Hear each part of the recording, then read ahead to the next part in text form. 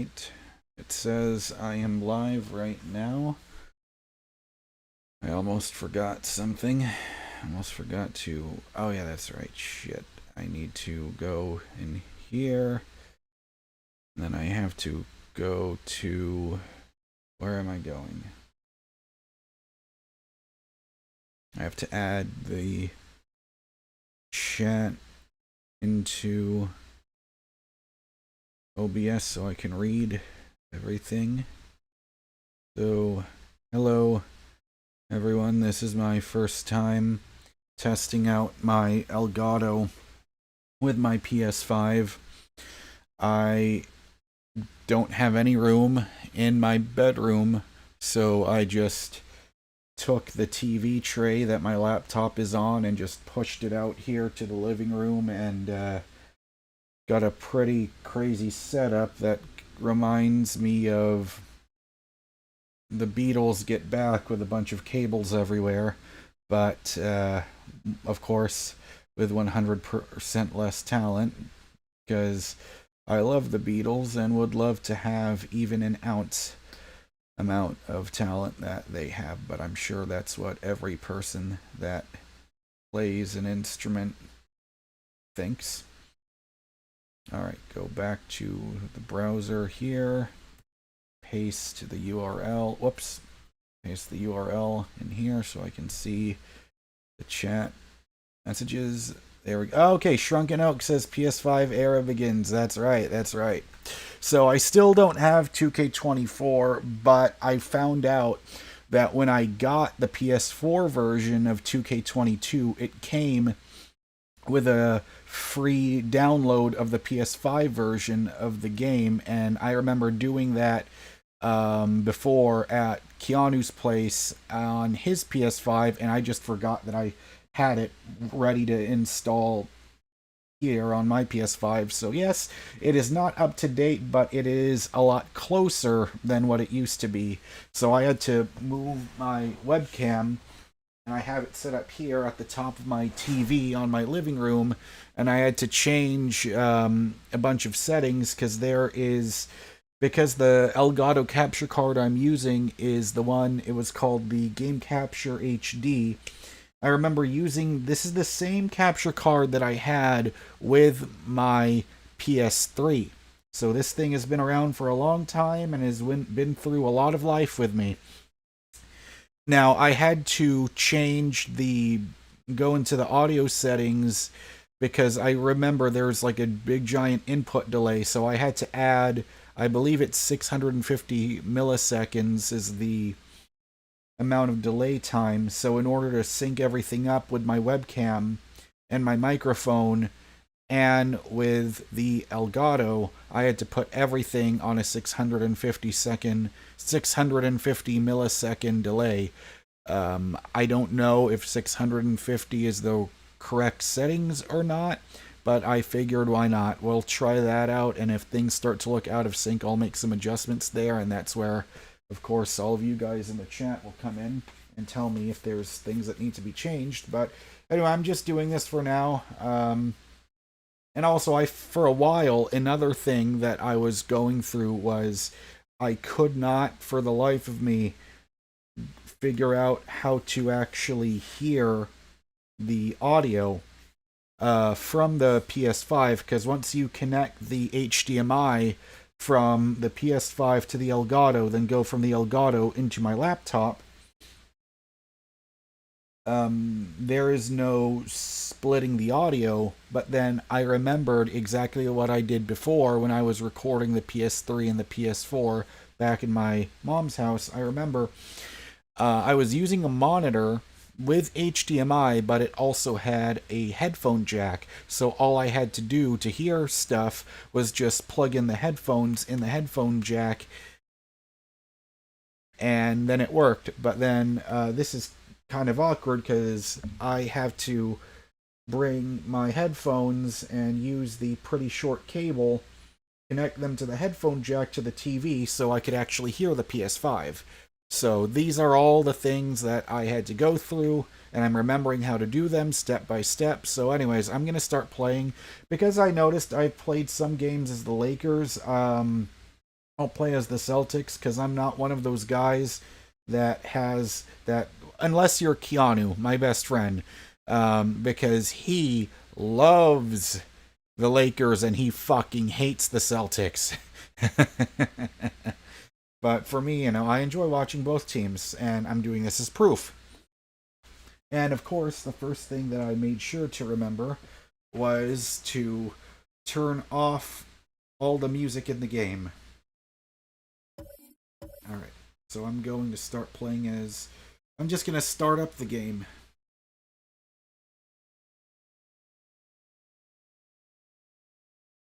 Shrunken Oak says, I enjoy watching smaller channels.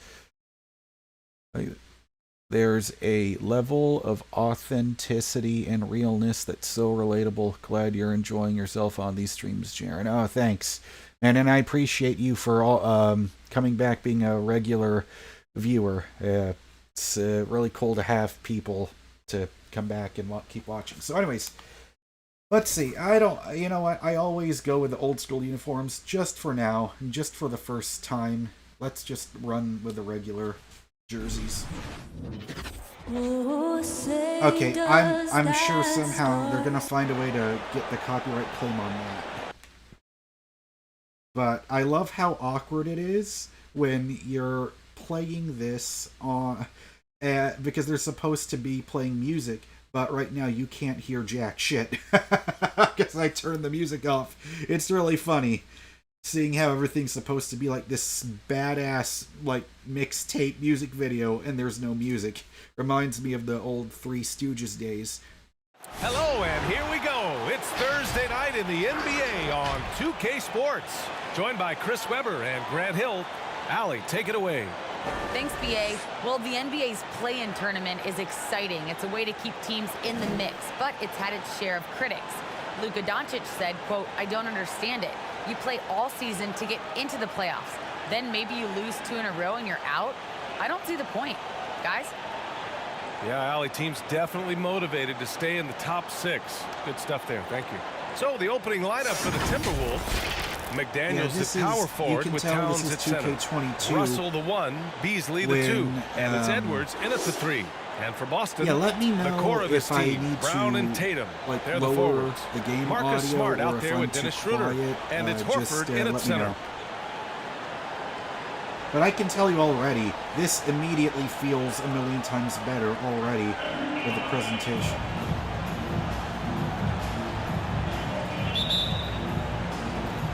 Oh, holy shit, I actually won the tip off. The tip. Oh, fuck, I just remembered something.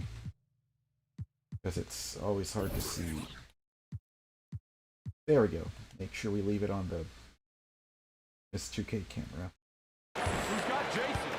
It's Brown on the wing. Offline with yeah, a 3. This feels he didn't already make better. them This pay is for how that you weak can defense, tell that but 2K they just can't puts rely all on their... him to Oh miss yeah, there those we go. kind of shots. Oh, Brown's breakout offensively. It could be a surprise. Marcus Smart, come on. To Fuck. me, it's the end result of continuous gains to his shot I making wasn't quick arsenal. enough to hand it over to him, but I will say, it is nice to play in the Lets living it go room. from 11. Rebounded by the Celtics. Marcus Smart got traded to the Grizzlies. It's Smart on the wing. Guarded by Edwards. Alright, there we That go. one's Jason good for Tatum. 2. Audio and everything is Teams fine. try to defend That's good. Brown. See, Webb, they're not exactly sure what to take away. Look, you can't go under screens. He's too good of a shooter now. You play him tight, that triggers the drive. Playing him physical sends him to the line where he's improved as well. Down low. Here's Brown. That one goes. Now he's 1 for 2. I mean, he does things that other bigs simply can't. Oh, Schroeder, a he's on the phenomenal Lakers passer now. for his position. Boy, they'd love if anyone could get a bucket. Yeah, their offense has been grinding to a halt. Here's McDaniels. 6 to shoot. Pass to Russell. Holy shit. The Time on a Timberwolves again roll. can't hit. The Celtics have gone 2 of 4 so far. To the paint. Oh, Tatum. okay. Deflected. And right. stolen by Edwards. Shoots over Brown. Kept alive by Minnesota. And I'm pretty sure Anthony Edwards was probably the best player on Team USA. Yeah, very little resistance. I mean, you had to bring much faster help than that. Count it. What hard work from Tatum's side, doing what it takes to find his shot. The Timberwolves have gone only 1 of 5 so far. Now here's Beasley.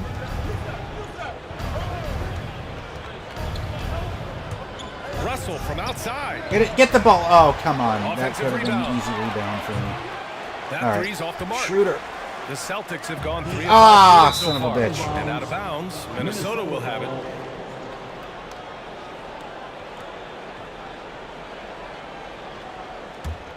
Minnesota has gone 0 for 3 from downtown. Dandon, welcome to the stream. I have been Towns is screen on Schroeder. dealing with a lot of stuff with the Elgato. Because I have the Elgato game capture. Oh, okay. And it's Smart missing. Normally make the that. Timberwolves trail.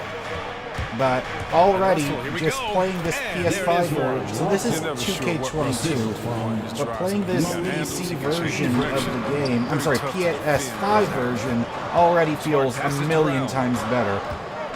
Back to Smart from the arc. Ah, come on, I've seen Marcus Smart make those threes. And Minnesota will come the other way. Pass to Russell. Towns is screen on Tatum. Towns with the ball. Okay, I can see the AI is still a little fucked because they're not moving around, constantly trying to make some space. Schroeder passes Jaylen to Brown. Brown. Oh, come on. Okay, it said Austin slightly again late. missing. All right. I can accept Brown's that. gone 1 for 3 from the field here. Russell from outside. Tatum pulls it in. Tatum's got 5 rebounds tonight. He's lost his rhythm completely this quarter, but he's determined to stay after it. I do like that the shot meter changes. He's not using his head But this quarter. does everything look in sync? Because I remember before when I was recording with my PS3 and PS4 with this same Elgato card, there was always input lag on the recording, so I added a 650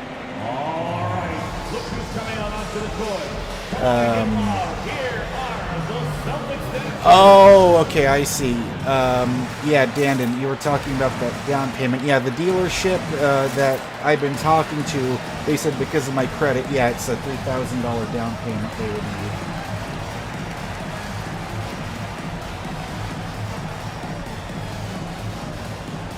Williams is checked in for Boston. However, I do notice, though, everything looks in sync. Okay, that's good. That means I got the settings correctly. Yeah, because I don't know if the newer Elgatos, because I think the new ones are called like the For Boston, HD60. they've gone 3 of 9, struggling so far. Schroeder passes to Williams. And he got the whistle on the way up, so he'll be headed to the line for a pair. Gameplay looks fine for you. All right, that's great. Williams That's would great. take a little time to mature. But C-Web, now he has, and he's making an Because impact. I remember I couldn't get any audio working. Okay, I held down square way too early, or way too late. For the game. It's great to see him holding himself accountable and contributing at a high level. Oh man, that luck that timing time is either. tricky. Minnesota But I'm shooting just guessing Robert Williams 25% is from the not field much in the of a first quarter. free throw shooter. Oh Pass to shit. Reed. 4-3. Ooh. Fires in the triple. Okay, He's now they have the consistent from lead. out there, especially when you give him that kind of room. Schroeder passes to Smart.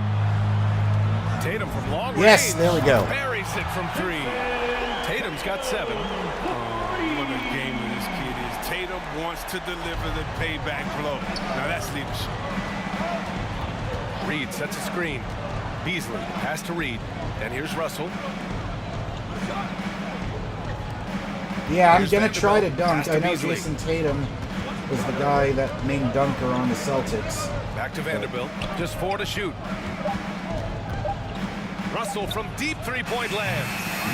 Tried to answer back, but that 3 is off the mark. The Celtics have gone 4 of 10 shooting the rock in this first quarter. Smart for 3. Nope, didn't make it. Okay. Russell with the rebound. It's time for him to start looking for other options. They can't let him keep shooting. His touch is gone.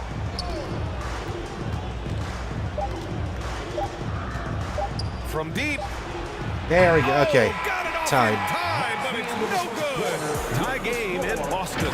Don't go away. Like, this is so far. Like, this is all... Oh, there we go. The camera angles on the replays are not fucked up this time. Already good.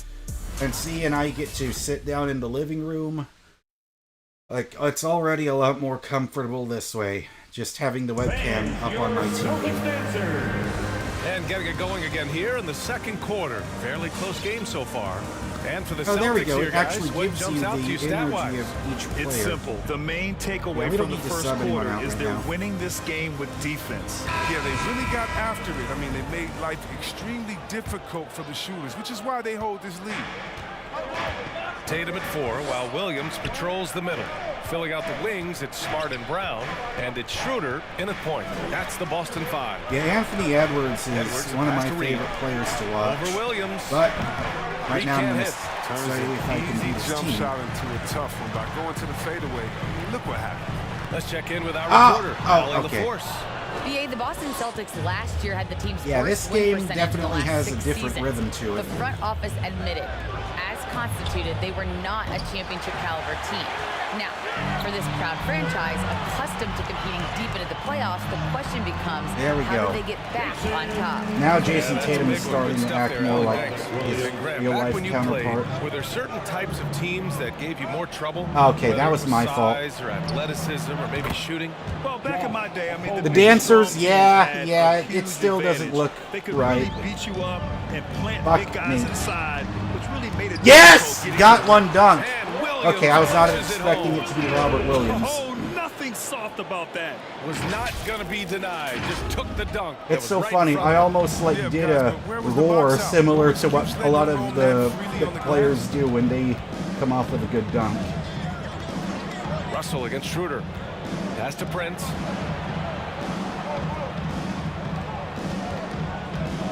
Now Edwards.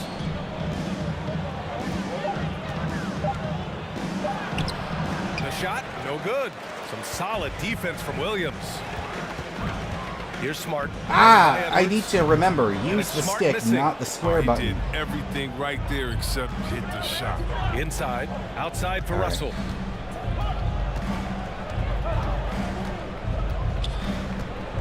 Over Smart. All right. No good. A bit long that time. The Celtics with the lead. And D'Angelo Russell, looking at his career, he's slowly becoming There we a go. more efficient Yeah, Schroeder player. won the gold His medal strengths with and Germany his at the limitations. Here's FIBA World Okogie. Cup. Yeah, it really sucked watching USA Pass not to even Edwards. lose the Smart over bronze to help. medal to Canada. Here's That Okogie. just shows you how target much from range. basketball is a global sport Okogie's now, got his second which basket I of the night. am all Well, for he's not gonna get an appreciating. easier look than that. Don't need to double team him. Okay. You can't leave him all alone. And for Russell, he's still a volume But this scorer. game has been But pretty now I even think so he's better far. at picking his spots. Oh, And you can okay, I live almost with made his him lose the ball. There we percentages. I go. mean, he's improved his shot from the outside. It seems like he's always looking Ah, to define his motherfucker, game. I fouled So him. it'll be 2 free throws. He was fouled in the act of shooting. Yeah, you never want to let shots at the rim go uncontested. First team foul. Shooting for Minnesota. Nas Reed taking 2 shots.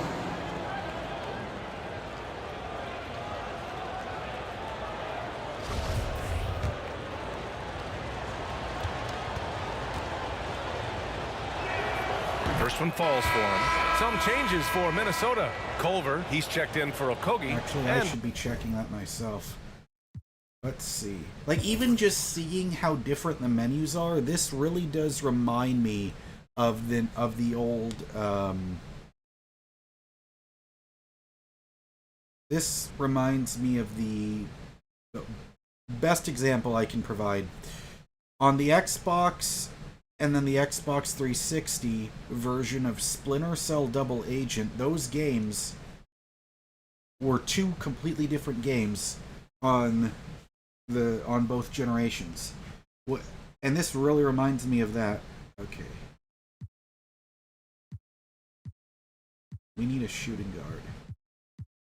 Carson Edwards, I don't remember him.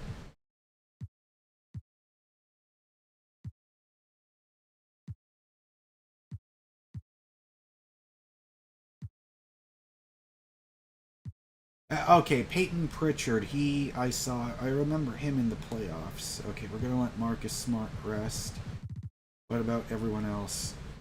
Oh shit, Tatum's at a 76. So we're gonna put in Grant Williams. Robert Williams is getting tired. Horford is back. Schroeder is getting tired.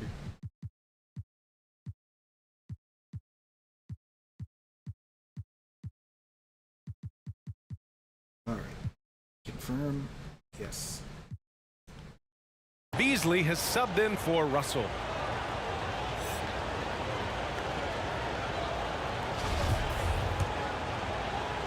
Hopefully I can do good with the bench. Welcome to the stream, Brandon. That one good falls, to see you back so he hits again. both of them. Here in quarter two, we played a little over 2.5 minutes now. Drive by Brown. And it goes. Oh, yes. As Got the foul and the free throw. Wait, and I mean, got the point and the bucket and the free throw. And the emergence of Jaylen Brown's ability to take over at the offensive end, Grant, it's been a joy to watch. Oh, such a joy. I mean, his improvement as a ball handler may be the biggest reason. He can drive the ball either direction now, create the space he needs for his jumper, and he's no longer a turnover waiting to happen. It was so funny. I was rooting for the Celtics last year in the playoffs. Because it's been so long. But then, of course, I wanted the Warriors to win in that finals. But then I was rooting against the Celtics in this year's playoffs because I wanted the Heat to go to the finals, and they did. Because I am a Jimmy Butler fan, but ultimately, Jokic and Murray and the rest of the Nuggets are just way too That's good. what they need to do. Oh, you know what it is. Shit, very late timing. Okay, I could have made that. It's just such a habit to use the square button instead of using the Culver with it. Brown's right there. stick to And the shot no good. A bit short. I think he lets the D get to him there, and he rushes it. I mean, he has plenty of space there if he just takes his time. Takes a three. Okay. Rebound yeah, Minnesota. I'm still noticing Beasley's got some 4 AI rebounds in the issues, game. but they're not Pass to anywhere McDaniels. Now here's near Edwards. as bad as they were before.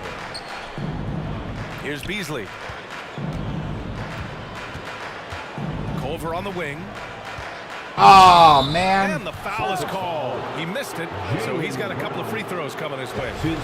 And some stats here, guys. The scoring breakdown for the Timberwolves. The three-pointer has been a major weapon for them in early stages. I mean, they'd be smart to keep moving and working on the perimeter. Another aspect of their game that's been super so far tonight is how they've been sharing the ball and piling up the assist. To the middle. Dunn's shot is good. That's the muscle his teammates like to see done. Refusing to take no for an answer. Beasley, pass to Edwards. All right, this looks like a mismatch right here. He looks way too short to be guarding Edwards. Oh, yeah! Woo! That was a great fucking block. To the wing on the left. Damn! Here's Oh, Dunn. I missed that opportunity, but that was a Minnesota nice with the block. rebound. I'm proud of myself for that block. Culver with it. Now guarded by Brown. Beasley for three. Another miss by Minnesota. 4 seconds separating the shot and game clocks. Here's Pritchard. And a great That's assist what I'm by learning. Brown. That's the old school mentality that I Pritchard's got his have. first Is 2 try to points get of the some night. shots in the what mid-range incredible because it precision. seems to be a lot Brown less cutting the popular. D to It's in the 90s or the 2000s. That's gonna be Yes! over and back. Got a backcourt Changing the violation. line on that Hooray. It's funny because when I was younger, I used to also really like the Timberwolves a lot. Juan Hernan Gomez. Like 17 seconds left to play in the Kevin first Garnett. half. Pritchard. Oh, man. Hernan Gomez with a rebound. Would you say testing the limits of his range there? Trying to take advantage of that extra space on the perimeter. We see a lot of this now. I think he lets the D get to him there, and he rushes it. I mean, he has plenty of space. Oh, man. I missed it, but it did And a hit the pretty rim. tightly contested game here as we All end right. the first half. It's the Celtics leading by a point. Well, now we have some time to check in with Allie LaForce. Allie. Thanks so much, Al. As you You know, anchor Al that front Horford, I court, think he's what like were you guys 36 or looking to 37. accomplish in the first half? He's an older guy, but I still see. But I remember when he got to dunk on Giannis. That was pretty epic to see. Pace is key. Back to you. Okay, Ali, appreciate it. And folks, we'll be back after halftime to begin the You know, third I always quarter. hear that stereotypes that Boston fans are very rude. I wonder if that's really just a stereotype or if that's actually true, because I have never been to Boston. I always wanted to visit, because I always wanted to take an East Coast tour visiting America. Like, I always wanted to see Boston, Philadelphia, New York, Chicago. I always wanted to visit those places.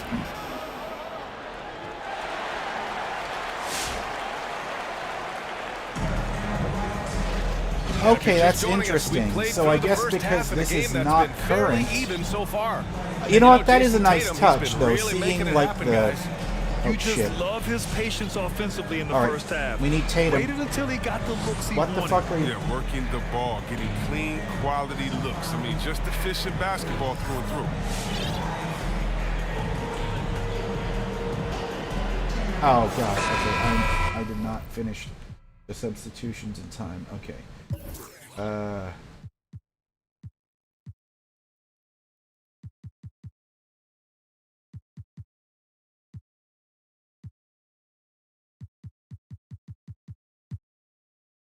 Alright, we're good.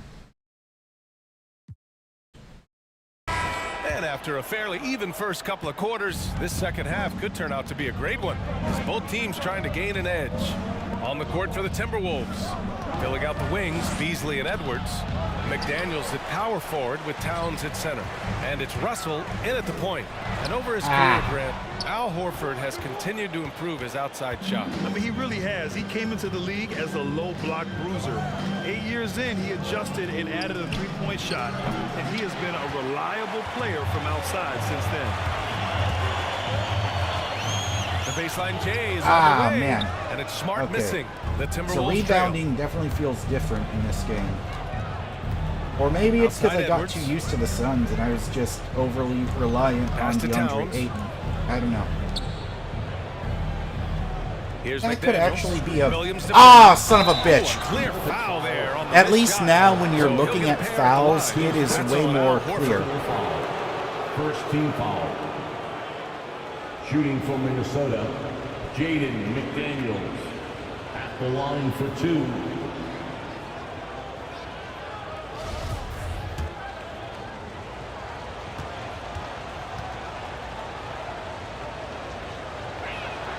No good on that one. And the Celtics I making sort a of change notice here. how old Tatum's this checked shirt in. is because the collar looks all fucked up. But whatever. I'm just at home. Okay. All right. That one misses. You know, if you put Marcus Smart in a power forward's bottom, it might be Grant Williams. Williams is physical. There we go. Versatile. That could have been a disaster, but Horford saved it. Draymond and some PJ Tucker, good ingredients for a successful career. Outside Russell. But if you want to see an overpowered lineup, the Brooklyn Nets from this year were overpowered, but they just let drama and injuries The get in the Celtics way. have gotten only 1 of 4 shots to fall in the second half. Man. Williams misses. The I'm just Timberwolves trying have to gone find 0 my for groove 3 to right start now. the second half. Now here's Russell. Horford covering. From behind the arc. Oh, shit, he And still made Russell it. with Yeah, I the guess I three. didn't have that Russell's got his contest third basket out of the in night. time. Oh, man, he's a volume shooter from outside. Russell, he knows he has the green light to fire away. Smart for 3. Good. All right. And it's Horford who picks up the assist. And that's how you up the ante. Come right back at him. Let's talk about it. Great competition going on. That's what makes a matchup like this so much fun to watch. Son of a Towns. bitch. There's the 3. Towns is Man, now. decision-making I of Russell, still, dependable of at course, finding his Jokic is teammates probably the in best recovery. center in the Boston's NBA gone 1 for currently. 2 from outside the arc But, in this third quarter. Horford can't hit. I am Like we noticing was trying now to do, more and shaking the more D with there's the a lot more fadeaway. centers Tough look. that can shoot threes. Russell finds Edwards. Which you never would have seen 20 years ago. Oh, no good. Had a chance to take the lead. The Celtics have gotten only 2 of 7 shots to go in the third quarter. Tatum. There we go. Yep, that one goes. Tatum's got 11 points. Refusing to let the defender alter his shot. Tatum's focus and drive. All right, it's always good when I cause the other team to call a timeout. It's time for T-shirts. Fans, your Celtics answer.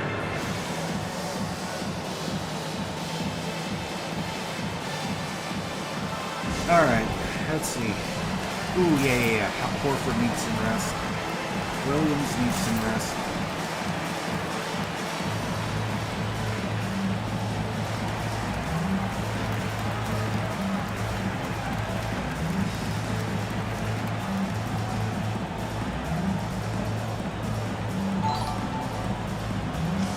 Oh shit, Frank just subscribed. Thank you. Yeah, I'm good with this lineup. Williams is checked in for Boston. Jaylen Brown comes in for Williams. And the Timberwolves making a change here.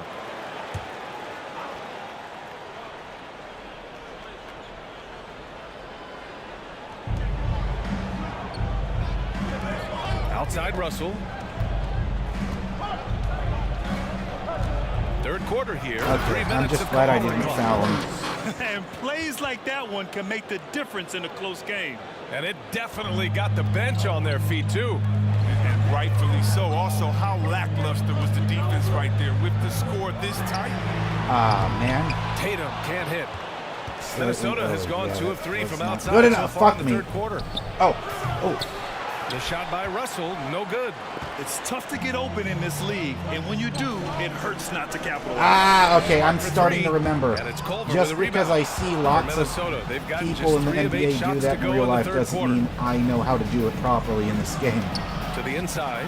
Here's Yes! That was a good block. Can't get the go-ahead bucket. A fantastic effort on D to get up in his face and deny Okay, the layup. I'm starting to Austin realize again running missing. and shooting. Well, the Timberwolves shooting just about 33% is not something since this second half I'm good started. at. Here's Beasley.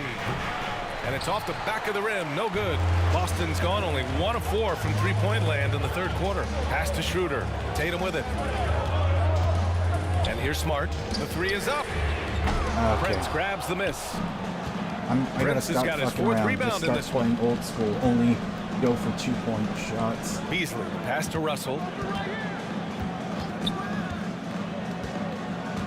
43 seconds left in the third quarter. Reed can't hit. I don't think the D does good enough here, but something causes the miss. Here's Smart. There we go. And he drains the quick shot. Smart's got his second bucket on the night. The accuracy of Smart shooting makes him a threat from anywhere. This time he finds a look in the mid-range. Russell from outside sinks the tray. D'Angelo Russell. And the Timberwolves lead by 1. And it's amazing. Neither Oh. team has been able to hold the lead for any length of time. Yeah, these guys are leaving it all on the floor tonight. From out on the wing, he knocks it down. The assist. Russell's got 8 points in the quarter. Once he turned There it we on, go. he became a force in this game. Not sure who this guy was in the first half. This has been a very back and A lot forth by game. watching him operate in their offense. Shit! And it's Russell on the Okay. drive. And then Russell with the dunk. And you have to love it. The floor general taking things into his own hands. Just the aggression they're looking for, Oh, man. This is why they go to him when the game is tight. He ups his The intensity. Celtics. And so it's D'Angelo Russell making things happen for Minnesota. He put together 10 points in the quarter. All right, we'll get back to the action after this break.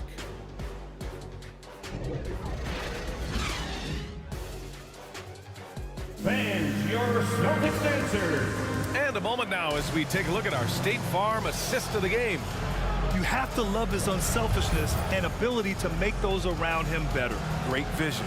He's a gifted passer. Has his finger on the pulse of this offense. Come on, fans, it's the fourth quarter. We've reached the fourth quarter in what has been a very competitive game. Should be an exciting finish. The core of this team, Brown and Tatum, they're the forwards. Dennis Schroeder is out there with Marcus Smart, and it's Williams in at the center position. That's who's in the game for the Celtics. Back to Schroeder, 6 on the shot clock. Second chance effort. Brilliant shot is good. The battle of the boards has been something to watch. Russell, the pass to Towns. And it's Towns with the power finish. Cutting into this lead. Do you I have a laptop, Brandon. Yeah, just trying to keep the momentum now. And that's easier said than done. Ah, They get it back. Here's Williams. there we go. And he makes it on the layup. And you want him taking good shots at this point in the game. Those second And that one chance was shots easy. really help out Coach a lot. trusts him to make winning plays down the stretch. I mean, because he's shown that ability time and time and time again. Here's Fuck! Towns. Okay, at least And a he did. foul call Okay, on I'm the just way glad out. the bucket So didn't he'll go take in. two from the free throw line. That's his first. Robert Williams picks up one. And it is so tough to disrupt Towns' shot. I mean, when he shoots, he's so disciplined and locked in. Oh, so impressive. And the first one at the line is good. And when you watch Towns, one thing is clear. He's one of the best in the league. He gives you so much when he's on the floor.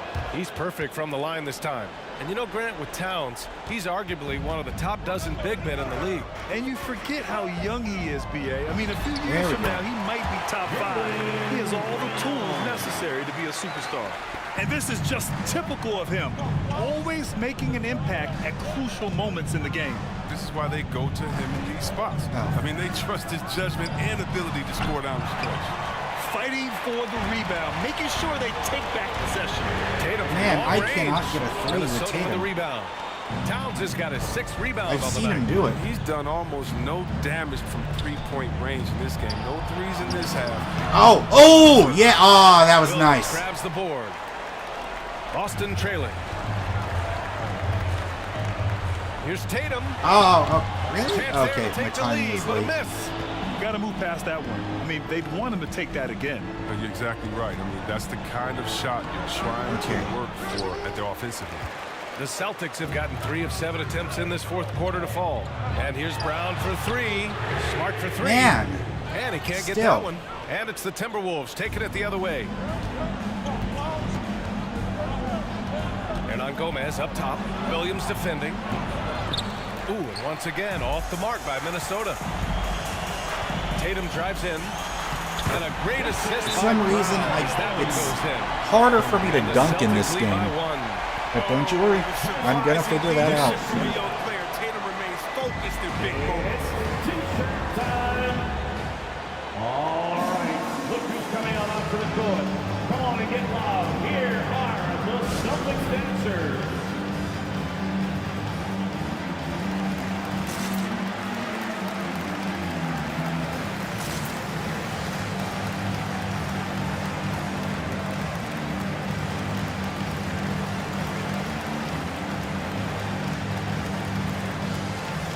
All right, we got 2 Changes minutes here for the left. Celtics. Horford comes in for Williams, and Pritchard is subbed in for Schroeder.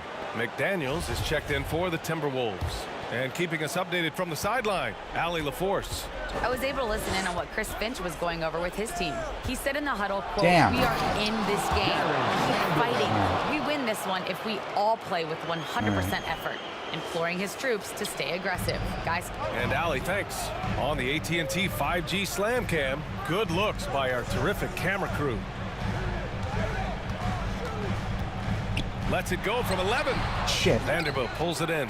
Holy the shit. Timberwolves have gone I 2 hope I for don't 7 lose by from the 1 field here point. in the fourth. Not great. To the paint. Oh, man. I don't know how to stop that. I still gotta... Such confidence as Oh, a boy. passer. It hits guys in stride. It makes it look easy. Boston's gone 0 for 2 from outside here in the Yes, fourth quarter. there we go. Nice shot by Tatum. Finally, I got a He's 3 gonna with find a Tatum. way to pull through in the clutch.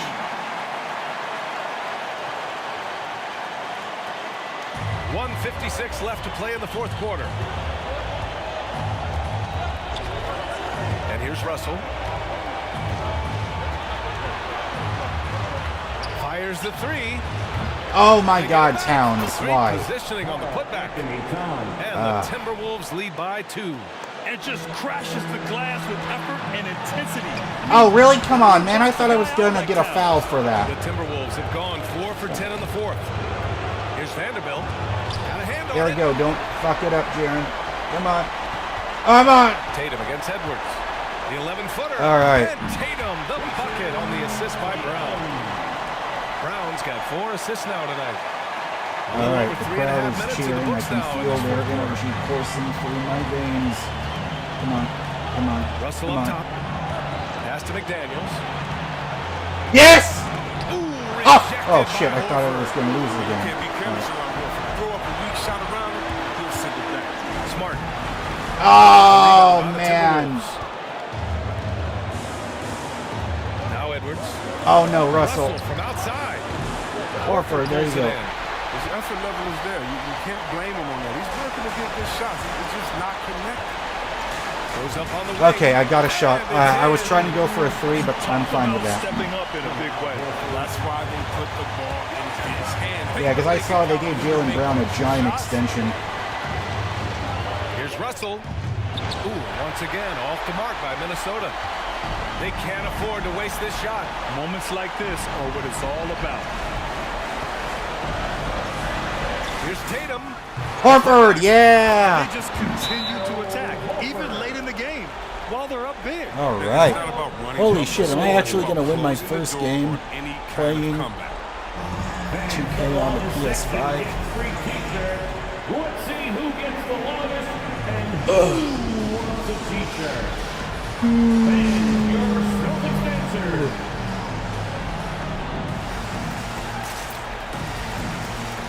Mark, oh shit, Jaylen Brown. Oh man, I hope Jaylen Brown can last for 20 more seconds.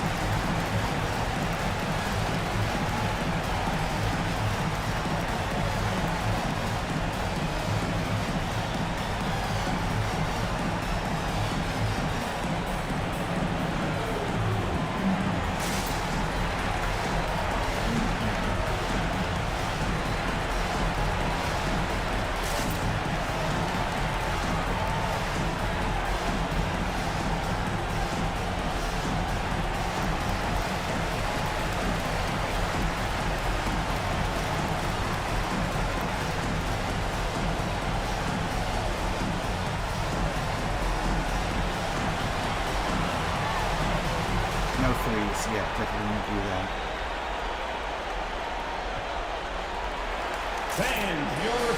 Alright. I just told him, try to stop them from making a three. Let's see if these timeout settings actually work.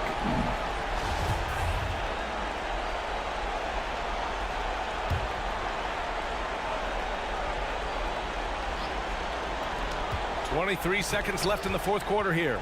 And it's Russell on the drive. No! To Edwards. Oh! Another miss by Minnesota. Okay. And they committed intentional So the foul. CPU still does that, these intentional fouls. Yeah, just trying to keep this game alive. Not a bad foul right there. And that was a great replay we just saw of our mobile one block. Oh my, and that was textbook defense, positioning himself well to send it back. Oh, fuck me. And so they foul intentionally. Okay. Jaden McDaniels.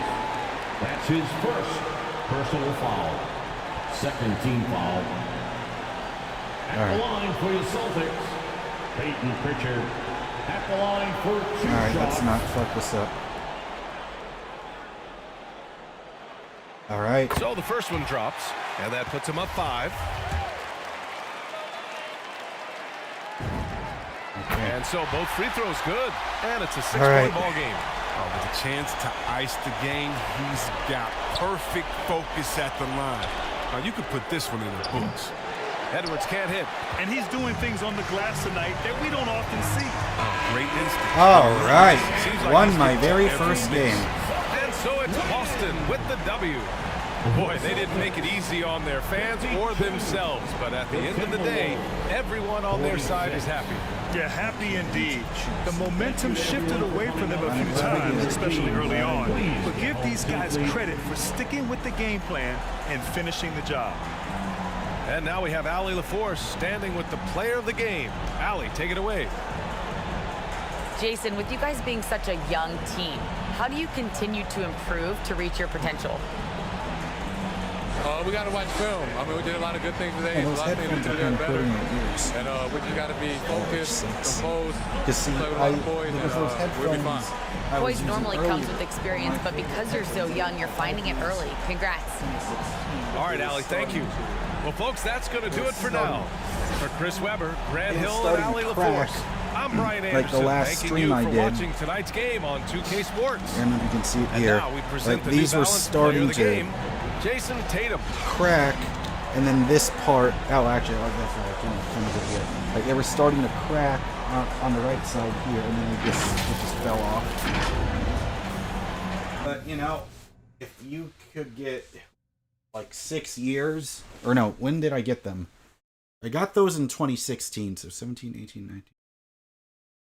Yeah, I'm not good at math anymore, but I believe that's 7 years. So if I got 7 years out of a pair of headphones that cost, I believe they were around $60 when I got them, I'd say that's pretty good for also having the most comfortable ear pads. Because those ear pads have spoiled me forever.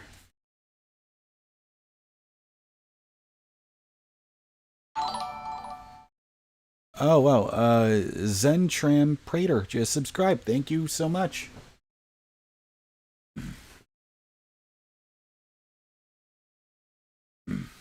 All right. Well, I'm recording also for YouTube, but I'm just going to go ahead and hit stop recording on the video for YouTube. So, yeah, for all of you watching this as the uploaded video, I'm really happy I got to win my first game ever at 2K on the PS5. So, make sure you hit like and subscribe and do all of that fancy stuff. And of course, very important, make sure you click on that bell so you don't forget. So, I will hit end record now. Thanks for watching if you're watching this on the recording. Okay, so I hit the end record button, but I'm still streaming.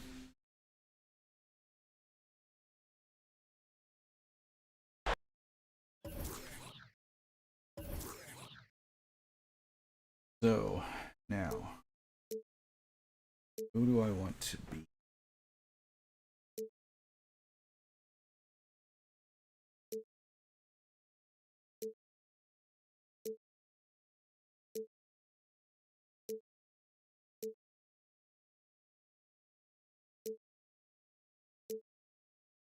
Oh yeah, this is how I know this is old.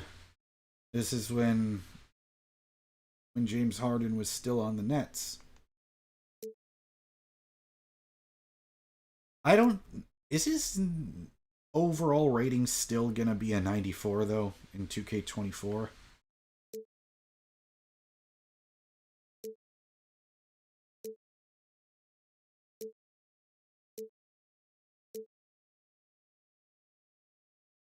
Yep, John Wall was still on the Rockets here.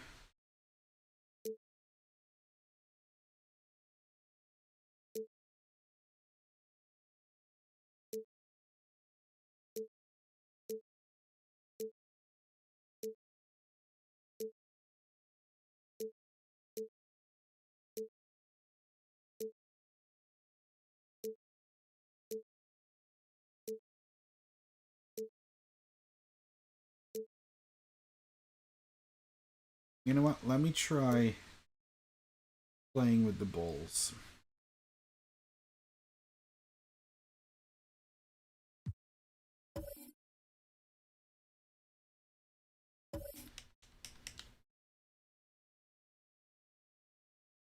What's going on with the...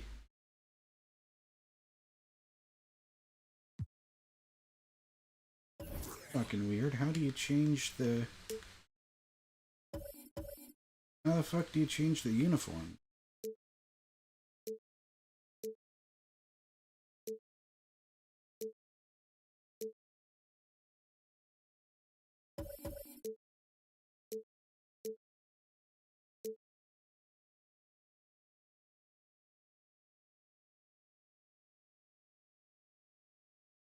Oh yeah, it's after. That's right. I remember now.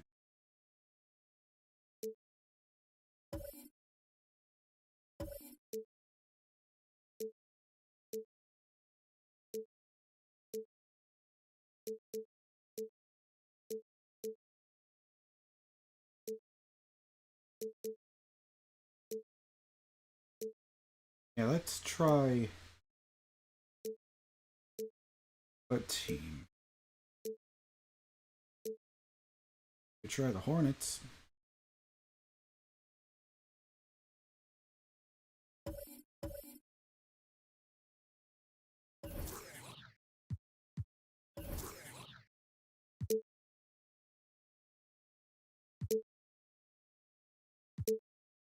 The Bobcats.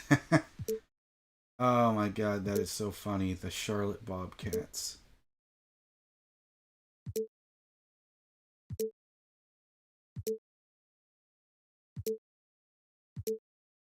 You know what? Maybe to try to give me some good luck, I'll put them in the Bobcats uniforms.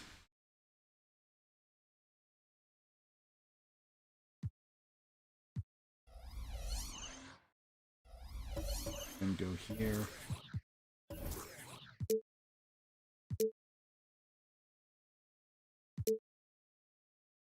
I really don't see what the difference was.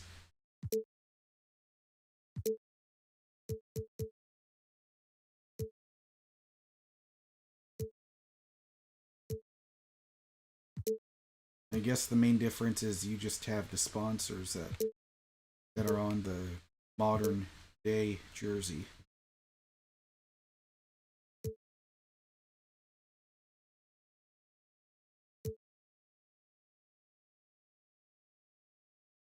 I'll try these.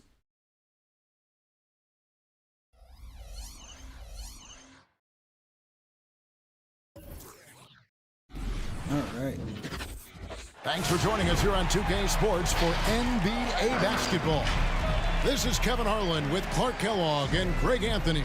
David Aldridge is on our sideline. Hello, Hey, everybody. Kevin, thank you.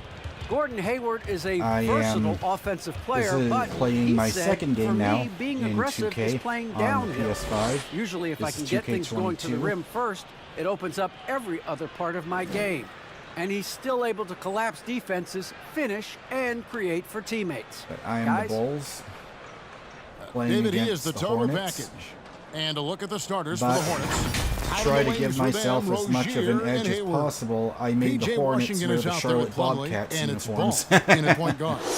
And for Chicago, in the backcourt, it's Ball and Levine. I guess to match, I Down made in the the Bulls block, wear it's like Markkanen a and Vucevic, 2008 and it's DeRozan in at the three, jersey. the small forward. Some talent for sure in the backcourt tonight, Greg. Did it ever add anything for you playing across from another top-level guard? No, it always raises the stakes, and you want to rise to that challenge. But in the end, it all comes back to winning as a team. Yeah, this Vucevic felt with the bucket. very Markkanen, different big having. fella has nice court vision. Oh wow, I didn't know that. Finding open Laurie teammates. Markkanen was still. So he was on the Bulls before Ball the Jazz. against Ball. I did not know Washington that. gets He's to like Hayward. one of the top guys in Utah right now. No one near Rozier Okay. as he lets it fly. The basket good off the assist from Hayward. And that's exactly what he's looking There we for. go. Draining the triple. Well, I tell you what, DeRozan really packs a punch now. He's an Oh, explosive athlete with yeah, really that's good weird. strength. I mean, he's got great DeRozan's size number for is a 11, backcourt dominant scorer. not 6. Toss I don't to know why they rewind have it courtesy that of the way. AT&T 5G Slam Cam. Ball, the pass to Hayward. Back to Ball. Here is Hayward for the three. Markkanen pulls it in. And the great shooters know when they've got enough opening to go for the three. I didn't think it was a bad choice on that possession. Charlotte has gone 1 of 2 from long range in the first quarter. Boy, what a rookie season for LaMelo Ball. He was the 3rd overall pick and saw immediate action for the Hornets. Oh yeah, I just and in noticed my the mind, Ball Kevin, I brothers thought he are was the clear playing rookie of the against year each other front here. runner early. Here's Vucevic. I hope Lonzo After Terry Rozier's gets, basket. DeRozan for holy three. shit, how did I It's make good that? from long range. That timing window was not good. You know what, guys? I really think they want to see more of that from DeRozan. Make that three-point shot a bigger part of his arsenal. And then Washington with the dunk. Seems to have a knack for hitting guys in their spots. His vision excellent. And Ball began his rookie season coming off the bench, but eventually they had to find a way to start it. Yeah, clearly, Greg, he needed to be in the starting lineup, and he actually started until the wrist injury. He showed that he was an elite rookie. This team has a great future with him running the point guard spot. Okay, so can't get it to go. Just rushing to the Charlotte's basket gone 2 doesn't or 3 work. from deep so far in this game. Some firepower from this offense tonight. Yeah, they got a nice groove going right now offensively. And Plumlee kicks to Washington. 6 to shoot. Here's Rozier. He can't get it to go. And Chicago will go the other way with the ball. DeRozan for 3. And the Bulls with another miss. The Hornets have gotten 4 of 6 field goal attempts to drop in the first See, it's so quarter. odd because because... Wait, what? You can't hear me. That's weird. On OBS, it's showing my mic is working. Did you have trouble hearing me before the game started? Oh, okay, hang on. Let me just turn down the game audio.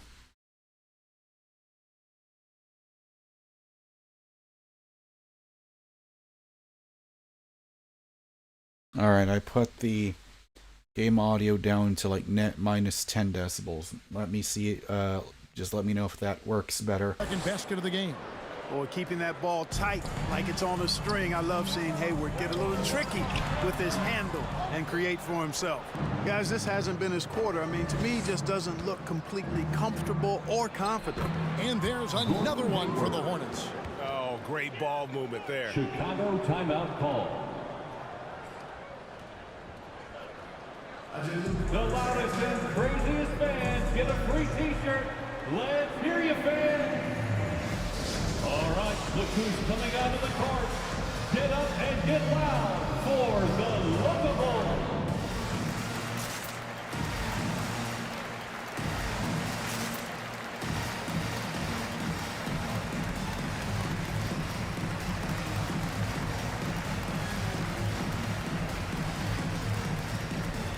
Williams is checked in for Lauri Markkanen. So All right, let's try this new out. group in now for Charlotte. Bridges is checked in for P.J. Washington. Oubre comes in for Gordon Hayward. Booknight, he's checked in for Terry Rozier, and it's There we go. for Ball. And Ball slams it in.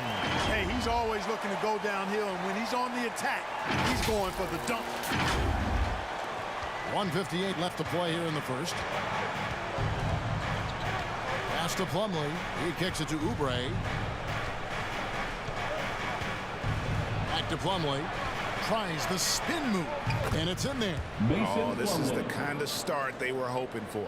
Yeah, shots falling, off to a very good start offensively as a result. Williams finds Ball. Over Smith. Ball with the bucket. Ball. Yeah, this is why I want Lonzo Ball Ball really to has what I hopefully call rush he can hour handles. He can go where he wants to recover with the from his ball, injury even soon. against pressure. Really good at maneuvering through defenses. Now here's Plumlee. Damn. And contact on the shot, so he'll be shooting free throws here. You know, Greg, sometimes it's just hard to quantify defense, but some new age metrics really value Mason Plumlee. And there's a stat called defensive box plus minus that measures how good your team is with you on the floor. Year in, year out, Mason Plumlee is top 20 in the league, proving his overall effect on a game on the defensive end. Okay, I should have known better. It's stolen by Smith. To the inside. Shot from 6. Bridges misses. Here's Vucevic. He'll bring it up for Chicago. They trail by 6. There we There's go. Ball with the 3. That's good, and it's Levine with the assist. Right. You know, Ball, despite the quirkiness of the shot, he does have a quick release, so you got to know he's a threat to score whenever he has it in his hand. Here's Levine. All right. Finished off the break. Coming back. Coming back. Leaving the defense no time to react. And, you know, you're going to get those buckets, guys, when you're quick to get out on the break. Get that ball up the court as fast as you can. Now, here is Smith. He's still scoreless so far in this one. Oubre with it. Now defended by Levine. Oubre can't get it to go. And typically he has the touch to finish when he's in tight, but not sure on that possession. Need to work on the timing on that one. DeRozan against Smith. Now the pass to Bouknight. He dishes it to Plumlee. Oh shit! That was an alley-oop. You talk about passing. Smith is one of the best in the game in that aspect. An incredible distributor. Well, it's been a high-scoring, competitive game through the first quarter of play. When it's on top, they're up by 3. Don't go anywhere, folks. We'll be back in just a moment. Maybe the Hornets are beating me because they're mad I put them in the Bobcats uniforms.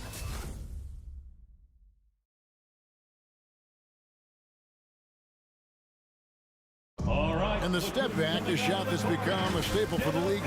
I really like the step back move. Being at 6'8", I feel like I can use a little bit of my quickness to get an advantage and then step back. One of many moves, Greg, but that probably is his signature move now. Moves and counter moves. Hayward has a lot in his bag to keep defenders off balance.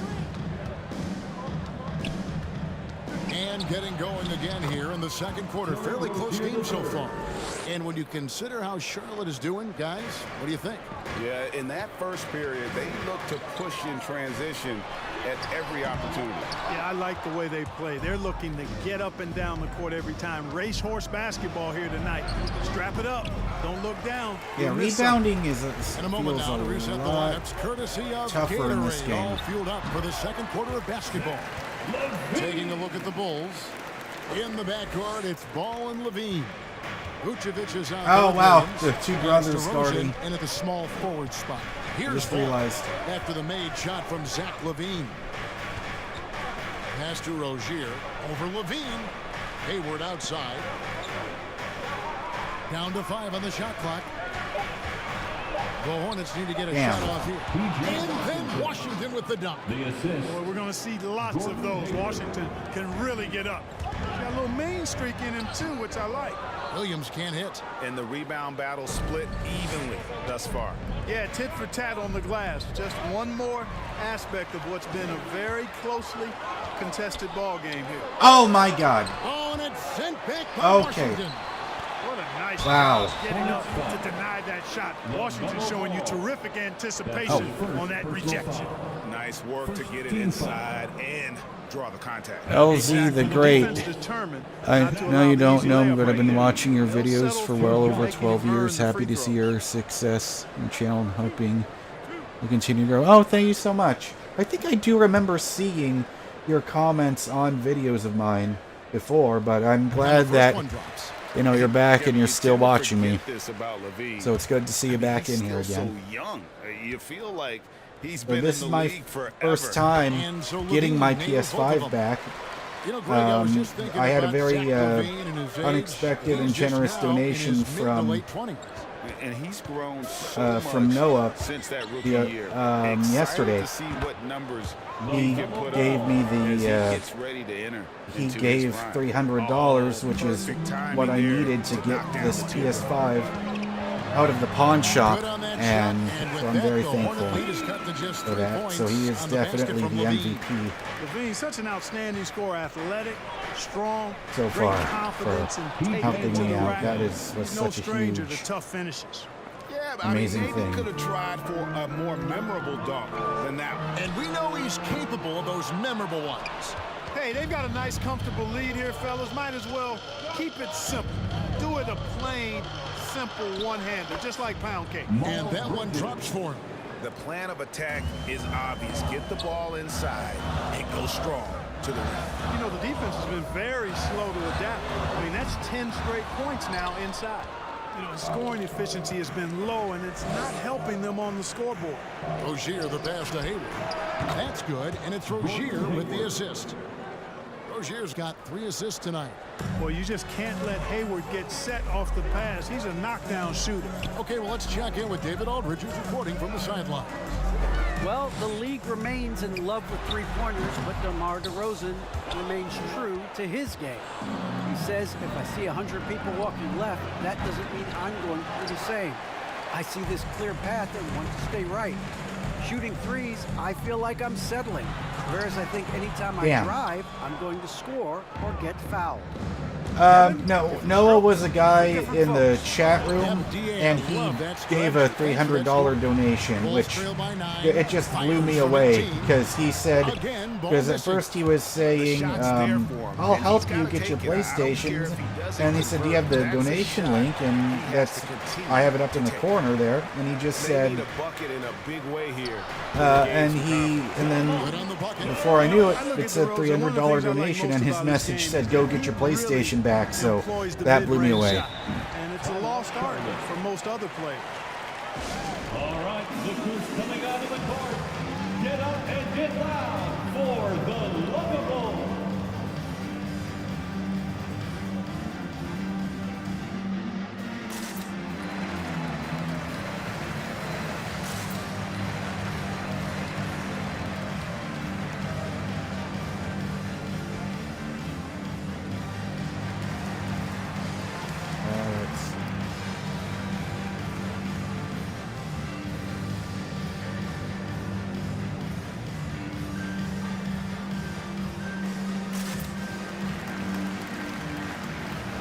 What am I doing? Patrick Williams.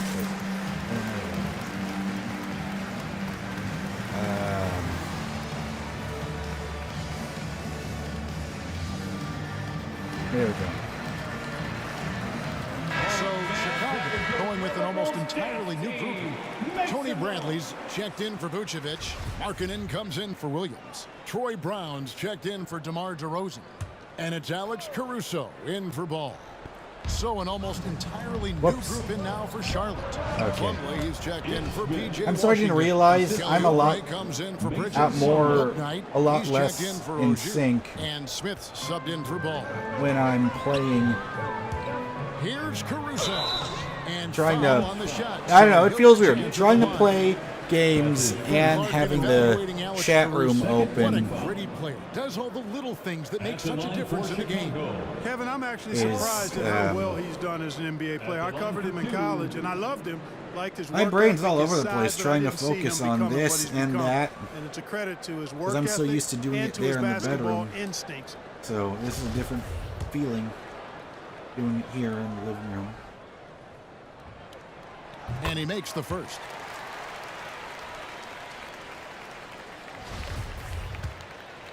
Yes, it does take a lot of practice.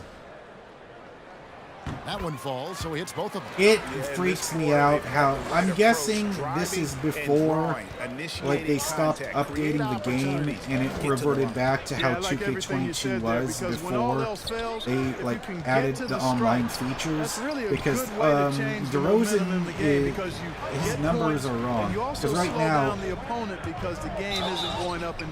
it says DeMar DeRozan, his number is 11 on the Bulls, but his number here is 6, and number 6 is Alex Caruso's number. For Chicago, Alex Caruso taking 2 shots.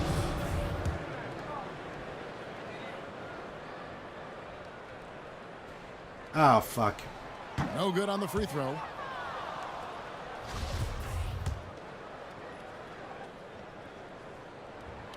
And the second free throw, good. All right. There's 37 seconds left here in the second. Now here's Bouknight. Guarded by Levine. Oh, man. Count that one for Bouknight. These defenders just look a bit overmatched, especially inside. Markkanen dishes to Levine. Makes it off the glass. Levine's got 10. Hornets leading by 6. In the corner, Smith with it. Plumlee sets the pick for Smith. Damn, okay. I let him get past me. Really nice handles by Smith there. Staying in front of him, really difficult job. Three-pointer. Ah, I missed the three-pointer at the end. But doesn't fall. And so it's the Charlotte Hornets in the driver's seat, up 8 points. Yeah, I had a much easier time with the Celtics. But then again, I was able to beat the Bulls with the Lakers in this exact version of the game before. All right, Dave, thank you. And time now for the halftime.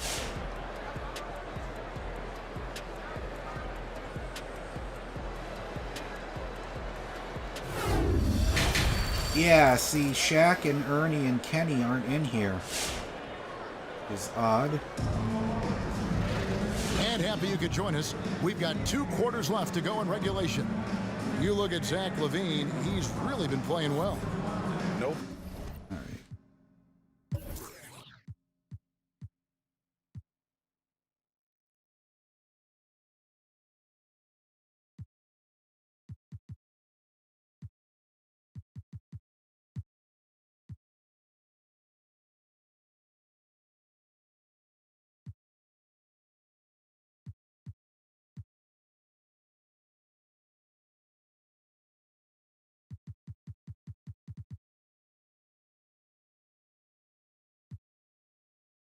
Problems fighting his way to the rim in this one. A lot of points in close. Yeah, you know what? I agree. Dating is something I'm not even going to think about, but you know, I'm glad that I got a lot more viewers to the channel from that video, but at the same time, that was from a year ago when I was just in a really bad place. But I will say mentally I'm doing much better right now than I was back then. Guys, they gave him too many free runs to the hoop in the first half. I think they've got to be a lot tougher on him. Body him up, But be yeah, physical playing with him. And Clark, 2 you were games actually one in of a the original row stretch bigs, so do you think back your to game back. would be more suited for today's Pretty NBA? draining. Kevin, stretch I don't know how big people made are me able to stretching play it a for little like bit and several analyzing my hours. game. I did have Well, a but decent then shot. then My again, work I was done with able to ball also skills play for just several going hours inside. I before. would have added the perimeter shot, so I think I would have been able to handle today's game effectively, being kind of a combo forward, big enough to do work inside, but skilled enough to get outside too. And Charlotte, looking at who they've got. The guard spots are filled by Ball and Rozier. P.J. Washington is out there with Hayward, and it's Plumlee in at the 5. Now Hayward. Oh man! Alonzo Ball from deep. This happens night in and night out with Hayward. He does a terrific job of converting through contact. And it's hard to believe that Gordon Hayward has been playing for over a decade in the NBA. Now a seasoned vet, firmly in the second half of his career. Ball against Rozier. Kept alive.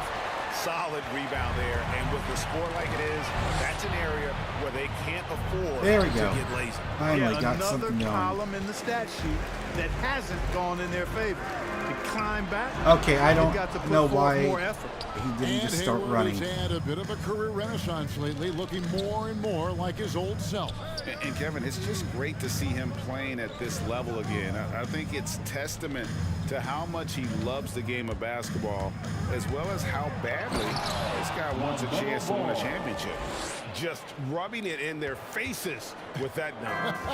He is never going to take his foot Why off the hell? And I'm that's trying to make them terribly run. demoralizing for a I guess I'm not defense, guys. close enough because they know he's before going to keep coming held and down coming square, they and would coming, start and that they driving may to the not have an basket, answer but for. I guess I Now, just here's have to Rozier. get used to. They lead by the biggest margin of the game, 15 points. And it's out of bounds. They say it was last touched by Brown. Charlotte making a switch here. Bridges checks in. Miles Bridges. So it's the Hornets now. They haven't given up any points here in the second half. Again, ball missing. Tell you what, the defense was lucky there. I mean, leave him that open from range, he'll typically knock it down. Here's Caruso. And again, Chicago.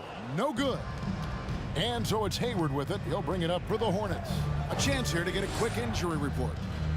Well, guys, I had a minute to catch up with the Hornets' head athletic trainer. He told me that he got poked in the eye, and because of it, he can't really see out of it currently. Oh, well, thanks for the are you status report fucking there, kidding David. me? At least we now know Oh, God, how I'm he's just doing. going to... Yeah, when you talk injury, the unknown factor is always a difficult thing to deal with. And, you know, for him, just watching his teammates unable to contribute, that's really a helpless feeling. Greetings from Chile. 2K feels unfair. I think it's just because I'm feeling mentally drained. I was playing before with the Celtics versus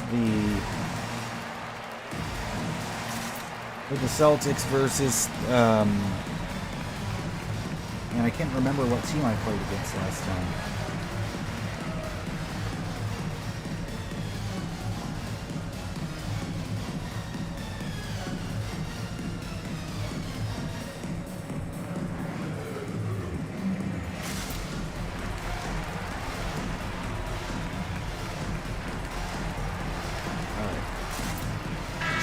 Chicago going with an almost entirely new group. Let's try out this new lineup. He's checked in for Tony Bradley.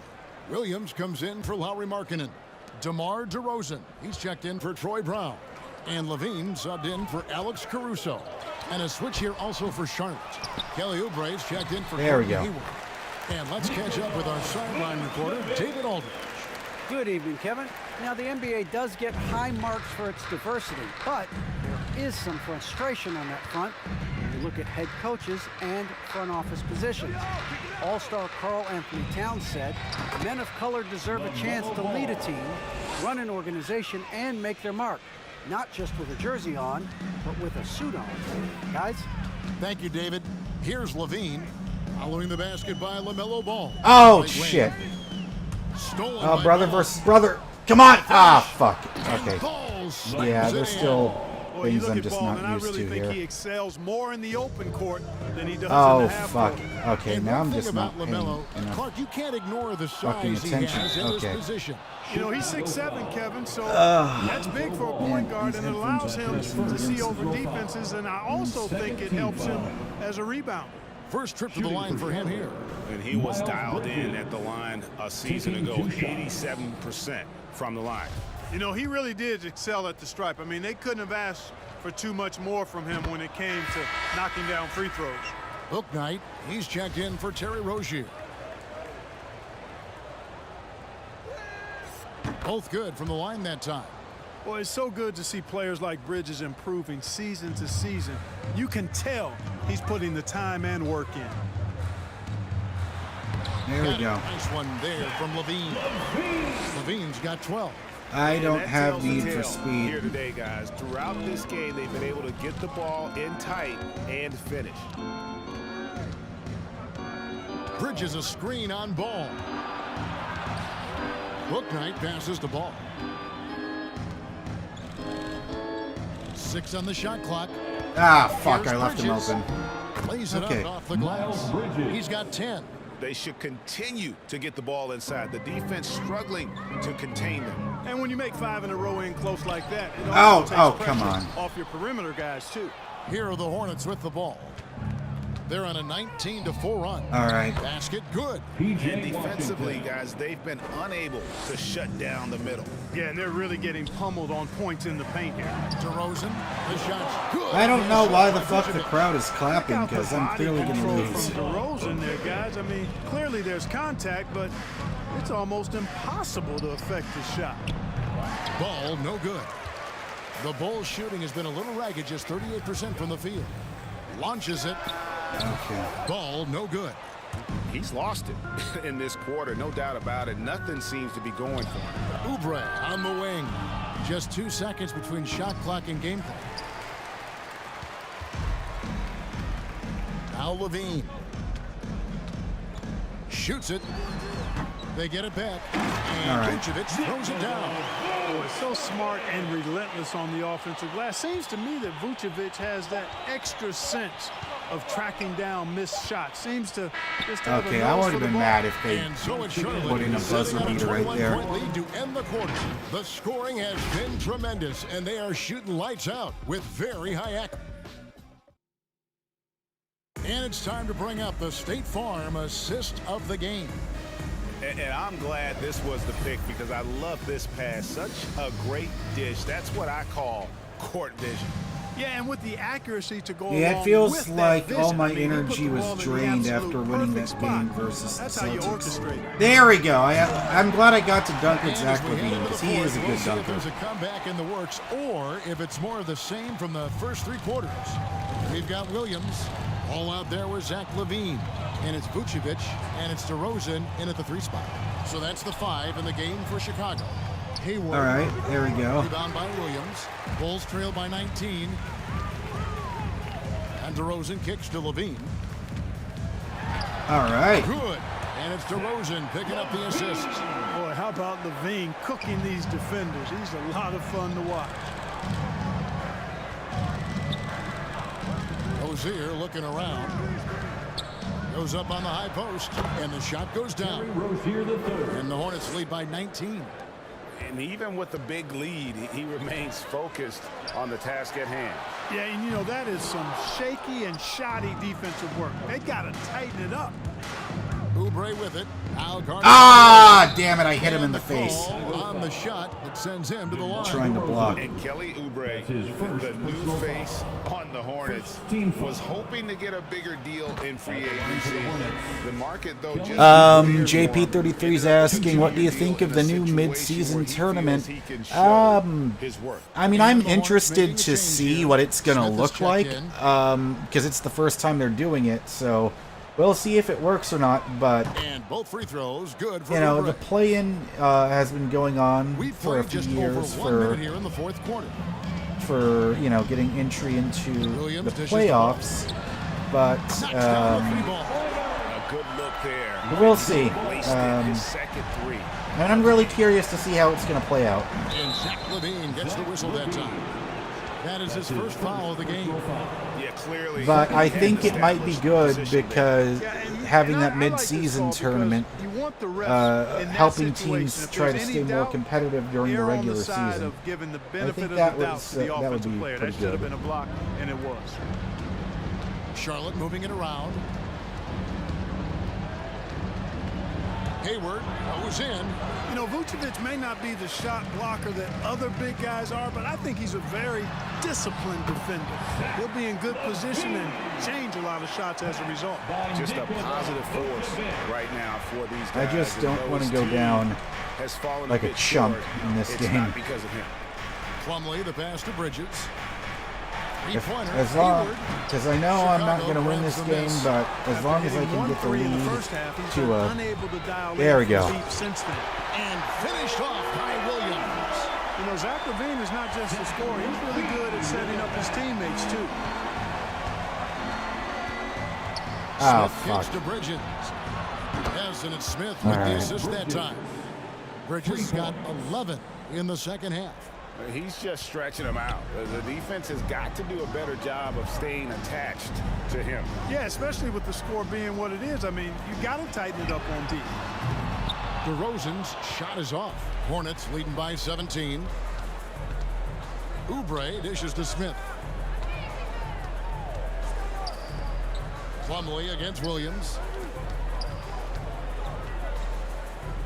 Now, here's Bridges. Tight defense on him. Ah, fuck. It happened again. 4 on the clock. Left wide open for a 3. Well, I tell you, Bridges doing a nice job there, and his teammates appreciate when he looks to get them involved. And here's Levine who brings it up for Chicago. Okay. 2 minutes. 1:56 left in the game. Passes it to Plumlee. The dish to Hayward. In for his 7th make in 14 tries. You know, I think you got to push Hayward farther away from the hoop. Once he's this close, he's going to score. Oubre against Levine. Out to the right wing.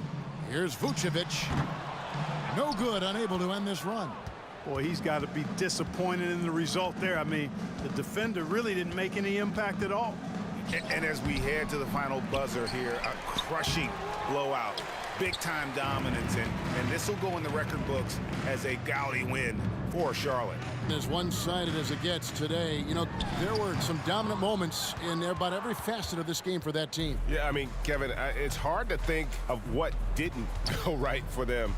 Game planning by the coaches, execution by the players, everything was just on target. And you know, looking back at all the contributions tonight, it was a really phenomenal all-around game for LaMelo Ball. Boy, the way he orchestrated the pace was impressive. I mean, moved the ball around, made good things happen with the pass. Well done. The offensive rebound. Vucevic with the bucket. Comfortable operating near the basket. Vucevic has size plus touch. I doubt it. Yes, I'm using OBS Studio. Plumlee has it. Smith with the assist that time. Right. They just blocked out the noise, kept on grinding, and this is their reward. Boy, a fantastic I could have used that three a couple fucking minutes ago. That's always a challenge. Oh well. No matter what, they got it done. It's a 4-second differential between the shot clock and game clock. Pass to Oubre. Shoots over Vucevic. Here's Plumlee, and good work on the boards. They pick up the second chance points. And the Hornets lead by 21. Well, you can't give him any room to maneuver on the board, because once he does, he's going to make you pay. Smith with it. All right. And so it's the Hornets taking care of business in this one. Oh, man. Building and the way they did tonight says, I think, Greg, an awful lot about this team. It shouldn't make any sense. I should not be as tired. Oh, yeah, look at that crowd. I just disappointed. David. Holy shit. Thank you, Kevin. Here with Mason Plumlee. A lot of points tonight. What was working so well offensively?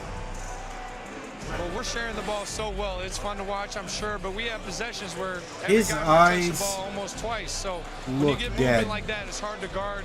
And it's yes, even on the PS5, they still on its toes tonight, Mason. fuck up a lot of things. All right, David, now I'm not making up excuses for my shitty performance. I'm just letting this is Kevin Harlan. Thanks for my energy was just drained from that last game. On 2K Sports.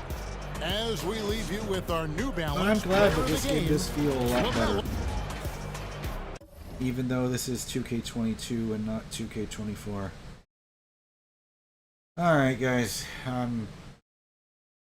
yeah, I think I'm just gonna end it here, because I'm sure you can already tell.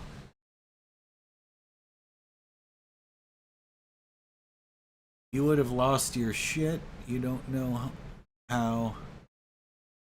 You know what? Maybe I just need to eat something. Let me just end the recording for YouTube. This will probably be a hilarious video to watch. Alright. Well, I am going to... So yeah, guys, just stay here. But... let me see.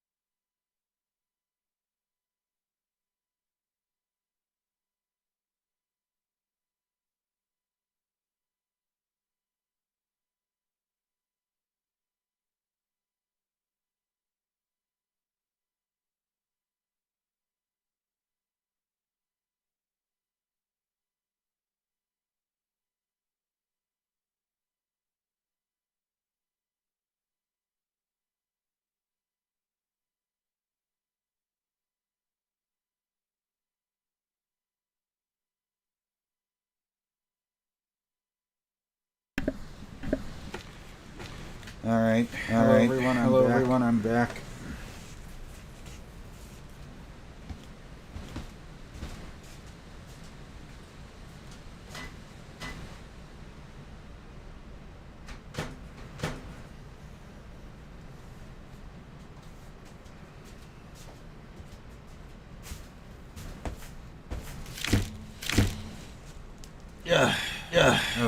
Okay. I'm back. But it does say zero concurrent viewers right now. But anyways, I'm just gonna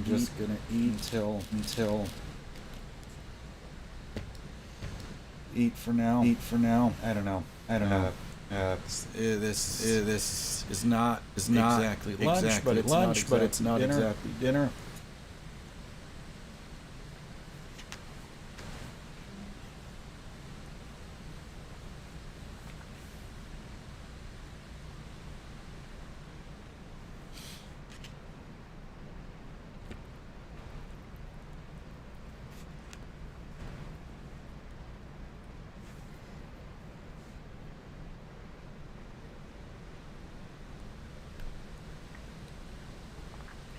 Yeah, I don't understand why that's happening. When I switch the scene in OBS, there's a second microphone on, which I still just don't get.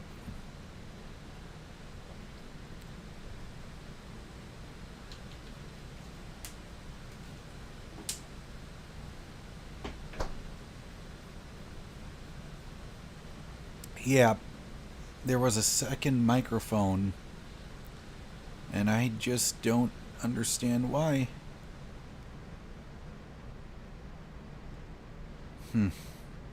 Okay. Whatever, it's done for now.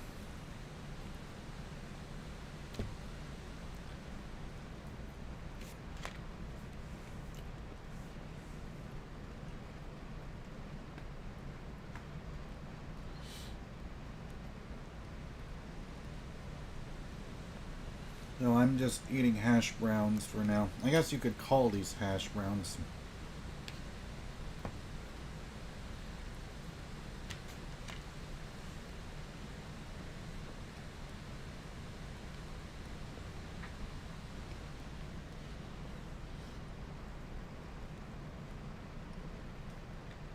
Yeah, Shrunken Oak, I'm just eating hash browns.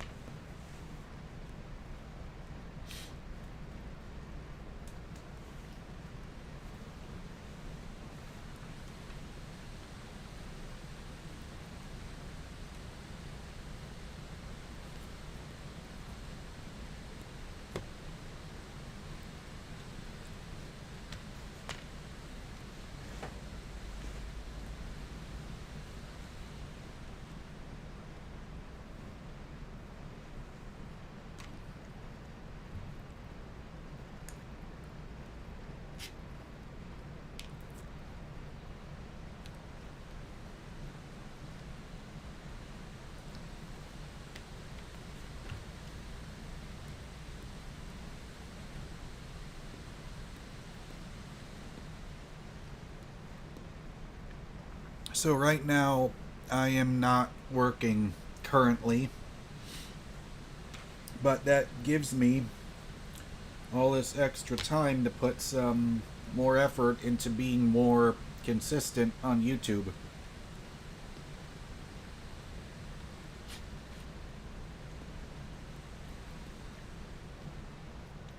As I'm hoping that putting all this extra time continuing to make regular live streams and upload more videos, hoping that can grow the channel more towards eventually I can make this I can turn being on YouTube into a living.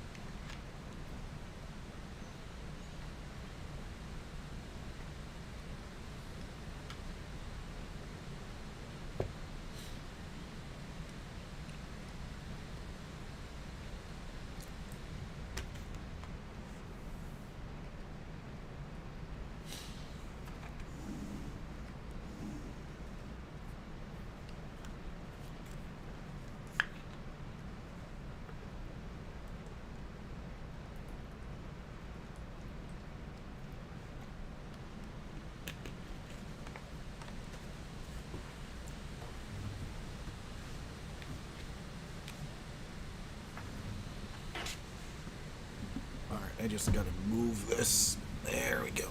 Alright.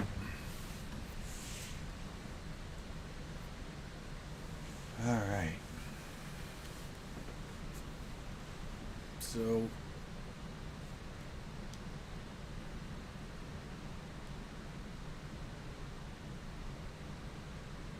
trying to decide what to play right now, because I'm just going to exit 2K22.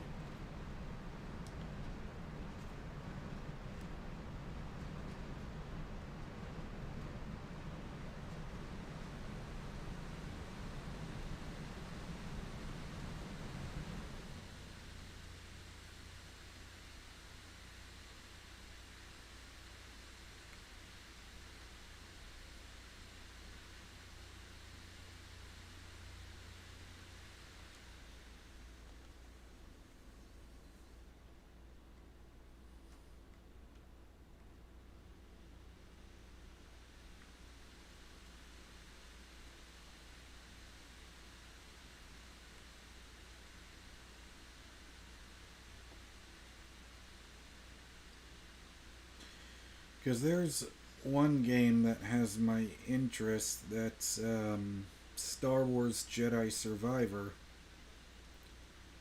I liked that. I played through Jedi Fallen Order, and I liked it a lot. I enjoyed it. That was probably the only real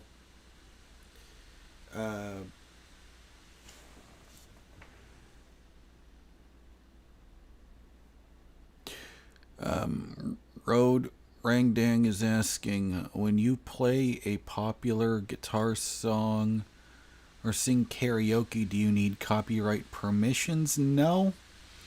It's like you don't need permissions.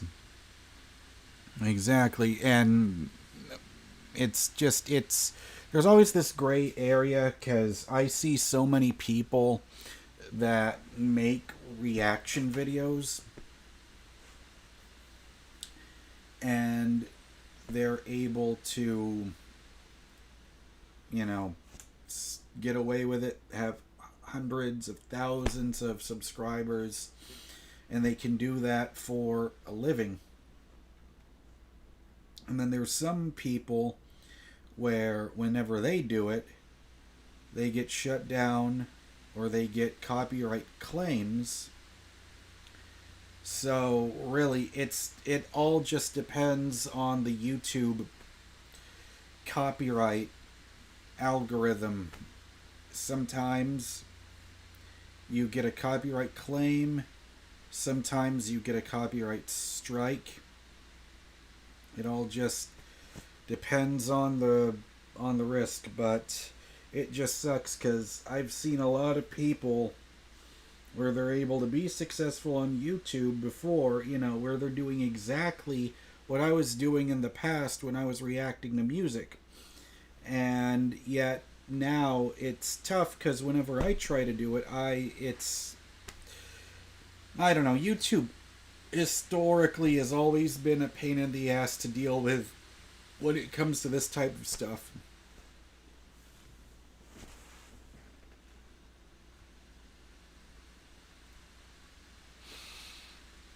Shrunken Oak says, been unemployed myself for a few months now, trying to get back on my feet and find another job. I've just got to keep on persevering. Yeah, that's pretty much what all of us can do. It's just keep on trying, and that's why I keep coming back doing all of this stuff, because I know that if I just stop doing YouTube videos, I'm going to end up regretting it.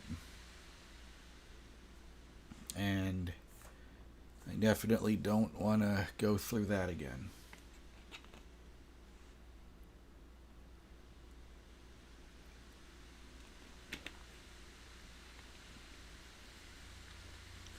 So I do have some games on here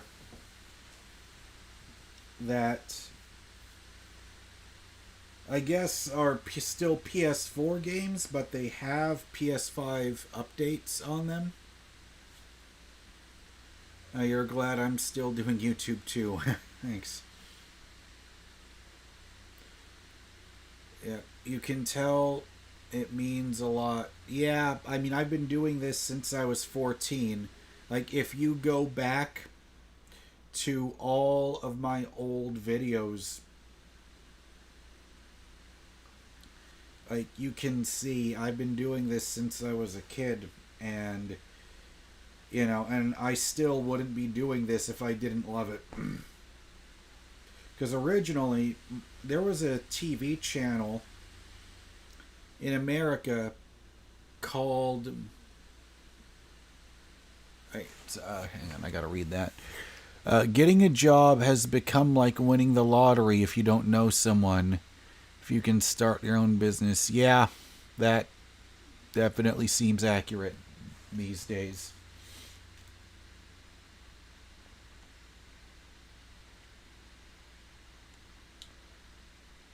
I think what I'm gonna do is,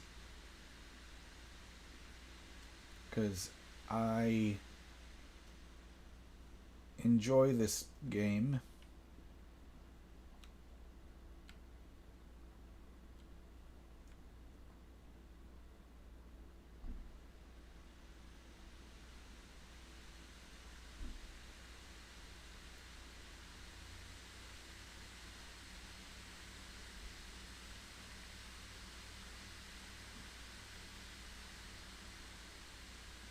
because I know that The Last of Us Part 2 has a PS5 update.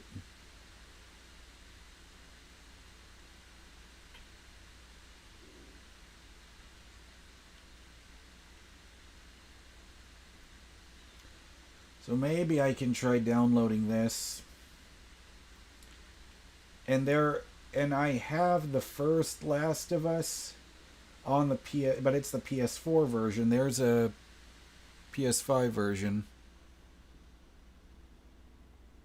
Shrunken Oak says, if you have mental health issues and or could potentially be neurodivergent, it's even harder than winning the lottery. Oh yes, I agree, because there's so many people that would look at me and they'll say, well, just, I don't understand, just go get a job, just go do it. Why is it so hard? But the other jobs I've had in the past was I worked at a grocery store and I worked at a fast food place. Both work, every minute of every shift felt like 1 hour. That's how much my anxiety was through the roof at both of those places. I just hated it so much, and that's why, before Uber was great for me. And I'm starting to realize now that the car that I had was a lemon, because I kept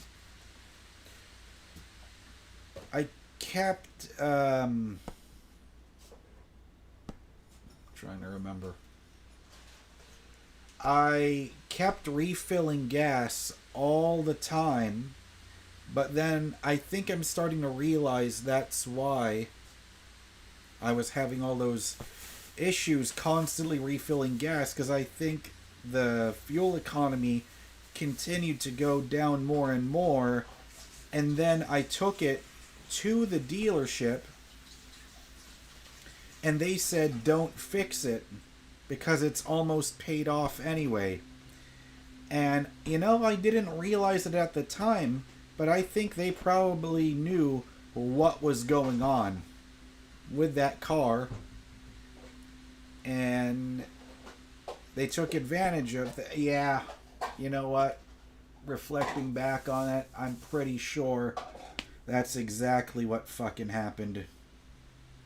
That they knew that the fucking car was gonna fall apart before I could pay it off, and then they tried to trick me into paying even more money, and then they're going to give me another car that's going to quickly fall apart again. So yeah, I know better this time.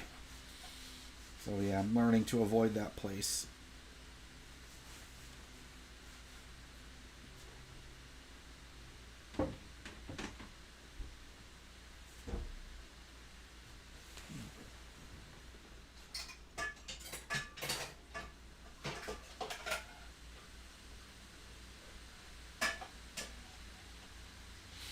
So, Lucas, if I do have low testosterone or low endocrine levels, is that stuff that you can figure out from a blood test from a doctor?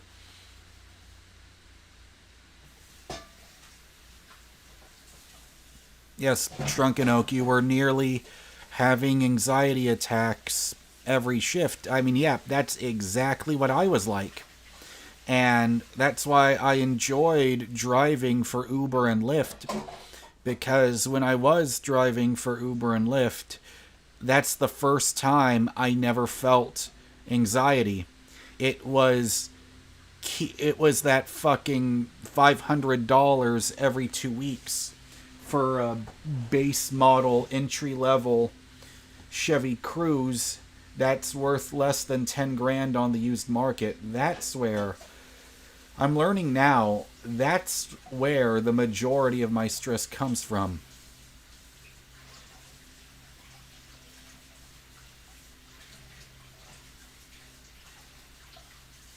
I mean, Lucas, I get where you're coming from because I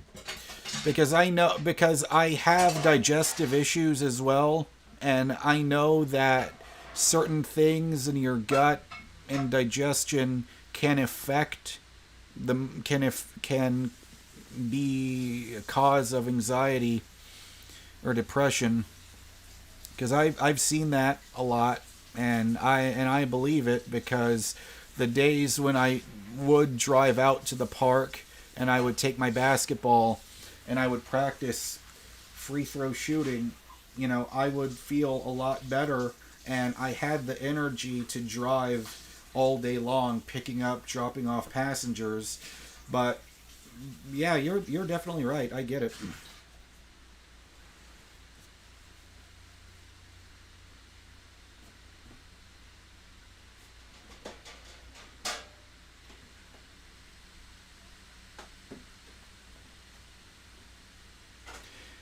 Yeah, Lucas. Yeah, I get it. You have a good heart. You just need the confidence and muscle. I totally understand where you're coming from.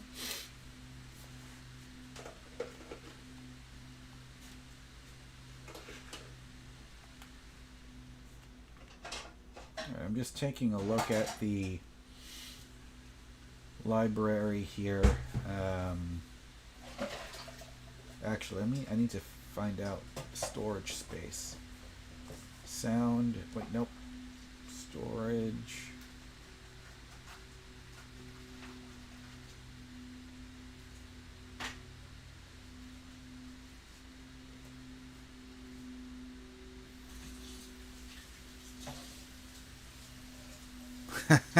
Turn this into a gym channel. Could you fucking imagine?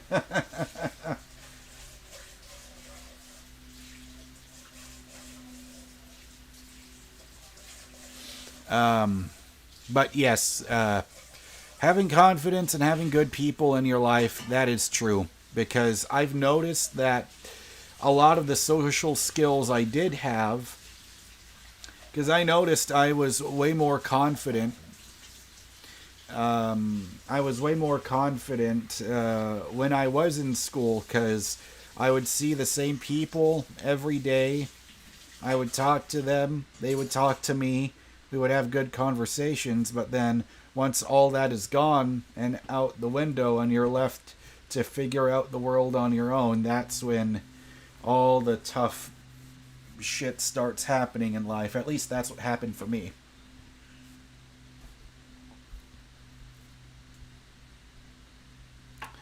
And family members to call you. Yeah. Well, the only family I've got left really is my aunt, because the rest of my family doesn't give a fuck.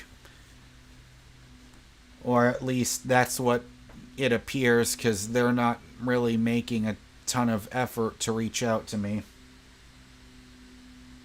And every time I do talk to them, it's like I can tell that they're upset that I'm not normal. And I guess when I put up my quotation hands for being normal, it's because they say you need to work a job, work 50 hours a week or minimum, and all of this shit. And they just, it's because they don't have anxiety, they don't have depression, and they just don't understand that fucking cloud, how it's just a switch. It's like some days you feel it, other days you don't. And the thing that sucks is I feel it on the majority of days, but playing video games, and of course I will always shout him out. The special thanks to Noah for getting my PS5 back from the pawn shop. It helps give me a reason to keep coming back, continue live streaming.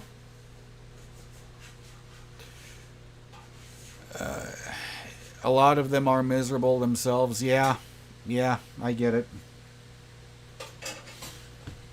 Well, because pretty much this is what I've got to work with.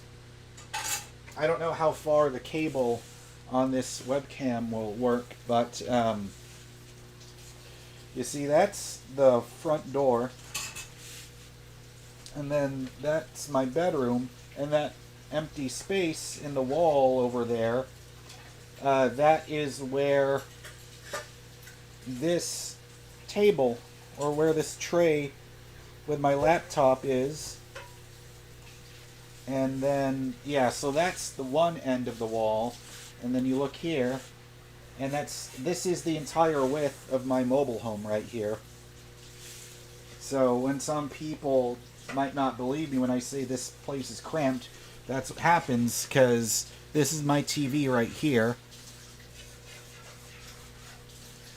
And that is the capture card. The PS5 is down there. Ironically, I'm using the PS4 Pro box as a stand.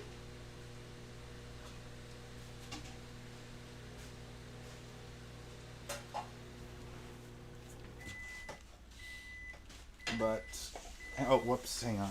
I gotta put this back. How did I have it?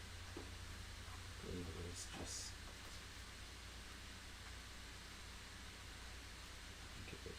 That. Okay, yep.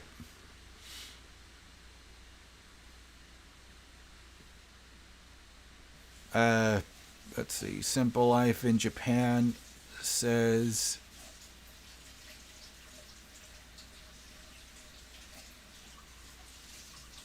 Monkey Man, did you seriously just say stop giving shit advice?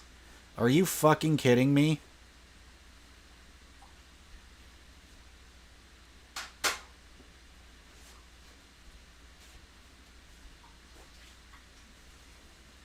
Because I'm just trying to share my experience.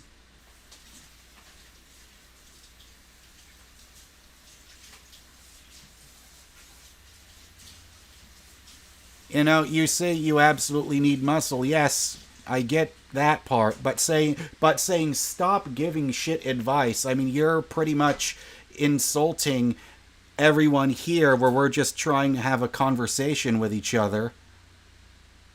And you're shitting all over me and everyone. If you keep up that fucking attitude, I'm gonna ban you from my channel. Because I don't appreciate that mentality.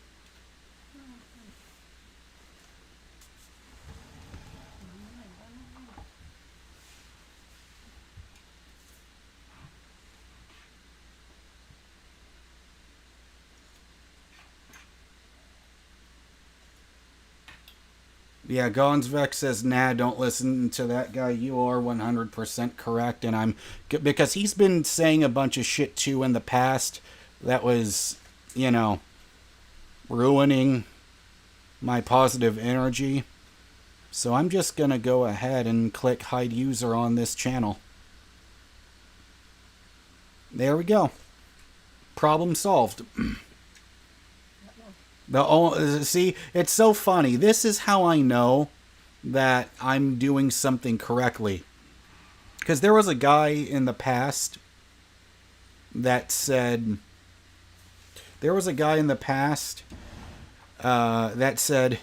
if you get haters, you're doing something right. Oh, shit. Callum just donated $5. Oh, he says, thanks for the stream, dude, keeping me company. Thank you so much. I appreciate that.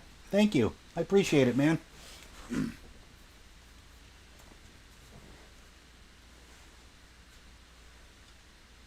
Yeah, because that's the weird thing. Like, ever since I made that video of mine, that was, that video that I guess went viral. I mean, I don't know if you can call, maybe you can call getting 300,000 views for the first time viral, but at least viral for me. Ever since that video, I've been getting both really nice people, like, most of you watching me, and then occasionally from time to time, I'll get, like what some of the people in the chat were saying, I'll get meatheads in the comments telling me go out to bars every single fucking day to try to meet women when, I see it's the irony. It's like, I love basketball, but I hate that fucking stereotypical high school jock bullshit attitude. It's kind of funny.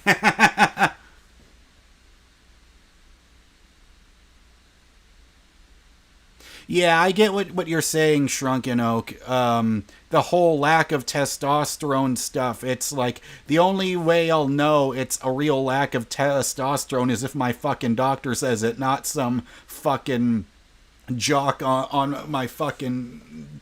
on his fucking keyboard.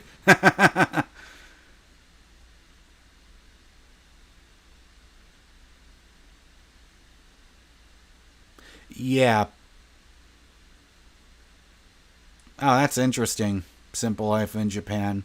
So, you knew someone who had no muscle and had bounds of confidence and didn't care, and he started going to the gym because of an influencer, and he has crazy muscles now, but since then, his confidence is destroyed, and he continues to worry about his body and can't talk to girls now. You see, that's kind of interesting, because that's when I learned, everyone's out on their own journey. They just have to do their own thing. And that's very true.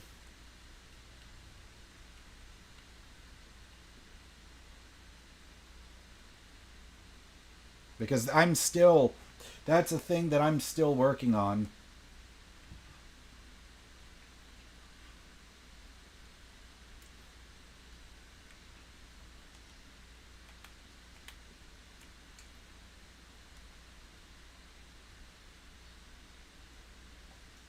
Viewer numbers are up again. All right. Oh, yeah, I see it. 16 concurrent viewers. You know what's hilarious?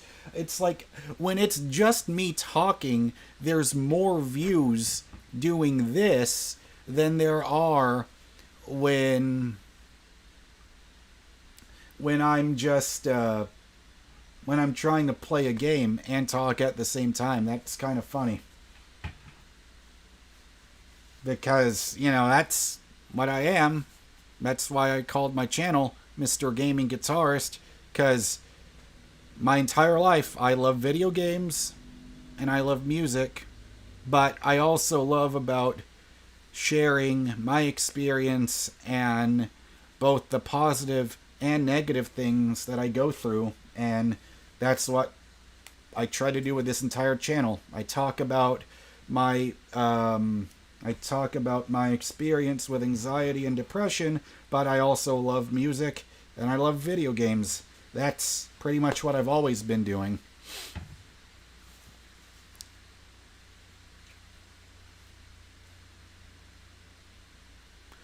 Alec, so pretty much I lost my car, but, because the engine died in it, but pretty much it was just, because I started calling other dealerships, and because my credit is not good at all right now, and my aunt's credit isn't great either.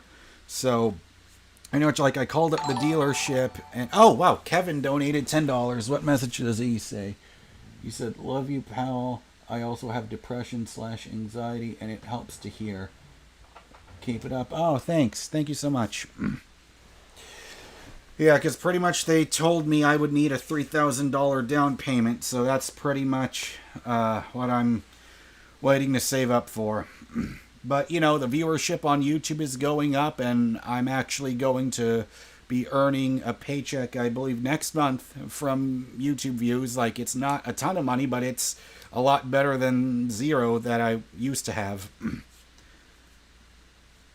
But, yeah, Alec, because you donated, I remember you donated $100 a couple days ago, or maybe it was last week. Thank you so much. That I really appreciated that. That helped me be able to get some extra food. So, I'm going to ask you guys a question for now. Because I have The Last of Us, and because that's pretty much the one game I know that's going to look really nice on the PS5. I don't have The Last of Us Part 1, which is like that remake that they made to look all nice and shiny on the PS5. But I do have The Last of Us Part 2, and that is a game that I know I am good at. Or I'm saying that now, and then you'll watch me die a shitload of times, because in my memory I'm remembering my skill level being pretty good at that. Which could be a nice change of pace from seeing how much I'm losing a lot at the basketball games. But I did play The Last of Us Part 2.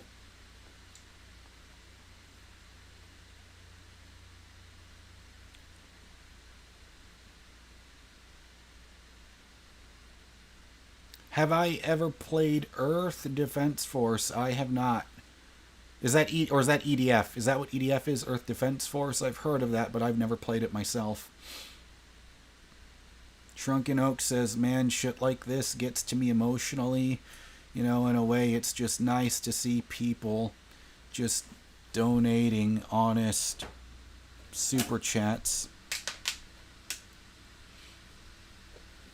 Yeah, it really is an incredible feeling, because ever since I was 14, when I started out on YouTube, all I've ever wanted was to be able to just talk, like just, you know, share my joy of video games and music for a living. Because I remember, I don't know if any of you are my age, but there was this TV channel.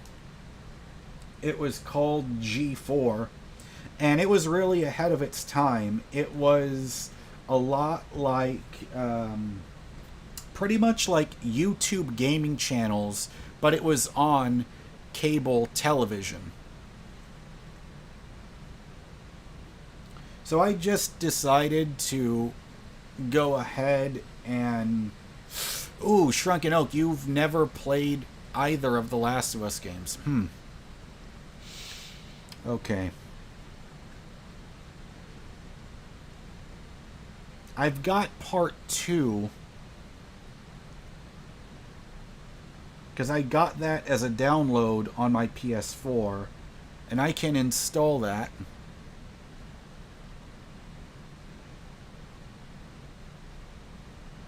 Oh, you're from the UK, so you never heard of G4. You heard of The Last of Us, it's great, but you never played it. Okay, okay. You know what? I'm going to switch my screen right now so you can see the PS5, because I'm really curious, because Because I want to save up money for Spider-Man 2 when that comes out, because that's $70. That's like priority number one for video games for me, because that comes out in October. October 20th is when Spider-Man 2 comes out, but then they did a remake of The Last of Us Part 1 on the PS5. Because let me go to the store right now, or the PlayStation store. Let me switch over.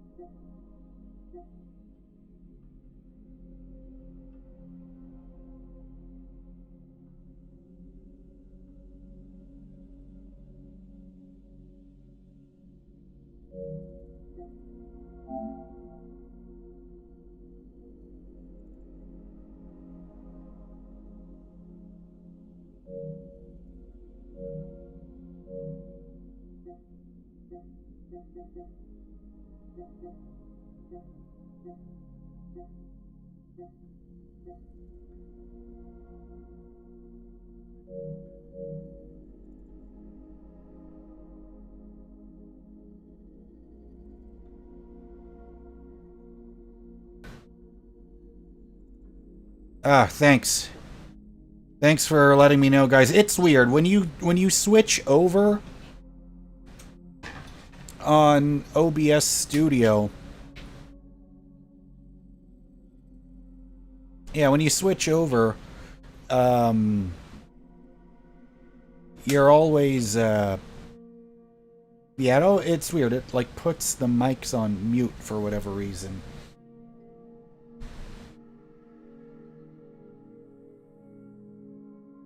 Let me see. Actually, let me just switch back over because it might start. Oh shit! Wait, hang on. What? So Alec donated $100. He said this is for Spider-Man 2. Holy shit, man. That is amazing. Thank you so much. I'm just stunned right now. That is Alec. Holy shit. Thank you so much. Thank you. Like that really mean that I kind of feel like I'm in Willy Wonka and the Chocolate Factory and someone gave me a golden ticket. That is absolutely incredible. Thank you so much.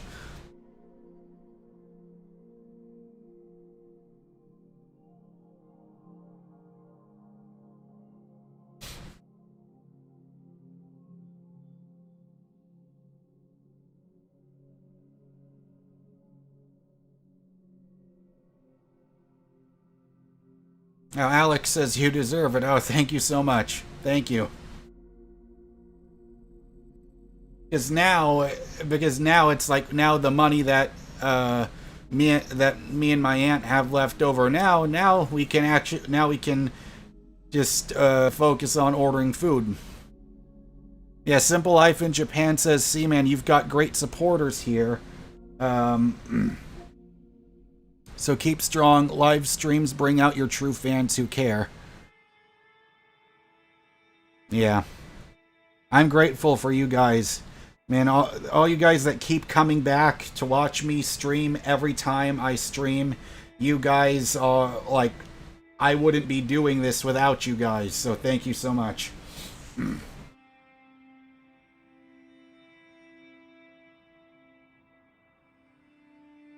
So, I've got The Last of Us Part 2 over here up and running.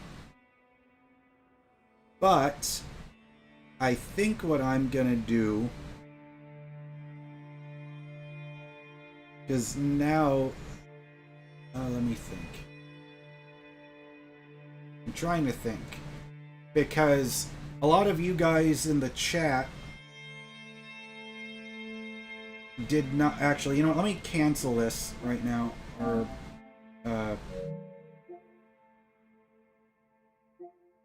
okay. Let me go to the download menu.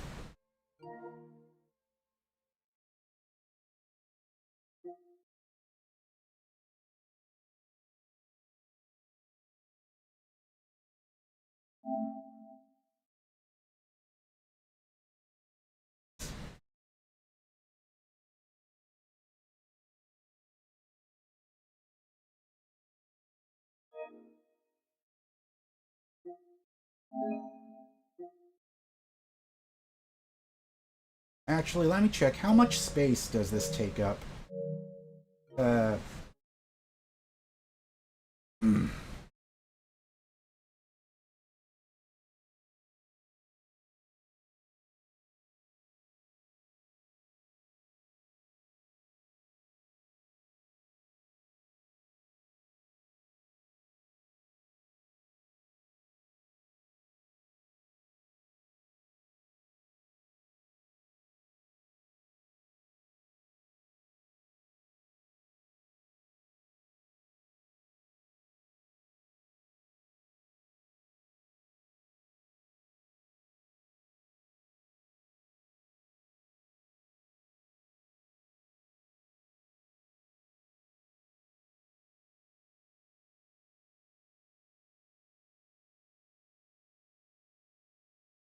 Oh, whoops, I actually forgot to double check Google.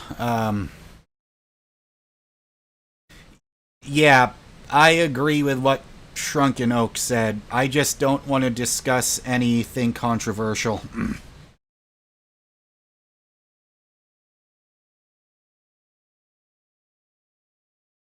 Oh, oh.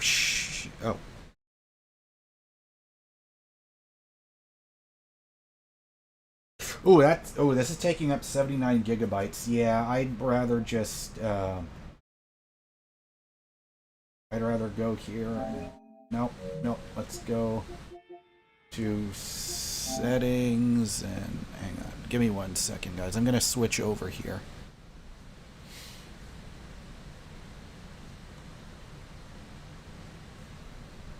Is the mic okay? The microphone did not mute this time. Switching cameras.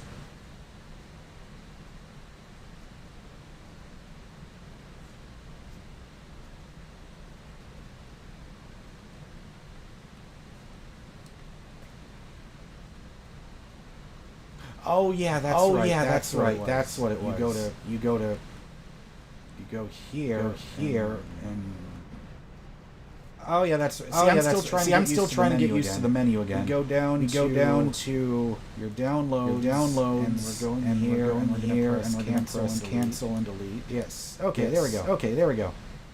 There we go. All right.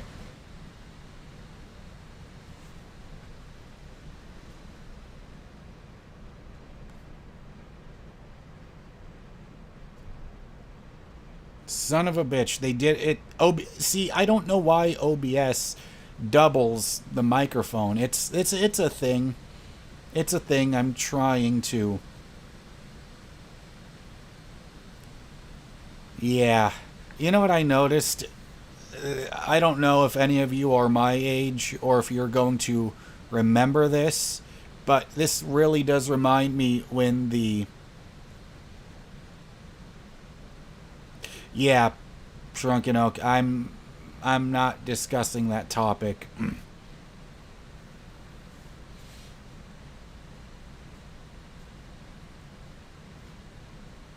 Because I feel like that topic only divides people, and that's something I don't want to get involved with.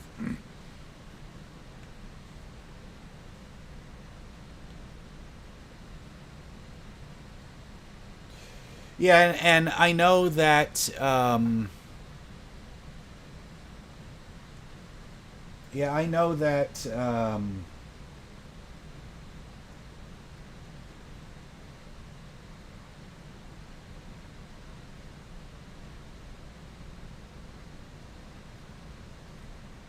shit, I just lost my train of thought.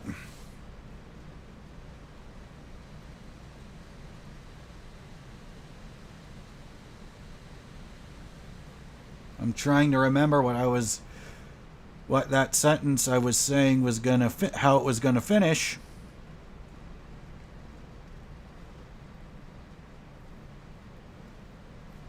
Oh yes, I bet that Monkey Guy or Monkey Man or whatever the fuck his username was, I bet you he would have loved that topic. Oh yeah, I'm just going to and toss that fucking key away, because I was going to start giving my opinion on that thing, and I'm glad I fucking stopped myself before I continued. Because maybe I would have lost a shit ton of you, would have angered a shit ton of people. Oh.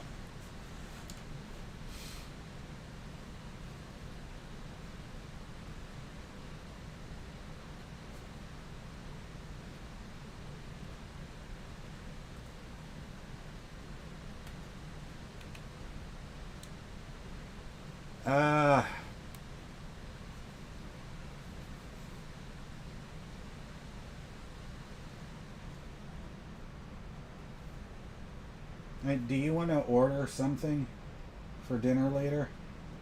Yeah, I'm talking to my aunt right now, guys. What do you want? Huh? What do you want? Oh shit. Okay. All right. So we're deciding what to order for delivery.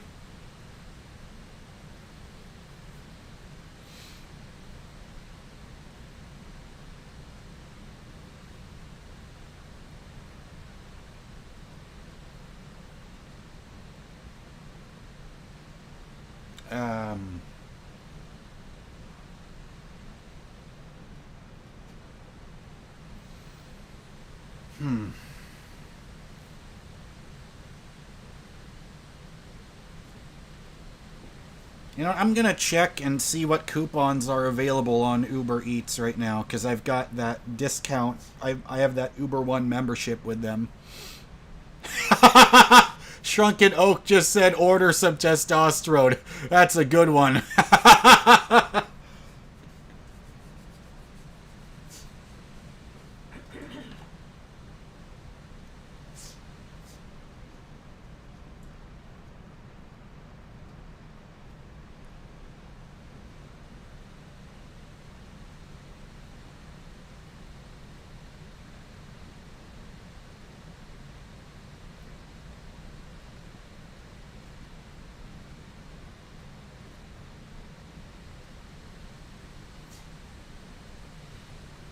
Let's see here.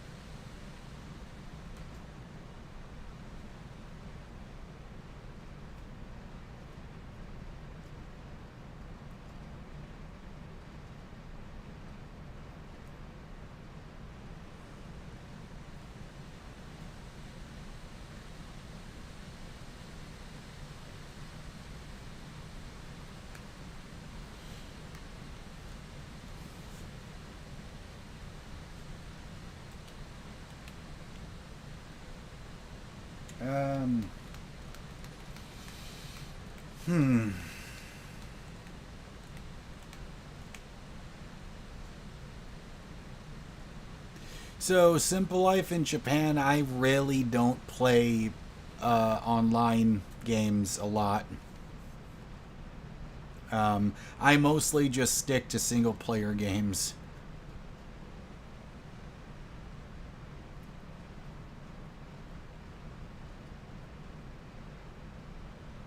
Oh, I see. Shrunken Oak is saying it's amazing when you hear people casually say you're just going to order Uber Eats. But in the UK, nobody you know does that, so it's interesting. Oh, is Uber Eats not available in the UK? Is that not around over there? Because I think Uber is around in the UK. Oh, you don't get delivery where you are. Oh, okay.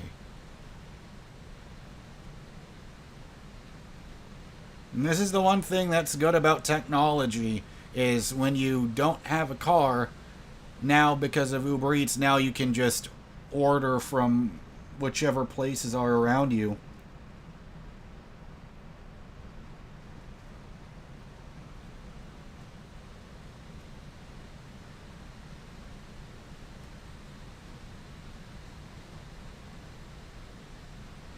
Oh shit, it's my lucky day. I have a 40% off coupon. That is great. See, today is getting even better. I got 40% off.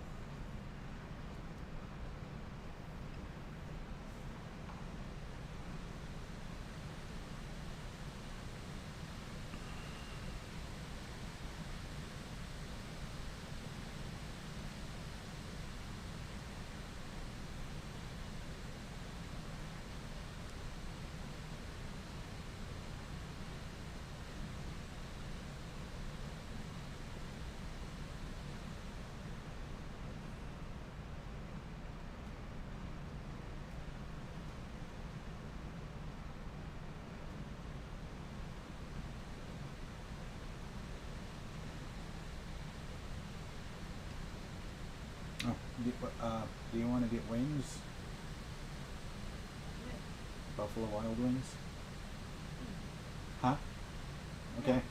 All right. I think we have. You know, it's so funny how when I'm playing NBA 2K, there's like less than 10 viewers, and yet me thinking about what I want to get for dinner has 15 current views. That I find that amazing.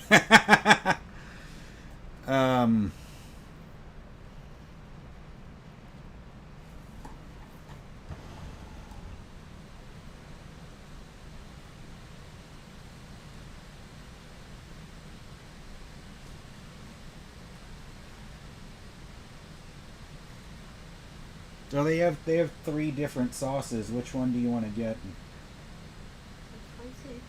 Okay, yep.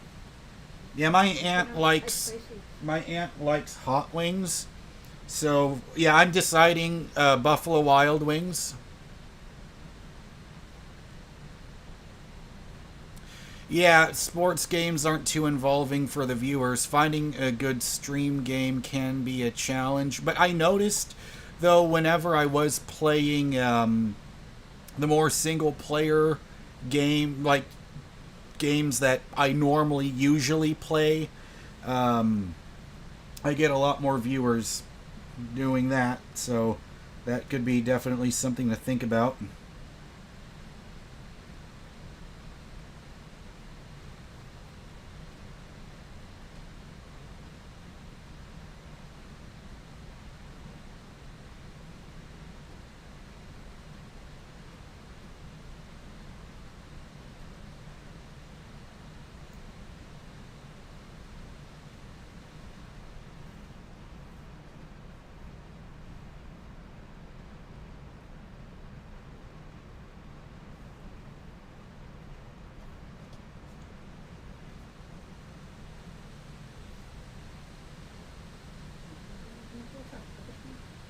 Actually, you know what? I think I figured it out.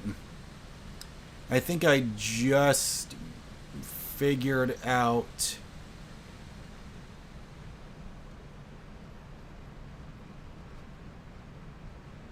Oh yeah, that's totally fine, Shrunken Oak. Can't promise I'll be able to donate much / if ever at the moment, but I'll make sure to drop in and catch his streams as much as I can. Oh yeah, I absolutely appreciate you coming in, watching my streams like that, like, because I see you in here constantly whenever I do stream, and that is simply amazing that there's so many guys out here that just want to watch me. That still blows my mind. Alright, so I've decided, definitely want to get the buffalo wings, garlic parmesan, and I guess the third flavor, probably, let's see.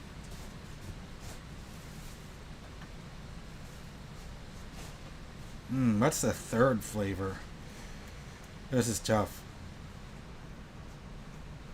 Oh, you know what? I think... I don't know.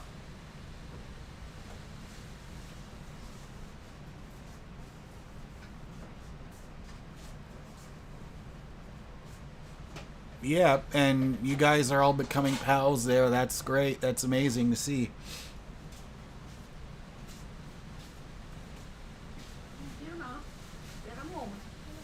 Wait, what? I thought... But I have a coupon, so we can use yours.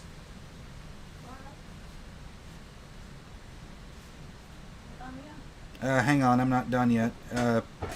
Okay, so there's buffalo, garlic parmesan, third flavor. Huh? Well, we normally get the 15 for you and me.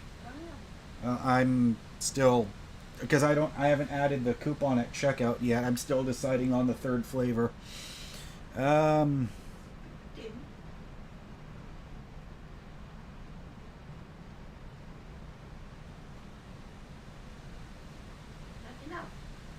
Yeah, that's the one we always get. I mean, it's more. I mean, I can check. Hang on.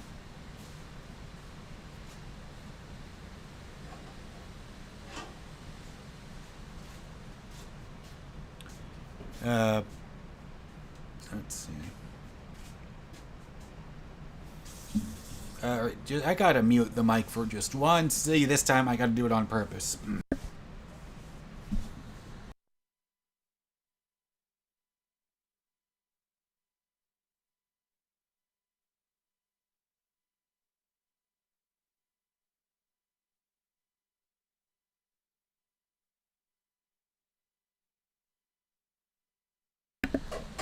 Okay, so we have decided on 15.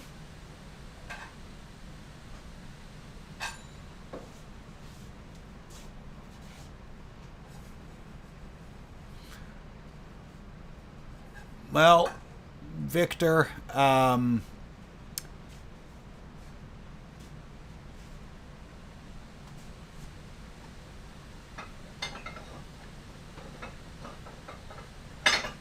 pretty much,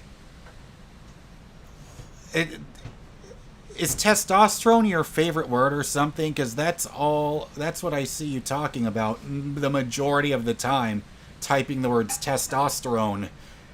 It's like, do you even know how to type a sentence without using the word testosterone? Jesus.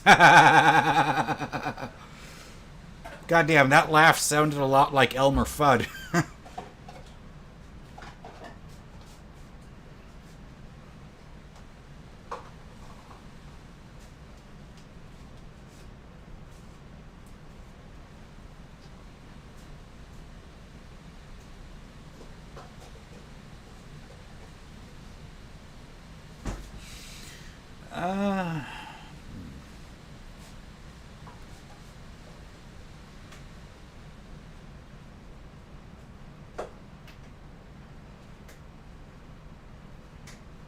Yeah, Shrunken Oak, Simple Life in Japan, you guys are talking about raw I guess, raw, more simple videos. Yeah, that's pretty much where I come from, how I started on YouTube. Like, if you click on my channel and you go all the way back down to my oldest videos, it was just me. It was just me with a flip camera. Like, I don't know if you guys remember that brand Flip video, but that was the camera I was using at the time. And that's how I made most of my videos. I was just me. Every time and my mom and my aunt would go out, I would always take the camera with me.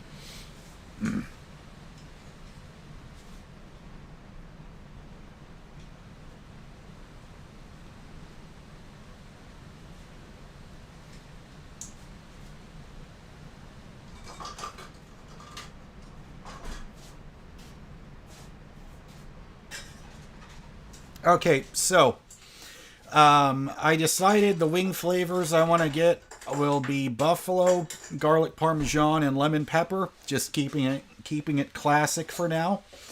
Now for their dips, they're asking me ranch or blue cheese. Well, if you want to be authentic to buffalo, you get blue cheese, and that's why I'm going with the blue cheese. All right, add to cart.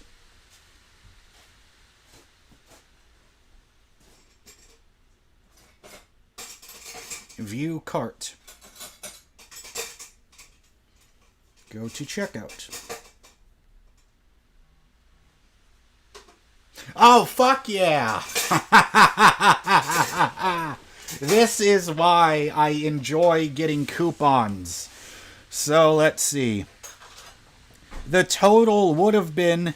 Oh, wow, that's interesting. All threes. I guess that's good luck. $33.33. But because there's a $0 delivery fee and I get 40% off, total is only $19.58. That is amazing shit right there. Yeah, hang on.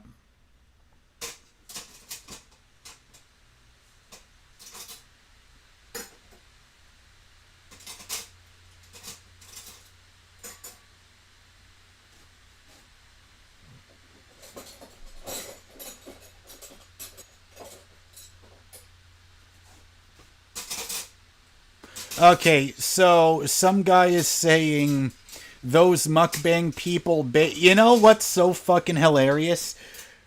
I swear, I am not trying to sound like an egomaniac at all, but a lot of people were saying I was doing mukbang videos when I was a kid without even realizing that's what it was. Like, people were saying I was ahead of the times. Because I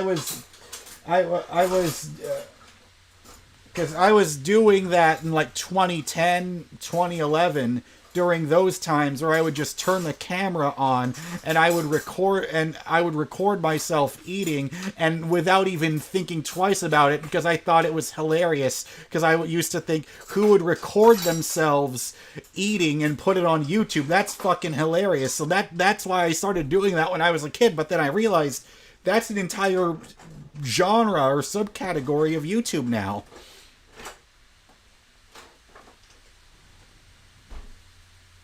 Okay, so it is 11 p.m. for Callum. You're gonna go to bed now. Well, thanks for hanging out on the stream, Callum.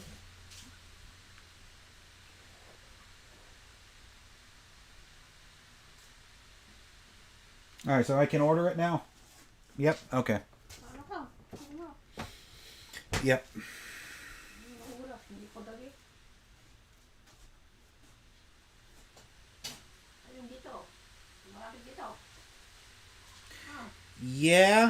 Yeah.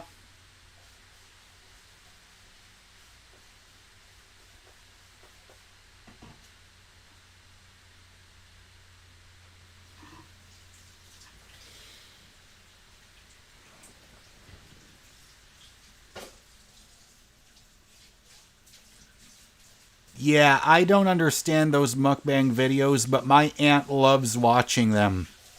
Like, that is all she watches. I'm not even joking. Like, that is like her number one thing that she watches on YouTube. Like, that's all they do. That's all she does. And then she'll make fun of me for wanting to watch NBA highlights and then, like, watching documentaries of some of the best basketball players in history. And then I said, you're going to make fun of me when all she's doing is just watching people eat. That's pretty funny. I mean, if you're into watching mukbang videos, I'm not making fun of you, but for me, it's kind of pretty amusing.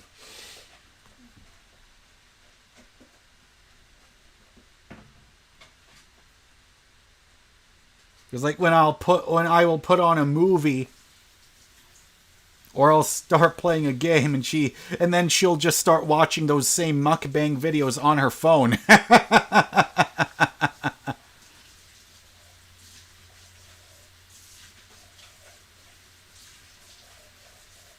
Yes, Shrunken Oak, that is it. It's just, there are channels with millions of viewers where they just film themselves eating. That is it. And they're able to, it is pretty, it's like pretty mind-blowing to see. Huh? 1 million, just eating 1 million. No. Yeah, my aunt said there's someone in the Philippines where all they do is just eat. That's all they do. They have 1 million subscribers just eating. That is... How? How? See? Kapagawa siya ng bahay kama. Business. Like, can you imagine? There's someone that is able to pay their mortgage payment just from eating on YouTube. Scott, I did not get that job on my birthday. I remember making that video. Alright, Simple Life in Japan says you have to go. Alright, well, thanks so much for watching. Well, I'll see you again whenever I stream the next time.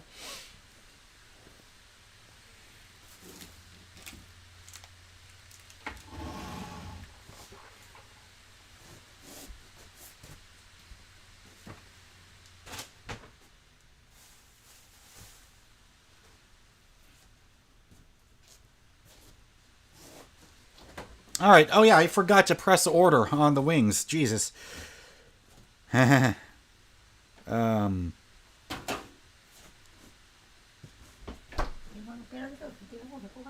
yet, not yet. Hang on. I haven't pressed the order button yet.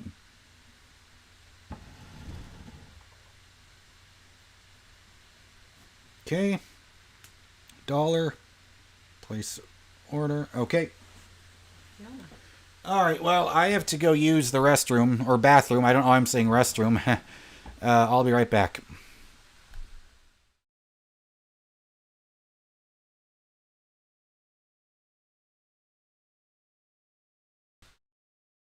Cosmic Clam, you are not too late. I just have to go use the bathroom, and I'm coming right back.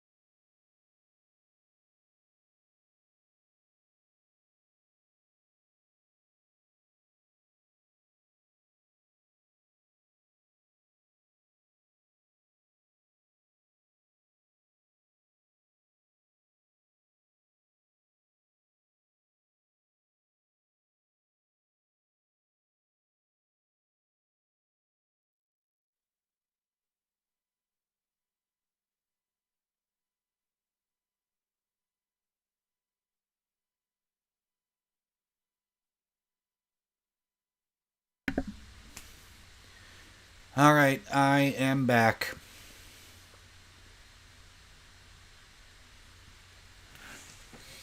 So I have placed the order now. Buffalo Wild Wings is now preparing the order.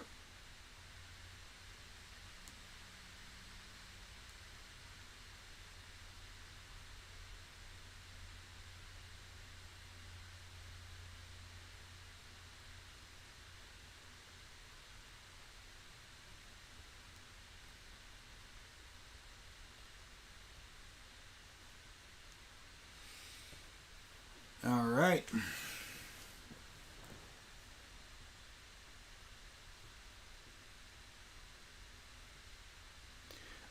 Shrunken Oak, yes, I am half American, half Filipino. So my mom's family is from the Philippines. My dad he grew up in California, but his ancestry is Swedish and German.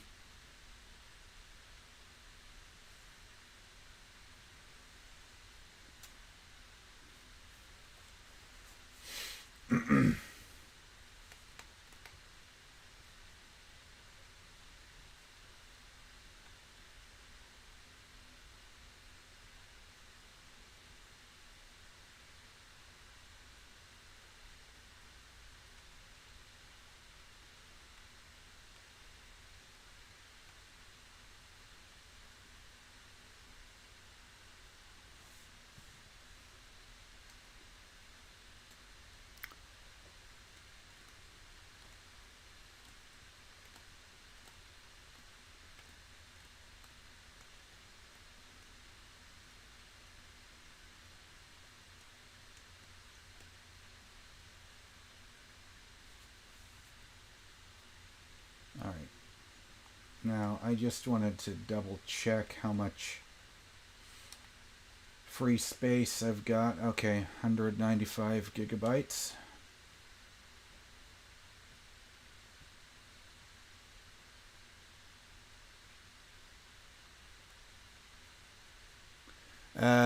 Ethan Blair, I live in a mobile home that is very tiny. It's pretty much just one long giant hallway, and I am grateful to be living here because it's either this or the street, and this is a million times better than the street.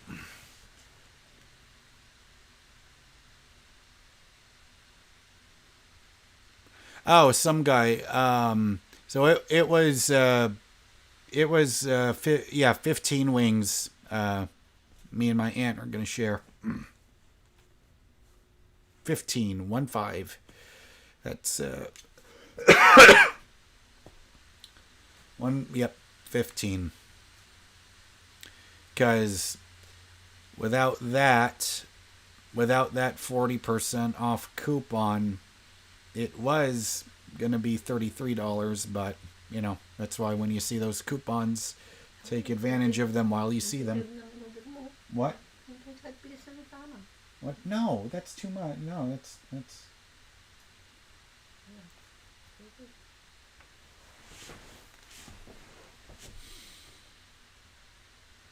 So, let me see here.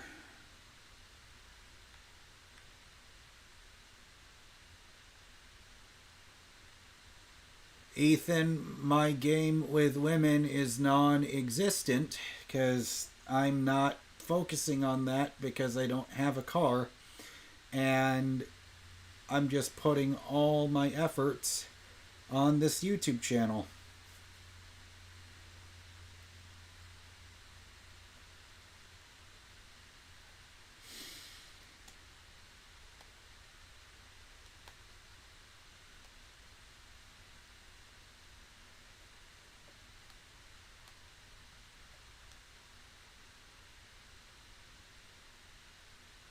Some guy says, stay gaming with your... Oh, yeah, of course. Well,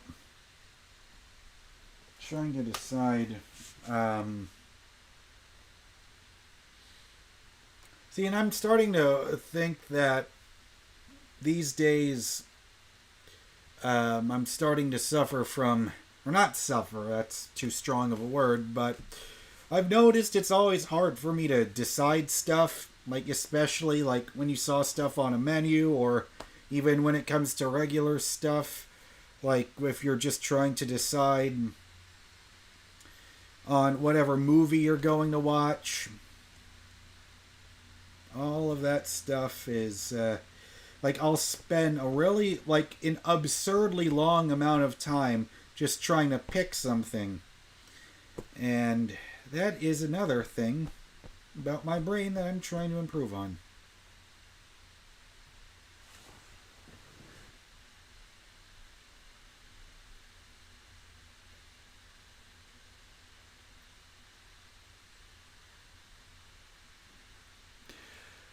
All right, what's going on here? Ethan, the engine in my car died, and it costs more money to fix the car than what it's worth, and the dealership took it back.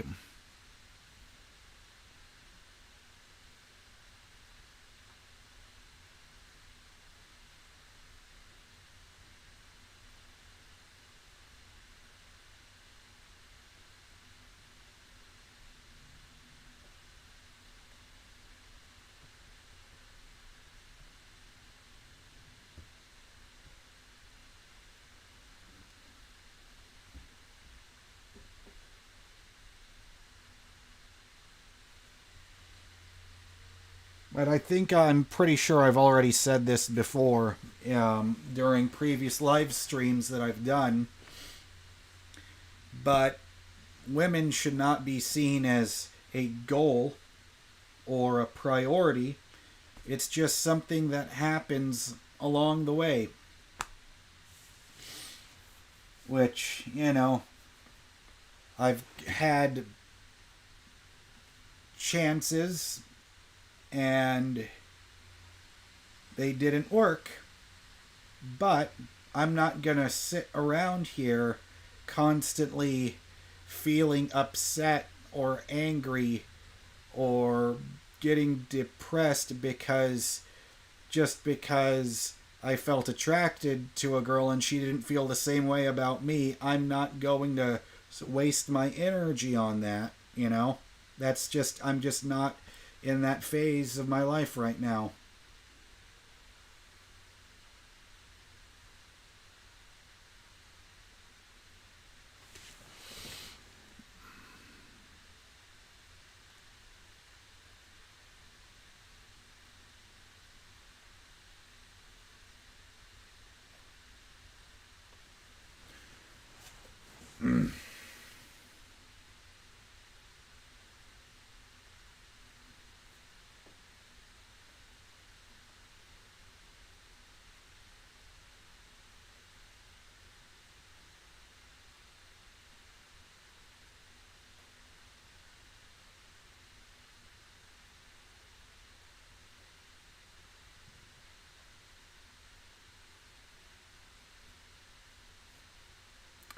Well,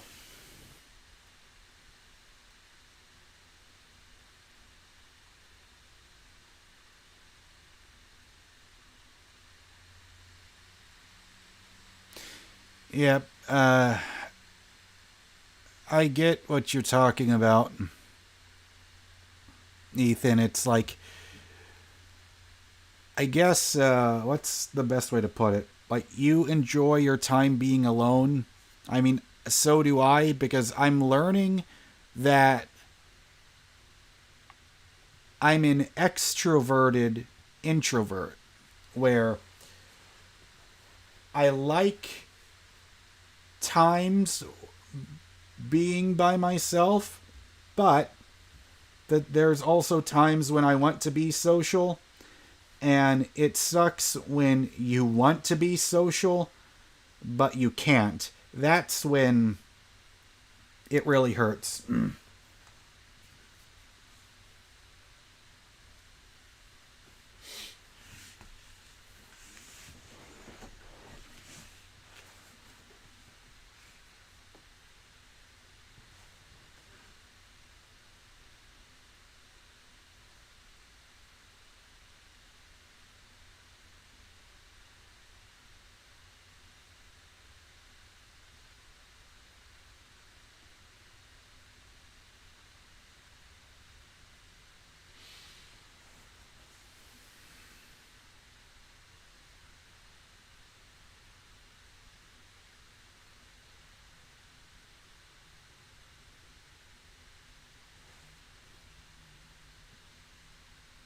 Lacking social skills sucks when you have ADD. I mean, I'm sorry, I couldn't imagine. Like, I don't know if I have it or not. Like, I've never been tested for it. But, there's a ton of people that would ask me if I have it.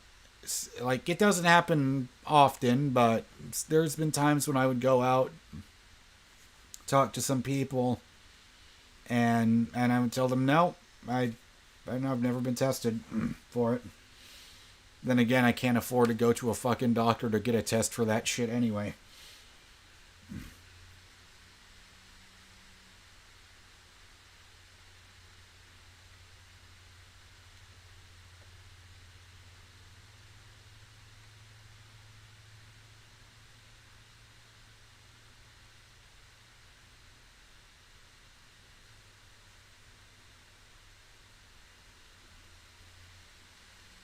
Let's see here.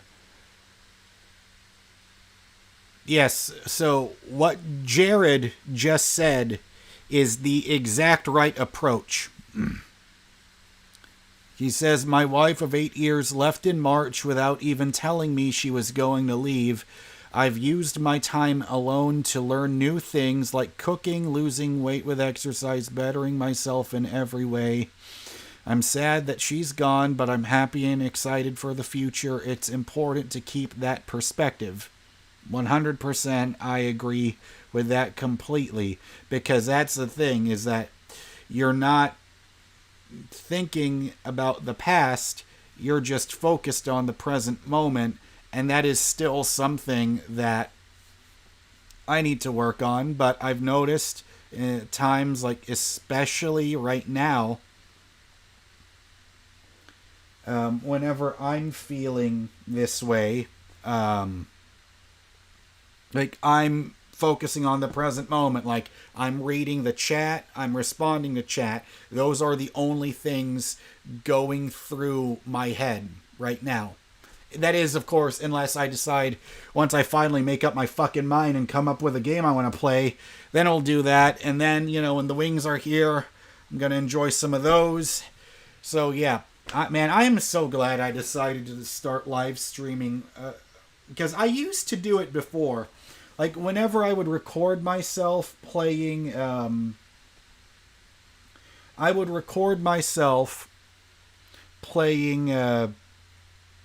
like Uncharted 4, Fallout 4, Doom, that Avengers Square Enix game, which to this day is still one of the worst games I've ever played.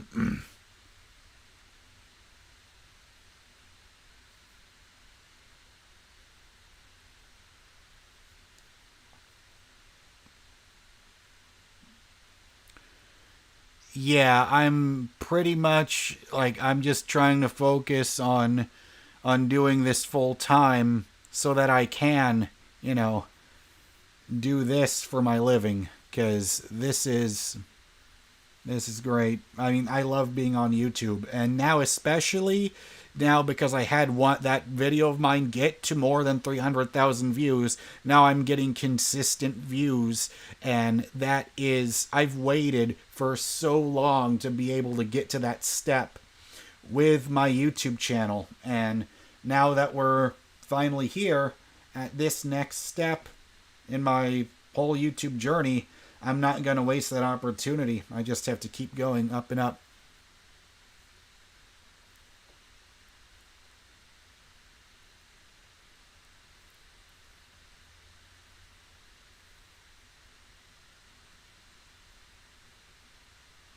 I guess, like, Ethan is saying you can get let me see here. Cosmic Clam says being alone ain't that great. But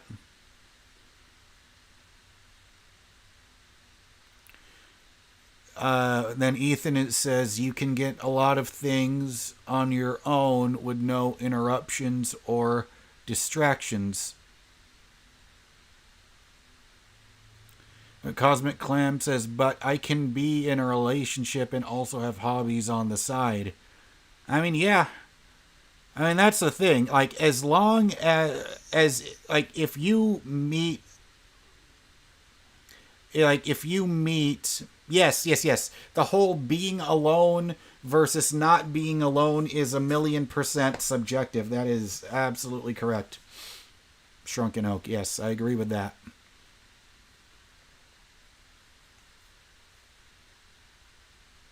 You know what's so hilarious, though? I think the title of this stream still says something about testing my my PS5 or something. Yeah, PS5 Elgato first time live streaming. It's so funny.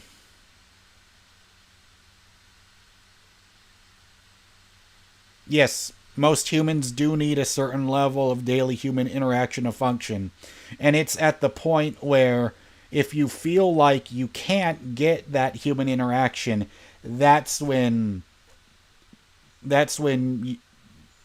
least that's what makes me start to feel really bad, is when I feel like I need human interaction but can't get it. That is when the cycle starts. You start to not feel that great and all of that stuff. Yeah.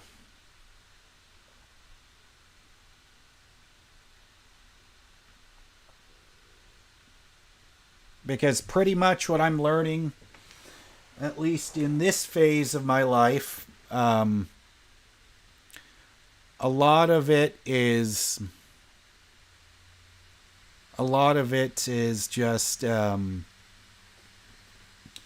what's the word I'm looking for? A lot of it has to do with your energy and your state, how much energy you have, and your emotional state of mind. That's what it is. Like, because your thoughts can either make you feel like shit or they can make you feel great. But the trouble is, once you begin to feel like shit, it is so hard to get out of that state. And so you just have to start doing stuff because, from my experience, mind and body is all connected. So let's just say, for example, you're really depressed, you're really feeling like shit. But what I've noticed is when I start to feel really depressed, or if I really start to feel like shit, I notice a lot of the times I'm like this. I'm in this state where my posture is so horrible. I mean, my posture's already fucking horrible, but it's even worse, and I'm just laid back, and I just don't give a fuck. I have no energy to do anything. And trust me, like, if you're feeling that way, if you feel that way, trust me, you are not alone, because I still deal with that constantly. But then I have to remember, I can get in this state of mind, like how I'm feeling right now currently. So if I am, you just need to have that voice where when you are feeling good, that voice when you feel good it has to creep in just a little bit. It has to knock down that wall, and it has to and you have to tell yourself,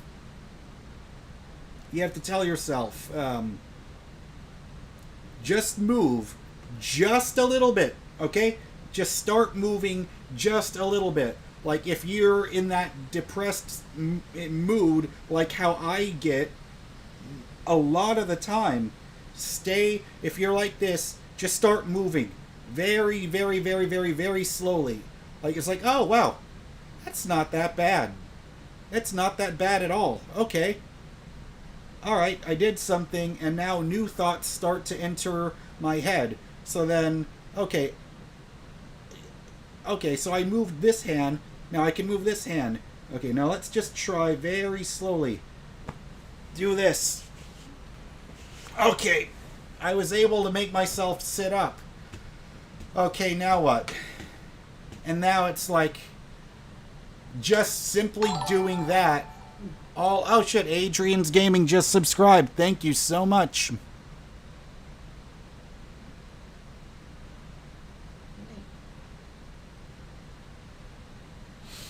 But doing just that little bit that little bit of micro movements, like not even getting up, but just starting to move ever so slowly while you are feeling like shit, that helps me get back to what I like to call returning to neutral. And then from there, I can start thinking, well, what can I do now so that I don't go back to feeling like shit again? And of course, I'm only talking about my experience. You know, you can try the stuff I'm saying. You can try it out for yourself.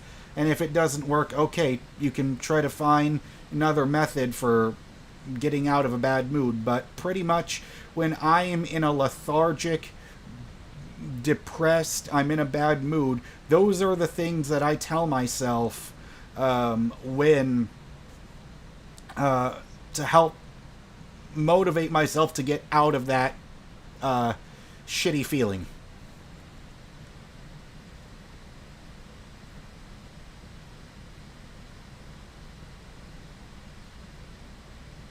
Well, okay, so Ethan, you're 5 years younger than me.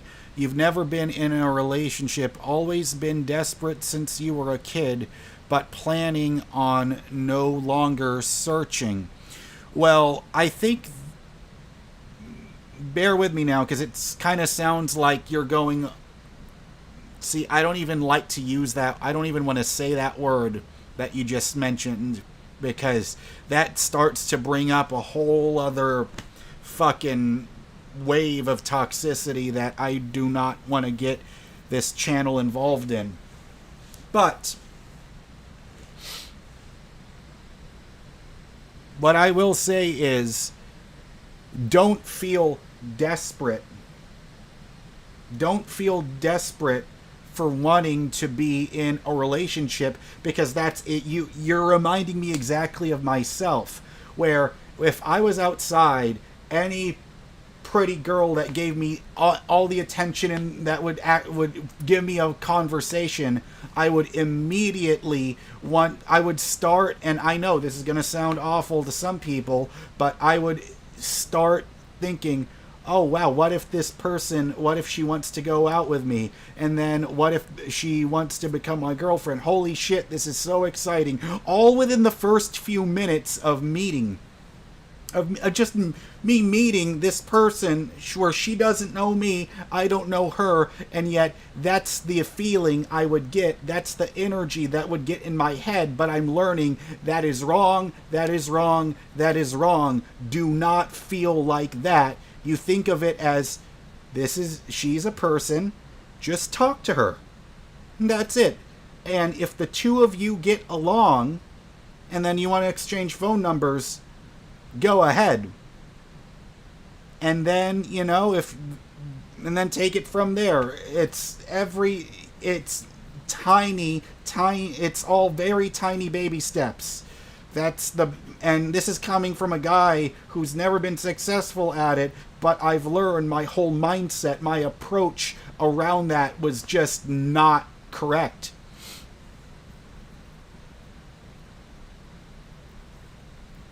Yes, if she does not show interest, there is no point spending time with her. That is correct. Because don't waste your energy on people who do not want to spend time with you. That is the biggest lesson that I have learned. Because before, in the past, a girl would give me her phone number, I would text her. She would not text me back. Before, it would ruin my entire... I'm not even joking. That shit would ruin my entire day. Do not make that same mistake that I made in the past. Do not feel that way. Because, like I said before, even when we were talking about depression, everything is all about stay in the present moment. Because when your mind starts thinking about all this other shit, you start thinking about, will she want to date me? Does she like me? Does she want to go out with me? Oh, we're on a first date. Oh, does she want to go out for a second date? No. Don't think about that. Like, for example, if the two of you are in a restaurant or something, only think about enjoying the conversation you're having with her. Only think about, wow, this food is really good. If it is good. If it's shit, tell her it's shit.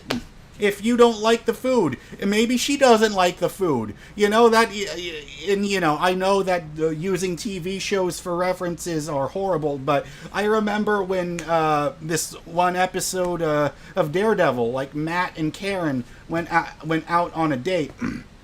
And they were in this really fancy, expensive restaurant. They didn't enjoy it. So guess what? They went to a cheaper restaurant and they enjoyed it. And guess what? Everything is all about communication.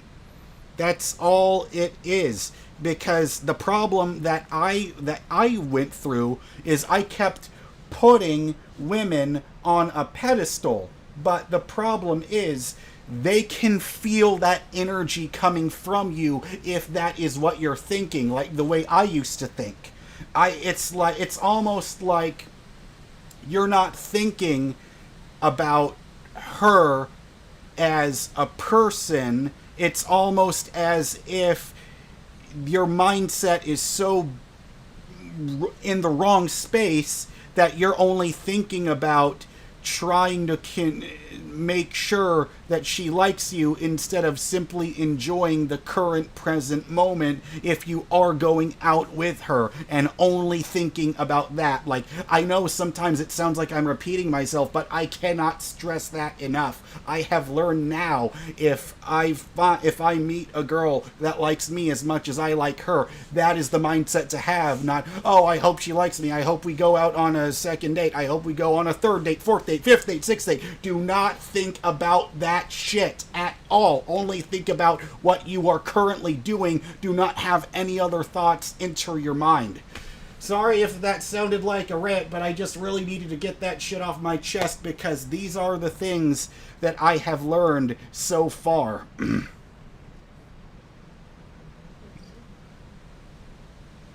Alright. Now that I got those thoughts out of my brain,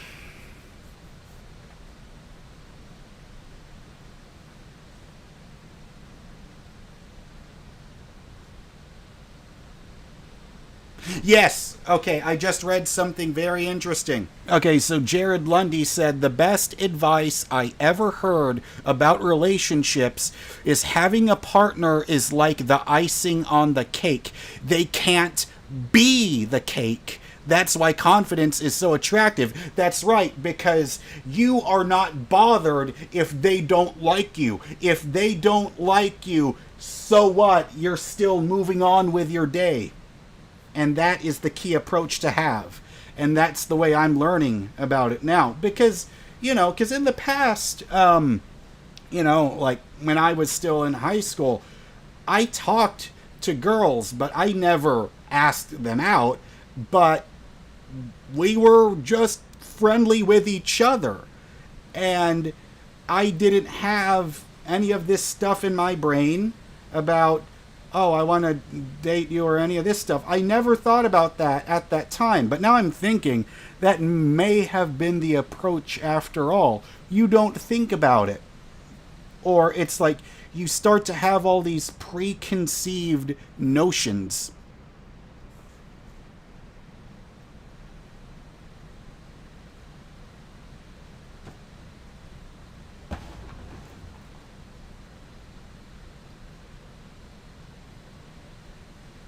Alright, what's going on here?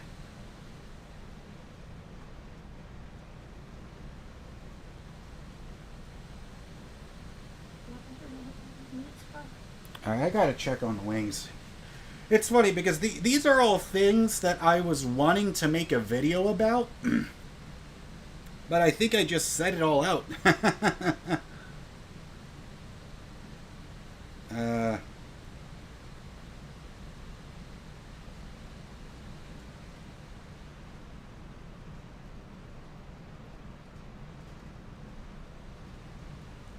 Oh, they are picking up the order right now. Alrighty.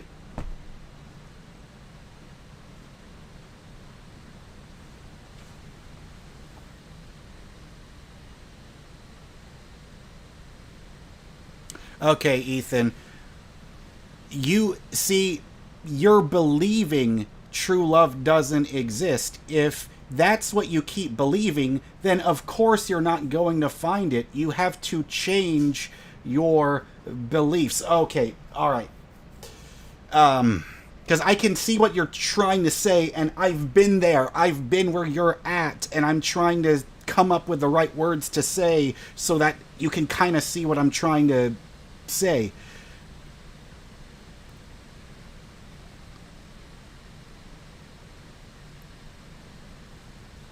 Hang on, let me read the chat.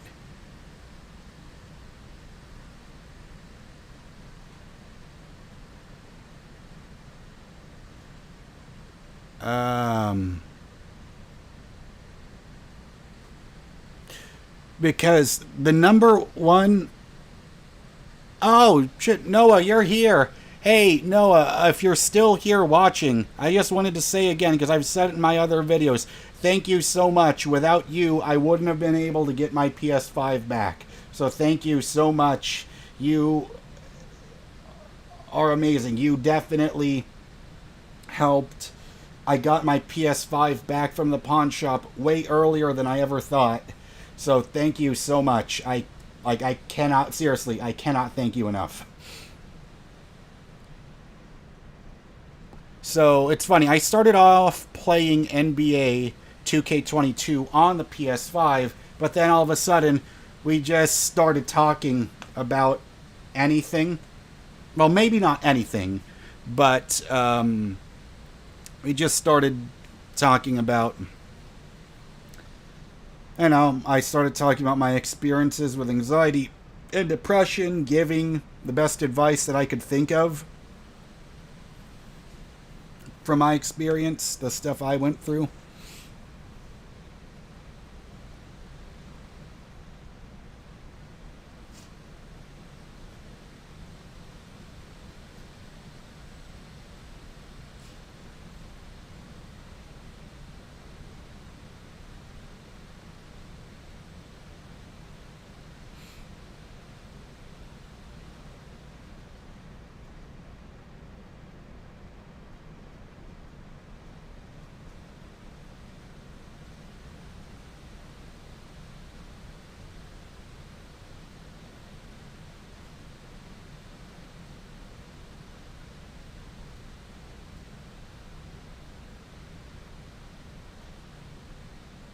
Poetic says true love only exists for women since men love women unconditionally.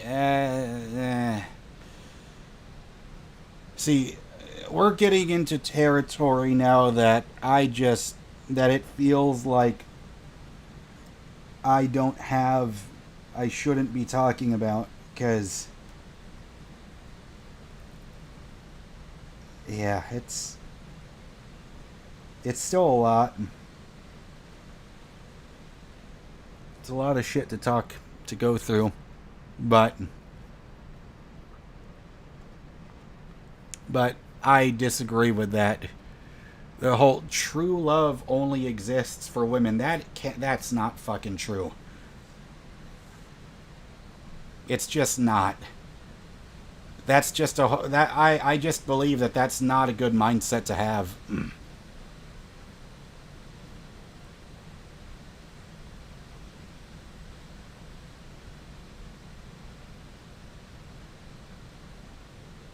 See, Poetic, you're saying it doesn't exist for most men. You know, that phrase, it reminds me a lot of a quote from Henry Ford. He said, whether you think you can or you think you can't, you're right. And I know I have to learn from that as well. Because there's lots of times where I tell myself I can't. You know, even it goes down to even the smallest example. Because I thought I was not going to figure out the audio problems on my PS5, right? Because I hooked it up to my Elgato.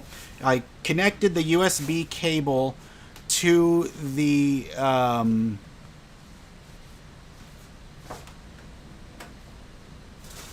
and then I hooked it up. And I was telling myself, I can't figure this out. This is bugging me. I can't figure this out. This is driving me nuts. But then I just remembered to breathe, take a deep breath, inhale, exhale, and then I remembered how I used to set this up with the PS3 and the PS4 that I, years ago, and then I got everything working again. So anyways, well, Cosmic Clam, Henry Ford, well, I'm talking about, like, back then in, like, the early 1900s. I'm not talking about, like, modern-day Ford cars. Because I know, I had a Ford 500, and that fucking thing only lasted... for two months before the engine died on that one. But let's see. Noah is saying, besides the conversation, how has the day been? The day's been really good. I just got to remember how grateful I am for everything that, I've got. I have an internet connection, so I can continue working on live streaming, continue working on YouTube. I really haven't had anything negative other than, like, trying to get the capture card to work with OBS, sorting out, like, audio issues. But other than that, all I can say is that was just a minor annoyance that got taken care of pretty quickly.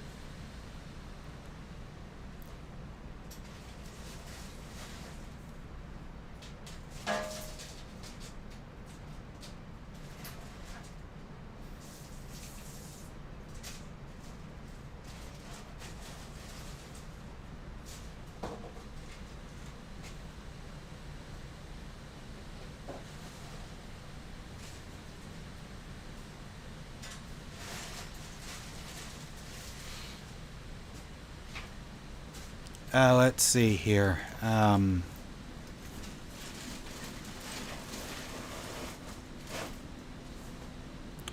So, any ideas for next videos other than streams?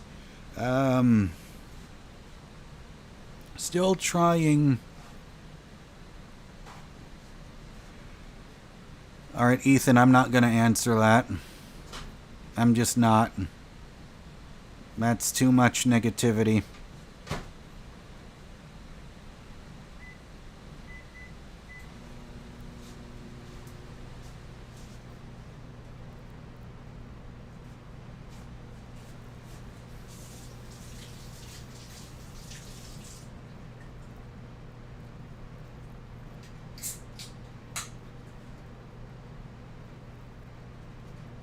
See, it's so funny because it feels like there's this language or like this slang or lingo or whatever the fuck you want to call it, where I keep seeing all these terms that I don't know what they mean because I don't spend all my time getting involved in discussions around those topics. Because I feel like if I tried to learn about all this stuff, all these certain words people are using, then that's just going to bring down my mood, bring down my energy, and I already wasted too much of my fucking life being in that being in a bad mood, having a ton of negative energy.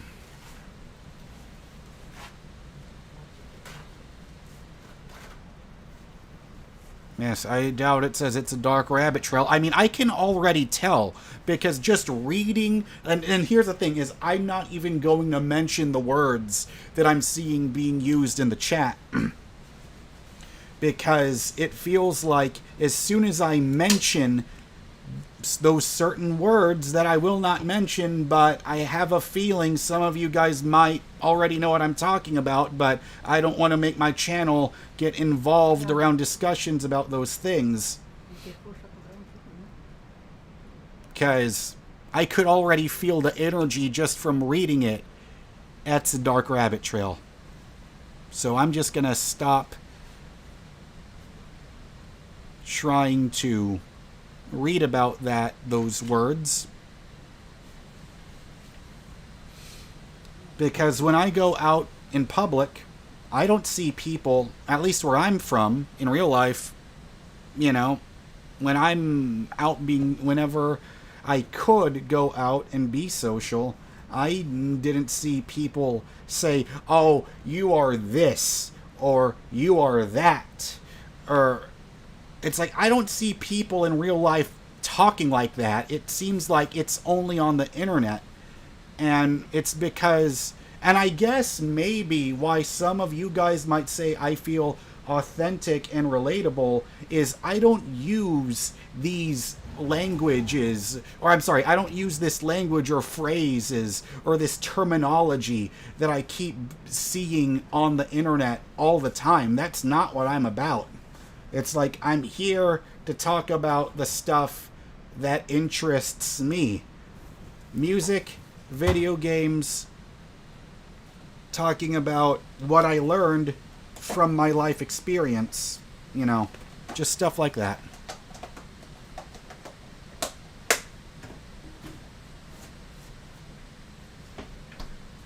Because I don't see, when I go out, I don't see people talking like that, discussing those things. It seems like it's only exists on the internet, and then when I go out in public, it was like, oh, hey, hi, how are you? How was your day? My day was great, you know? Just,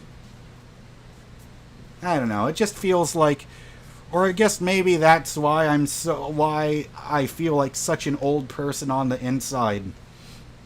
Because I don't get involved in that type of stuff. I just don't. People don't talk like that, but they think it. Well, yeah, that's the point, is you don't say stuff like that.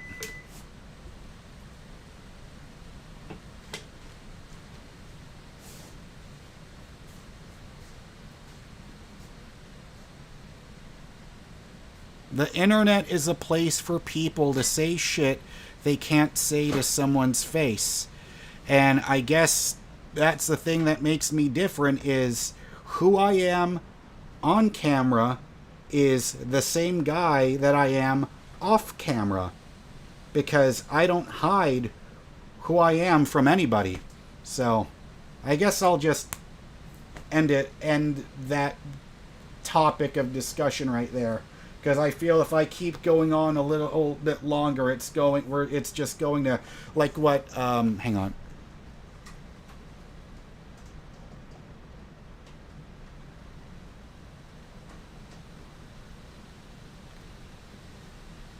But anyways, yeah, I'm not going to talk in that, because I can see it's like, just mentioning it feels like I'm being sucked down that rabbit hole.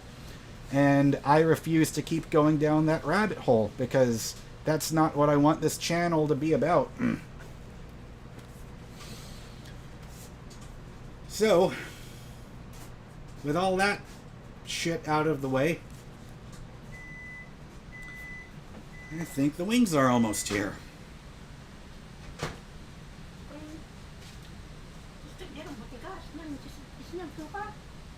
Why, did you put it in the microwave? Yeah. Then of course, why would you do that?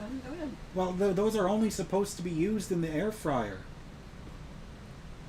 Because if you put them in the microwave, no, I'm not going to try it. I'm not going to try it. It's... No, because you can also use the air fryer to reheat. It's like, you know, when stuff that's supposed to be crispy, if you put it in the microwave, it ruins it. Yeah. Huh? Nah, it's alright. Oh, it's on the way. They're almost here. Huh? Yeah, it's okay.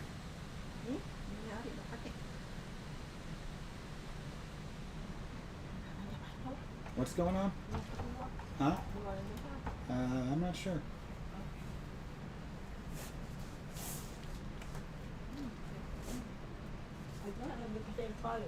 Huh? I mean, that's what I used to do before.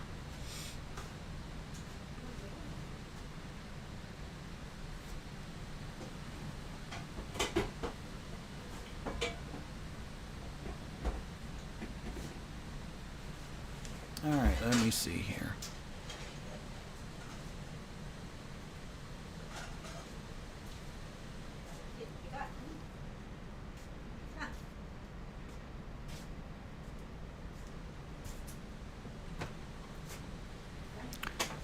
Road Rangding, have you made any friends on YouTube? Yeah, I definitely have. And I'm grateful for that. Noah says, what kind of wings did you get? I got lemon pepper, garlic parmesan, and buffalo. So 3 different flavors.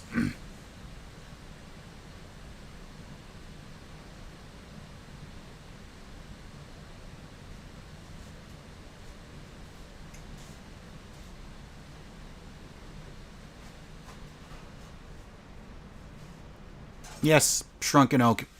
You hit the nail right on the head.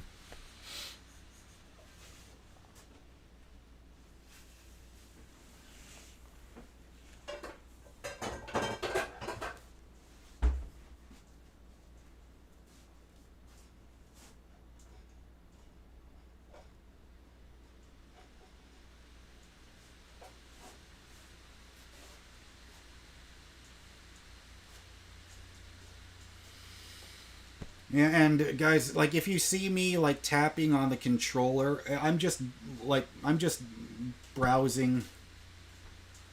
I'm not actually playing any games right now because I'll just wait for the food to arrive and then I'll eat and then I'll get back to playing. I doubt it says, do I like heavy metal? So, if you've seen my older videos of me playing guitar, pretty much the kind of music that I like is, I do like metal, but I guess not exactly necessarily modern stuff. Like, I pretty much, like, I'll just go down the list of my favorite metal bands. Of course, you know, it's like, I know it sounds so stereotypical to say it, but I love Metallica, I love Megadeth, Judas Priest, Iron Maiden, Motorhead,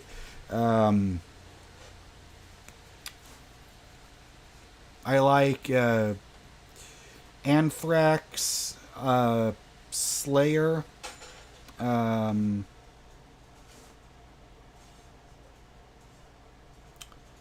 like, I listen to those bands, but then that's not the only stuff I listen to, because then on the whole other side, I also like, I love the Beatles, I love the Red Hot Chili Peppers, I love the Foo Fighters, I love Van Halen. So yeah, that I would say those, and of course I also love Led Zeppelin. I love, what else do I love? Shit. See, now I'm being put on the spot. I can't remember everything off the top of my head, but that's just like off the top. Those are some of my favorite bands.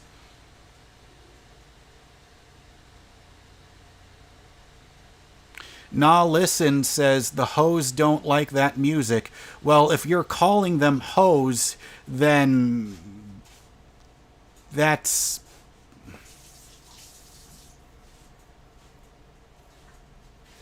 And if that's not the music they like, then so what? I know I'll meet a girl that also loves the same kind of music that I like. Cosmic Clam, I fucking love Def Leppard. I love Def Leppard. Absolutely one of my favorites. Like, oh god, if you've never listened to Def Leppard, please, for the love of God, listen to Def Leppard. Fucking, god, if you need to listen, okay, guys, real talk.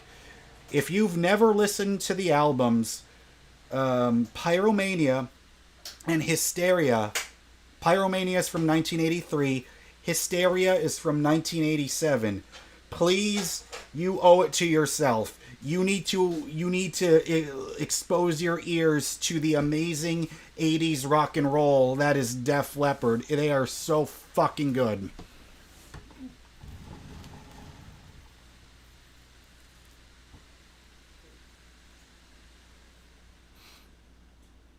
Like, I think one of the more underrated Def Leppard songs is Die Hard the Hunter. I love that song so much. They also have Stage Fright. That's really good. They also have an instrumental song called Switch 625 that not a ton of people know about, which was an instrumental from, I think, their first or their second album. That's really good. You love Joe Satriani and Steve Vai. Yes, Joe Satriani and Steve Vai. Those guys definitely inspired me to want to play guitar, because for me, I love Satriani, I love Vai, but for me, Eddie Van Halen was the first guy I saw where it felt like torture that I didn't have a guitar. Rocket by Def Leppard, another good song. Cosmic Clam, I also love Motley Crue. I really hate the stuff that's going on right now between Mick Mars and the rest of the band. But, if Mick Mars is not going to be playing in the band, you can't go wrong with John 5. Shrunken Oak, I think my favorite wing flavor is probably... shit. I mean, it's a toss-up between Buffalo or Parmesan. Those would be my top two for me.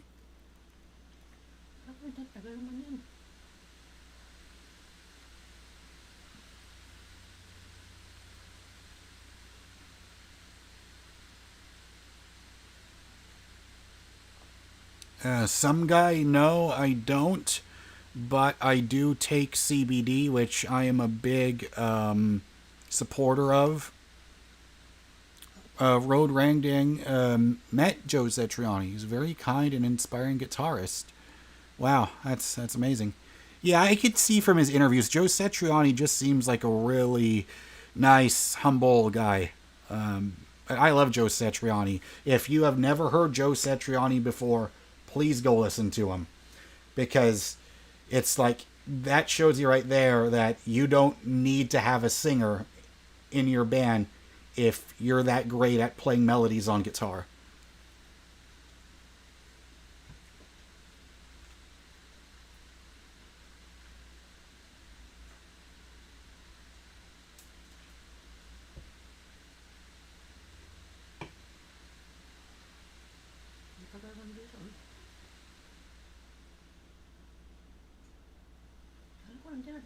I don't know why it's not here yet. Hang on.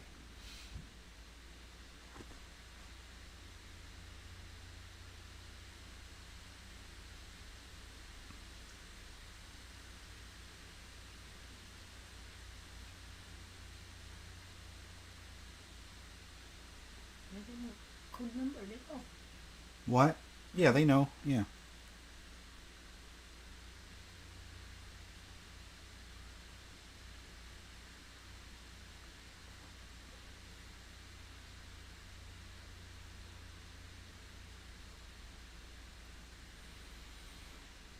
Thoughts on lemon pepper wings? I love lemon pepper. That's yep.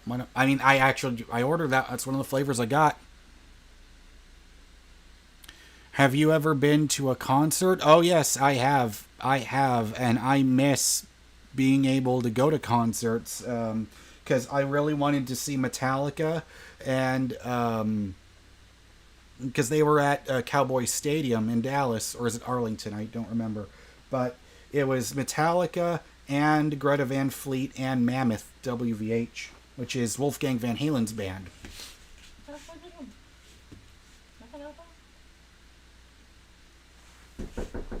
Oh.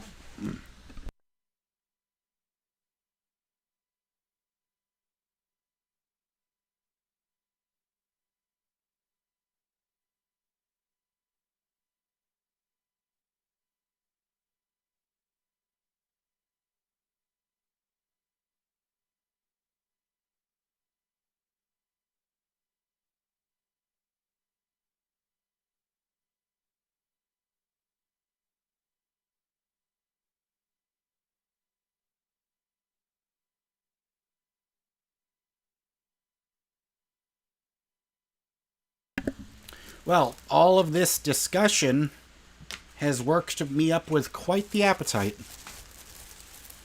So first I gotta just make some space. Give me 1 second.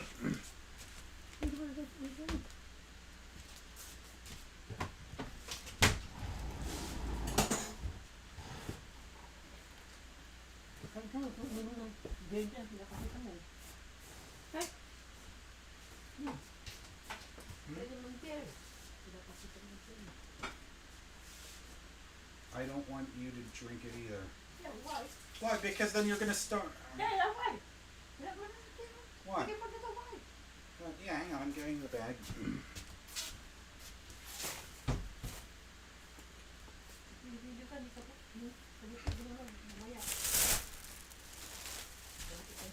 Why? Other. Ah, shit. Okay, whoops. Okay. No, they won't. There's plenty of people that do that. What the hell are you talking about? No. I know. What's that? Yeah, yeah.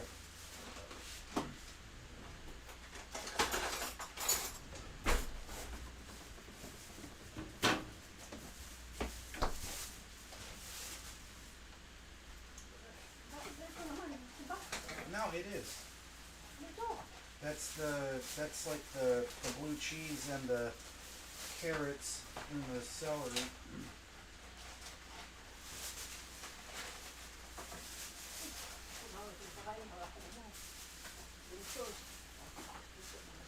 Wait, what?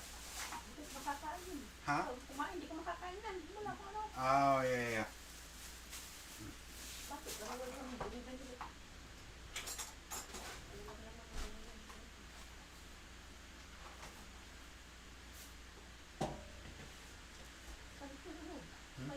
This one.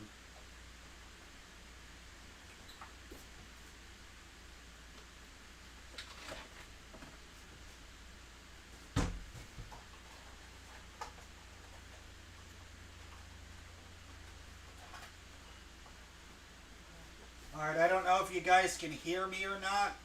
I'm just like taking the wings out of the box, putting them on a plate.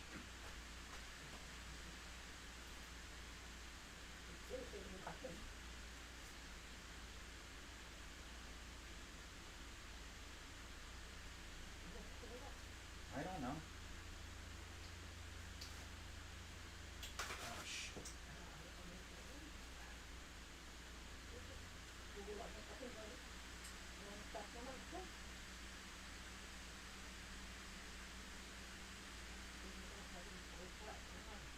Yeah, it's okay.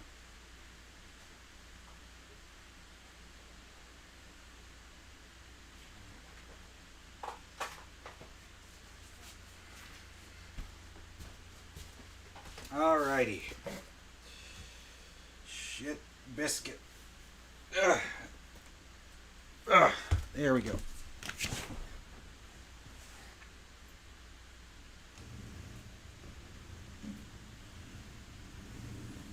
Alright. So, I'm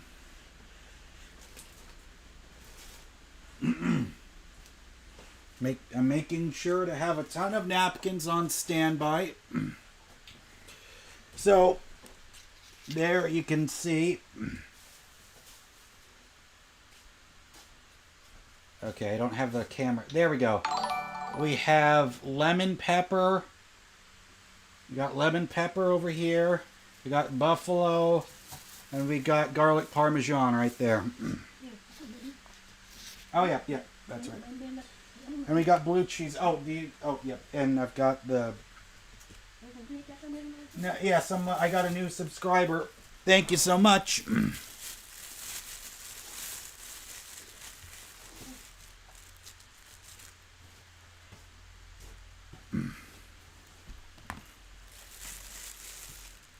And of course, gonna grab some celery and some carrots.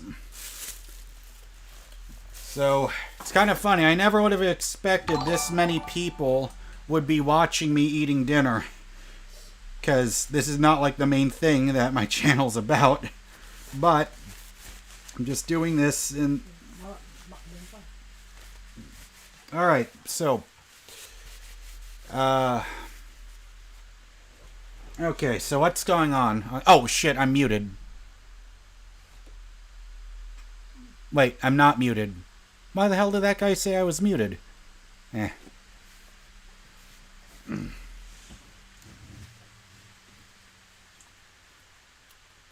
got some blue cheese here.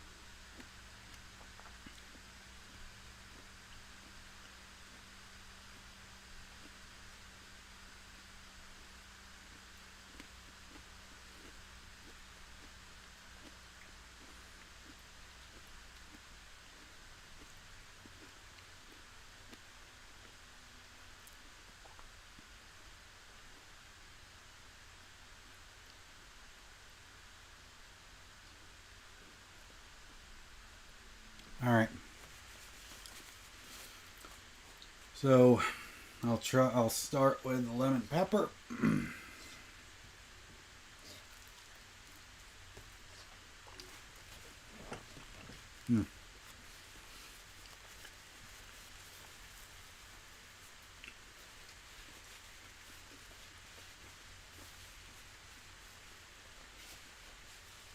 Yeah, that's good. I think the thing I find interesting about Buffalo Wild Wings is that their lemon pepper wings are an actual lemon pepper sauce, versus I know the others are mostly a dry rub.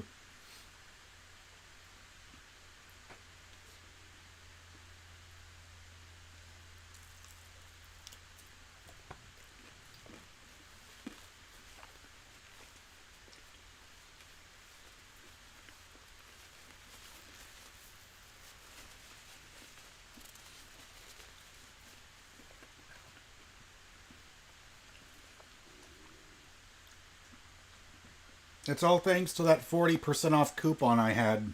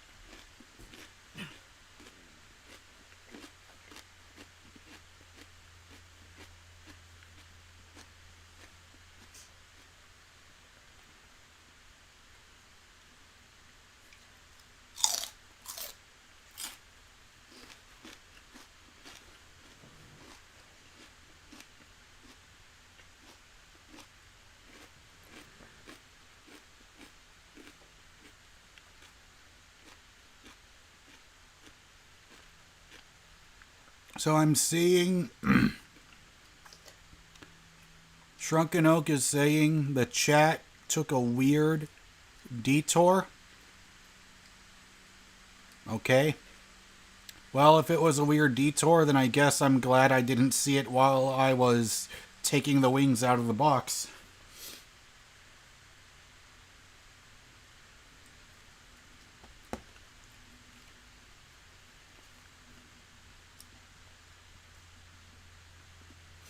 Alright, I'm going to go for buffalo next. Of course, gotta get some of that blue cheese there with it.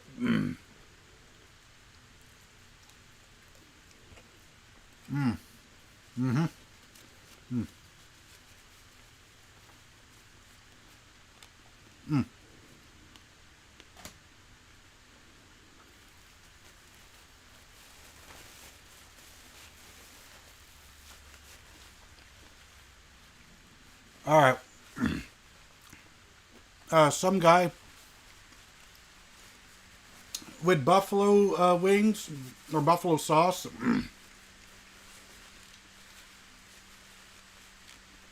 They make them in different spice levels, so you can choose if you want mild, medium, hot.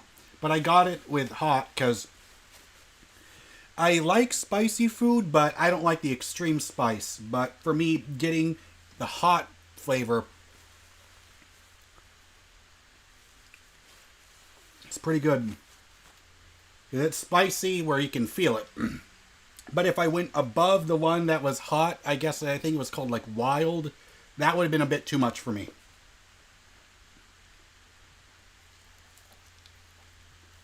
Oh, fuck me.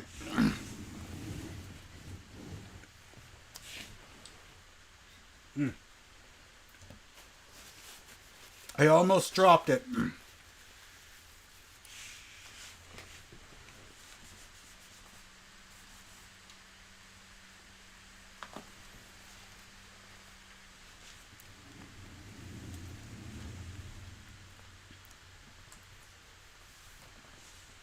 I saved it. I had those I had those fucking Barry Allen reflexes.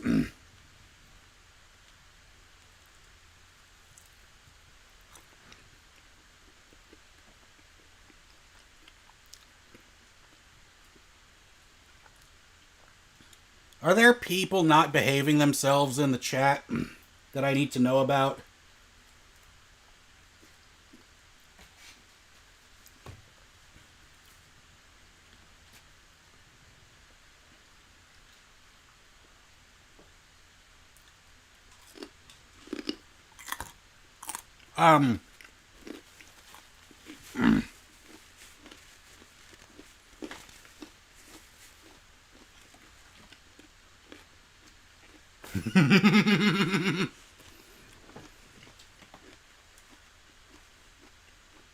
So Jared, yes, the wing did fly. It flew.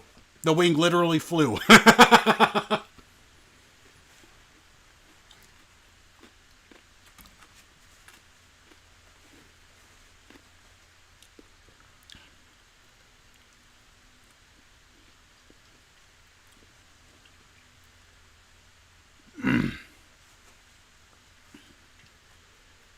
Oh shit, now that hot wing is kind of setting my fucking tongue on fire. It's like, it kind of sneaks up on you later. But man, I don't know how those guests do it on Hot Ones with Sean Evans.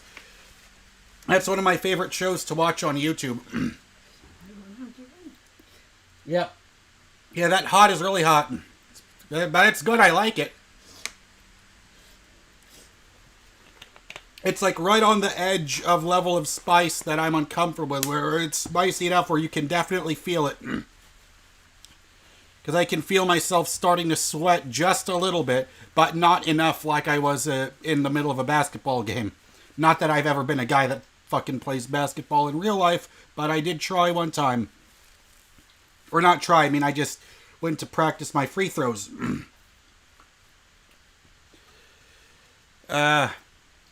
Let's see here. What do I want next? Oh yeah, I'll try the garlic parmesan next.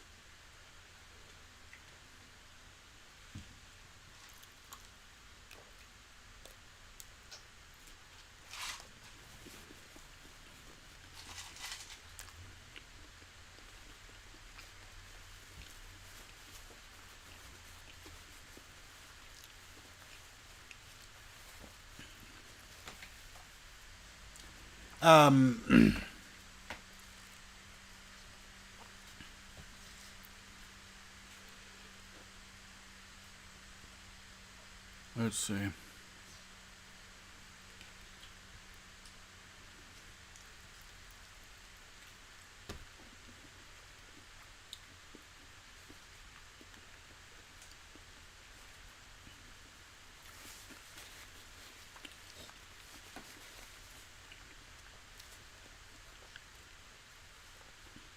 Yeah, they gave me like a combination of drums and flats. But honestly, I prefer flats with wings. I don't know why. I like them.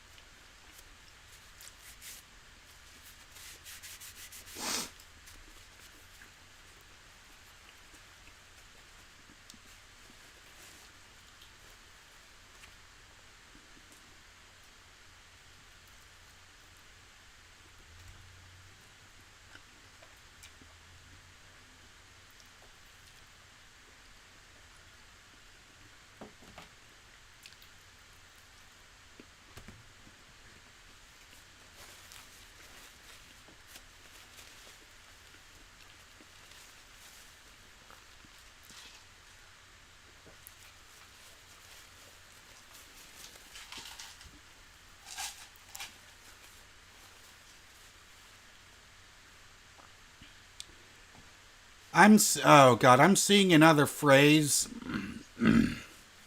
One of these phrases. It's like, don't...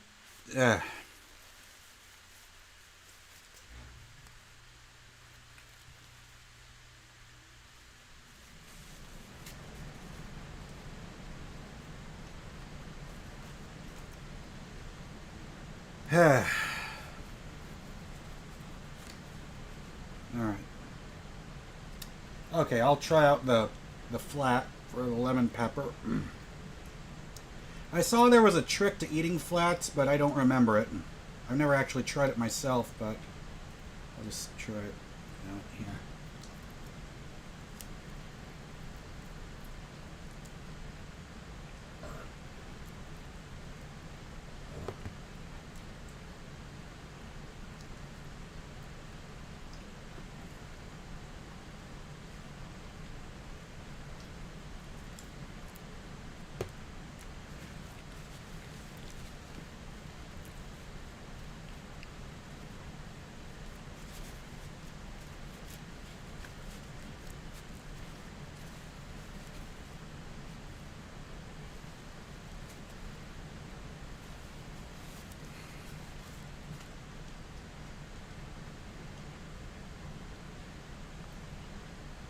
Yeah, exactly, Cosmic Clam. What are these fucking weird-ass questions?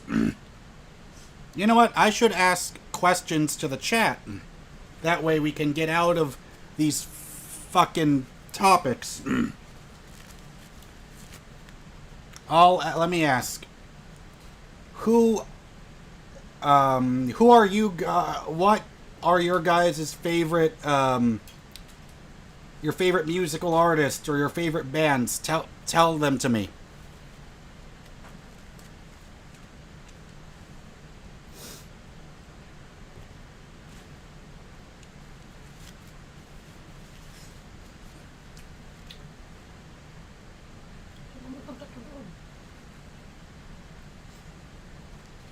Drake, the Naked Brothers Band.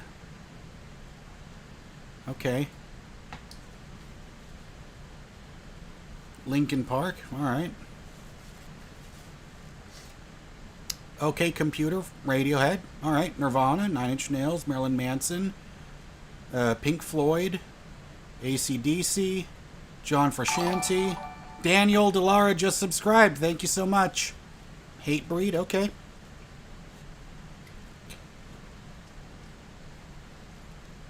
Kid Rock, Chief Keef. Alright. See, because I was, am I excited for Drake's next album? I mean, I know who Drake is, obviously, but I've just never listened to his music before. But... What?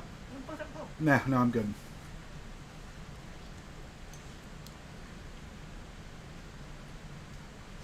Oh, wow, you learn English thanks to Drake. Oh, wow, that's really cool. Poetic says my favorite artist is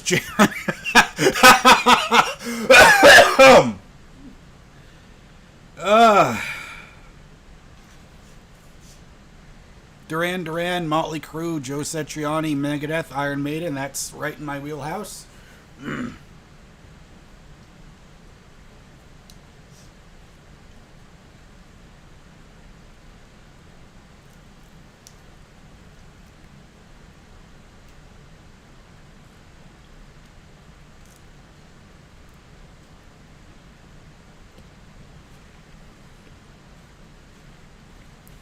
Ow.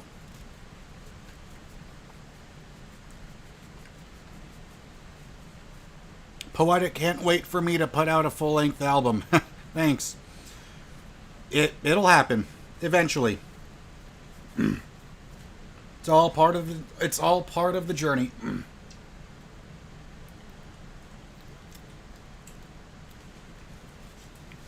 Oh fuck.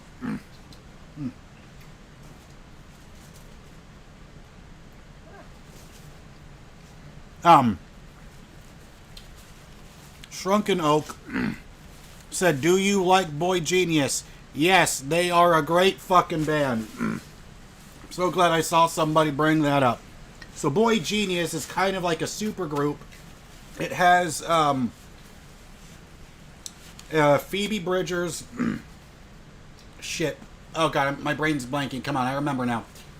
Phoebe Bridgers, Julian Baker, and the third one, and Lucy Dacus. I've listened to Julian Baker and Phoebe Bridgers. I've heard their albums, like their solo albums, but I still haven't heard Lucy Dacus' solo work yet. I need to get into that.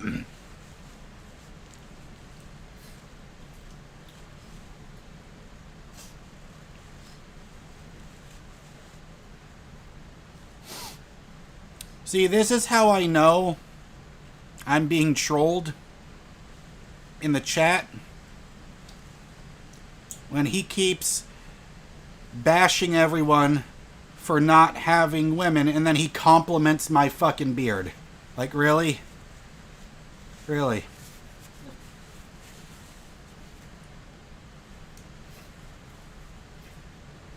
Because I know, based off of your past behavior in this chat room, that's not fucking sincere.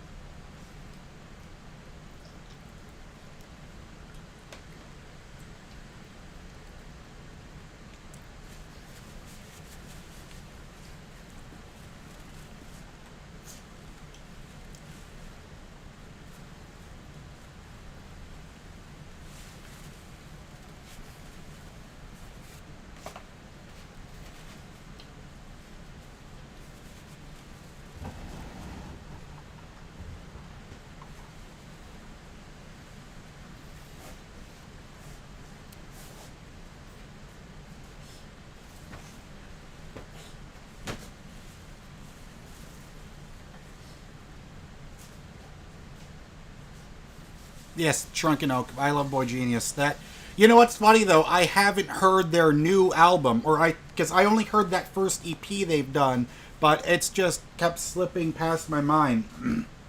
I need to listen to the I forget what was the name of it. Because I know that they released a new album, or I think it was this year. Yes, Mozart. Like, you know. Before, I used to really like listening to, shit. I know the name of it. I think it's called Moonlight Sonata or something, like, whoever, I think that was Beethoven, I think.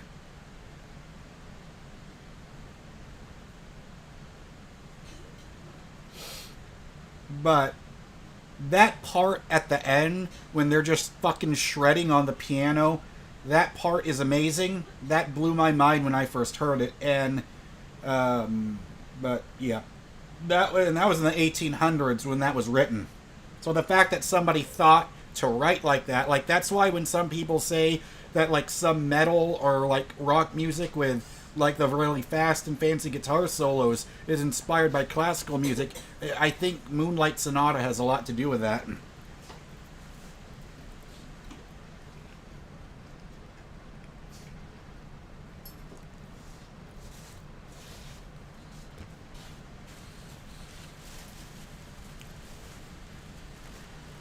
All right.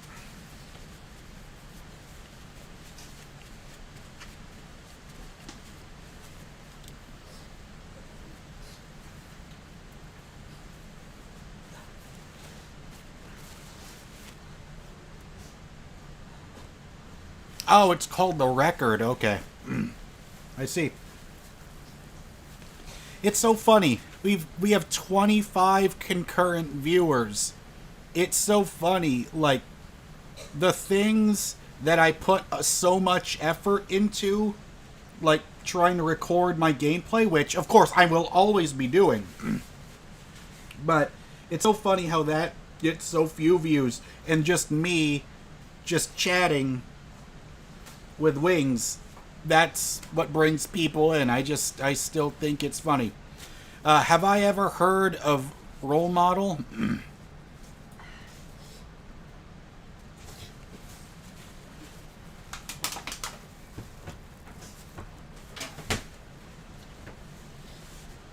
Oh, yeah, shit. That's right. That's right. Almost forgot. Thank you for reminding me, Shrunken Oak. I gotta pull out.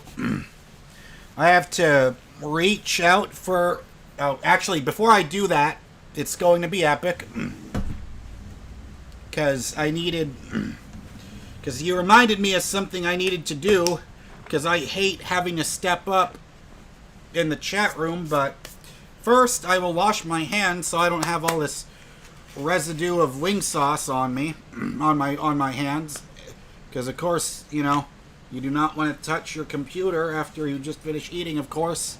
You know, always wash your hands.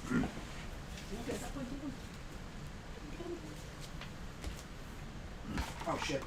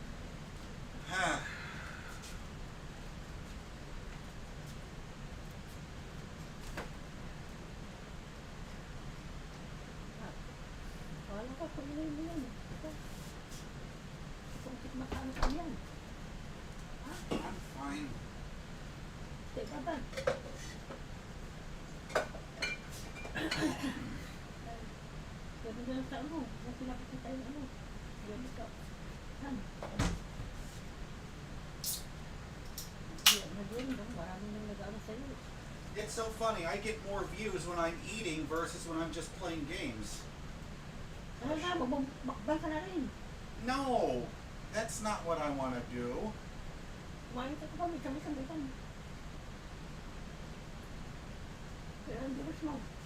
There's like 25. That never happens.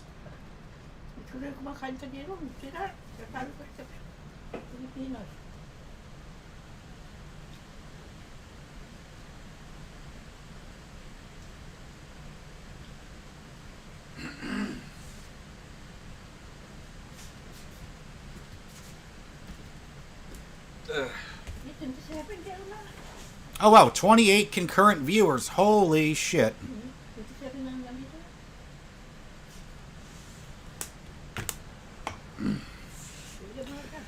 Let me see here.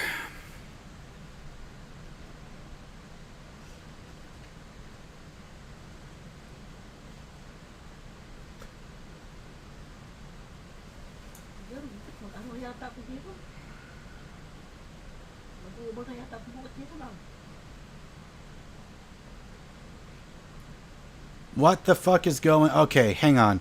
So, alright. Oh, okay, so this Lennon guy really is a fucking troll. Okay, hang on. Let's use our imagination, everybody. Let's pretend that I am Thor, the god of thunder. I know it's hard to use your imagination for that, but reach out for Mjolnir. Got Mjolnir. And do something I should have been doing a long time ago. And I'm clicking on his name. And... son of a bitch. Oh, that's right. I have to go to the browser. And... hide user on this channel.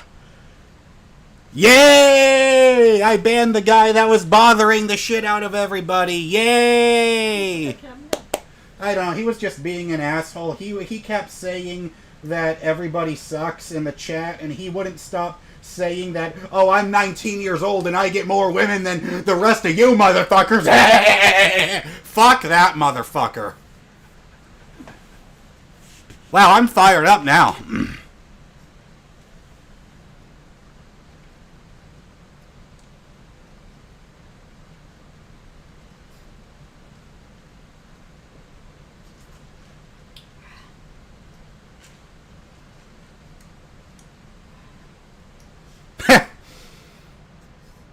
I just read something that was really funny.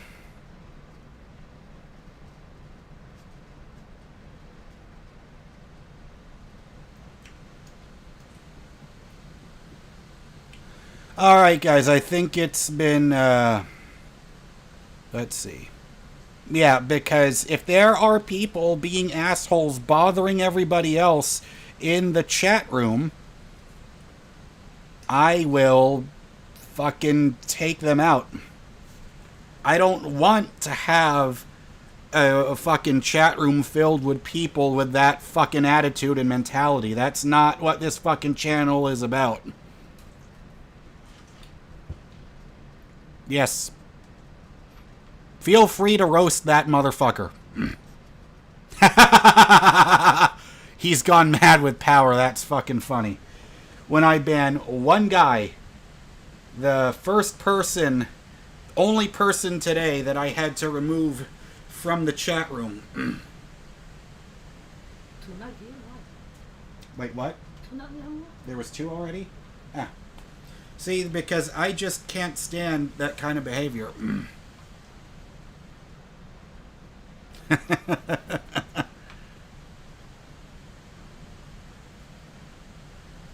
It's so funny.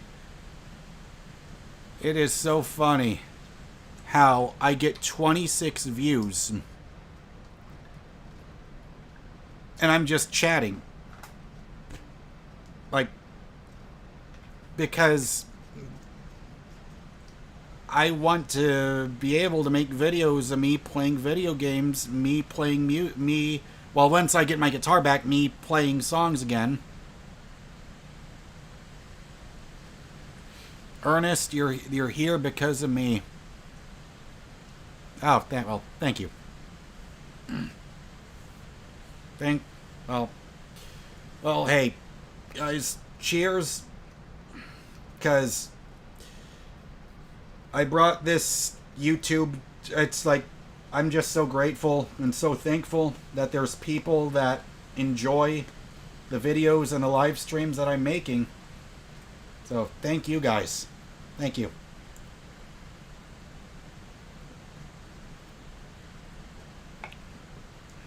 First, I have to throw all these napkins away.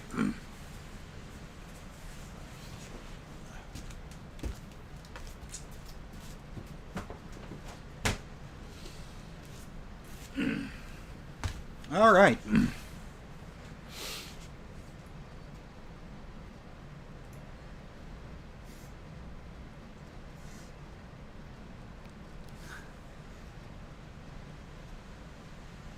Cheers from Mexico. Thanks. Glad to see I'm getting viewers all around the world. That's nice. Thank you. Oh, JR, what is my favorite key signature? Probably E minor is cool for playing on guitar. That's typically what I try to gravitate towards. What is my... Okay, so I already read that. Okay, so we have Jared from Ohio, Spacey from New Orleans, Cosmic Clan is in the UK.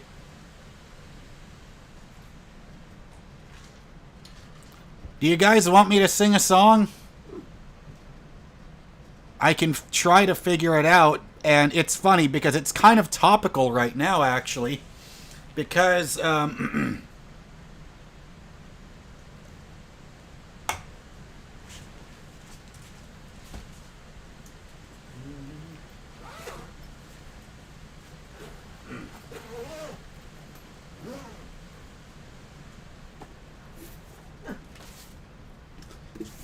here is... Oh, well, I forgot the camera's right there. Here is the ukulele.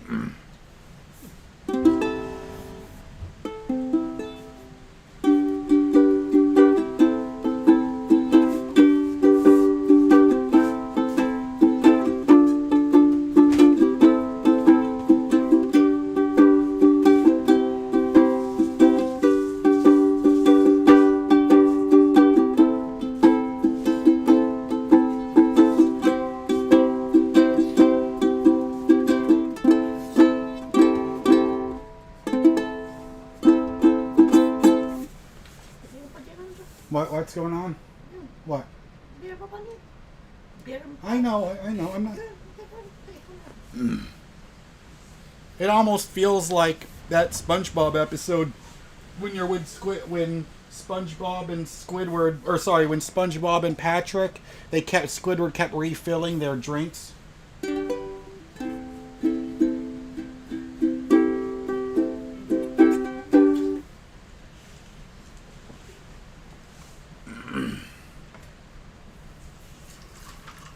All right, let's see. Oh, role model plays the guitar as well.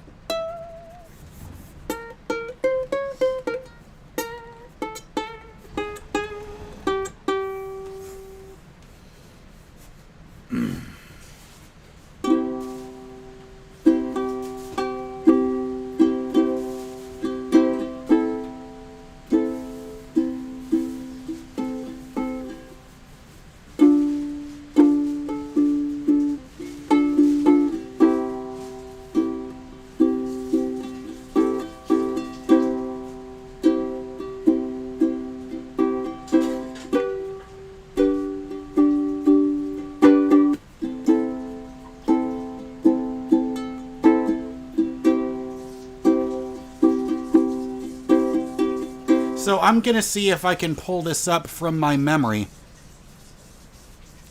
Oh,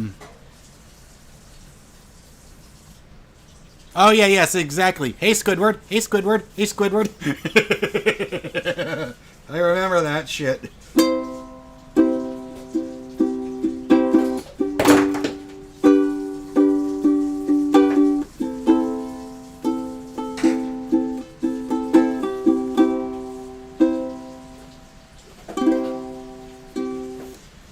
Hang on, I'm gonna open it up. Open the chords up so I don't mess up the order. 'Cause it's been a while since I've done this one song, but it's the one song that I practice the most. So I want to see if I can be good with it. All right. Let's see here. I'm gonna go put this here, and then I'm going to put this here. Here we go. All right. Let's see if you can recognize this one, but if you've been following me for a while, you know this is one of my favorite songs to sing. Here we go.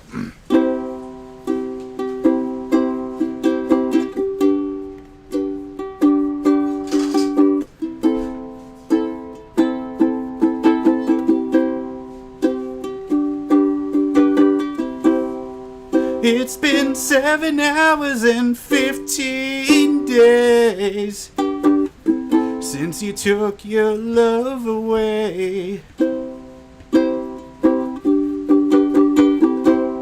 I'll go out all night and sleep all day since you took your love away.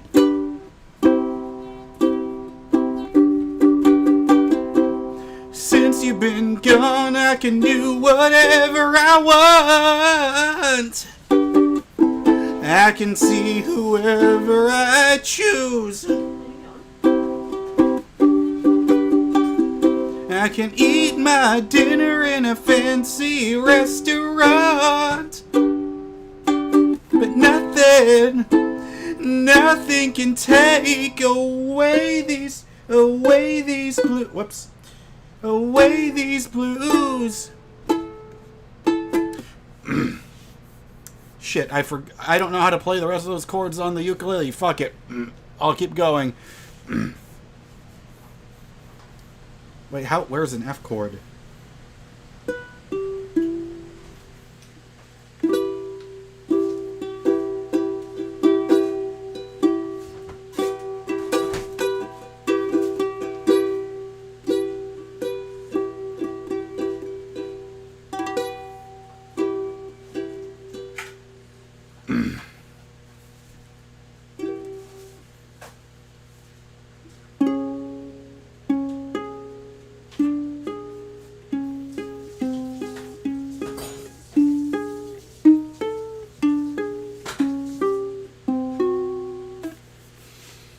Alright, let's see. Hang on, I gotta learn how to play these chords on the ukulele, and then I'll come back to it. B flat ukulele chord. There we go. See? Oh, yeah, that's right, it was here. That's right, B flat. And then the F chord was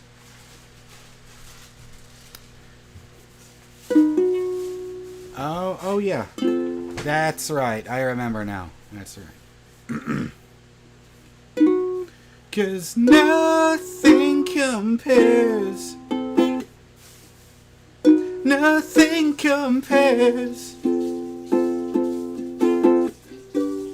to you. It's been so lonely without you here, like a bird without a song. Nothing can stop these lonely tears from falling. Yeah, I can't do it. At least not right now, because it's been more than a month. Tell me.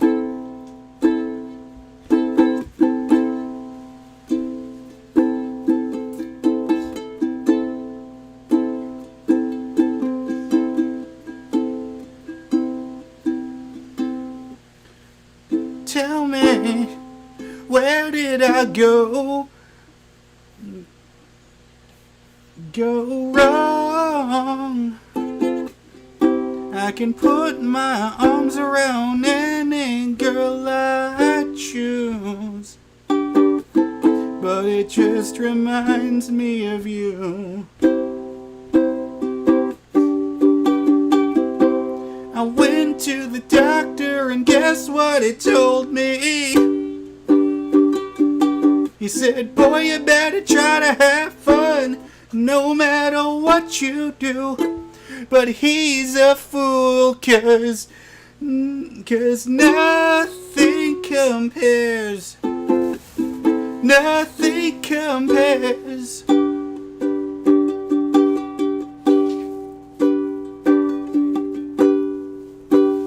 To you.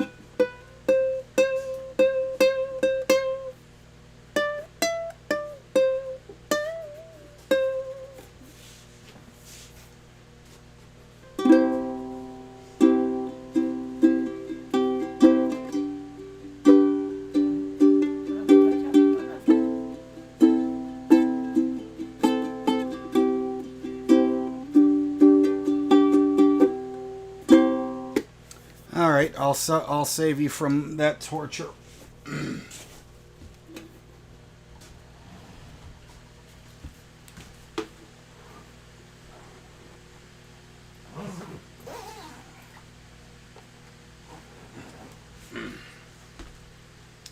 So anyways, I'm learning that because it's been so long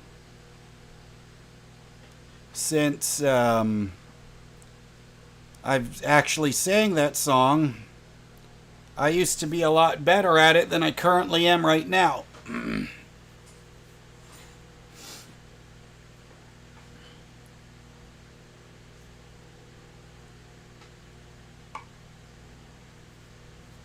That's because I like to have the balance between video games, music.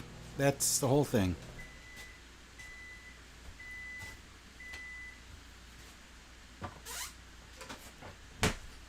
Double C, no, that is not rum and coke.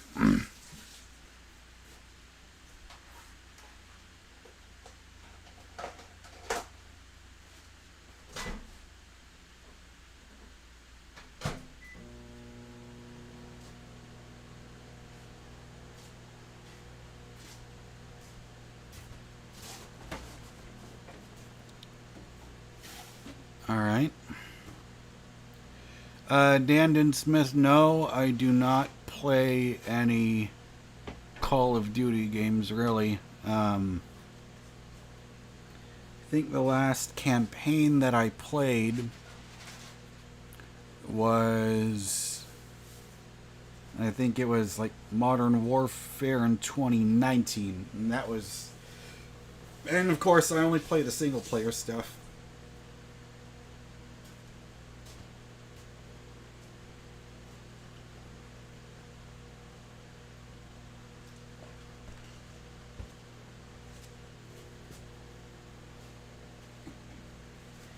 Yeah, because I pretty much don't play online.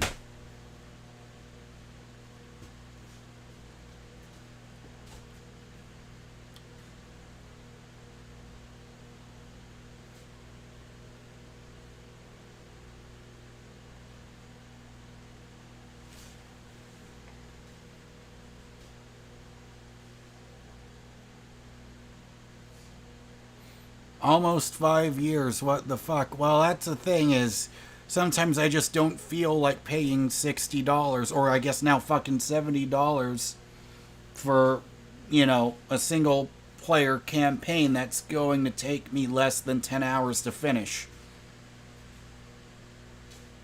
Let's see here.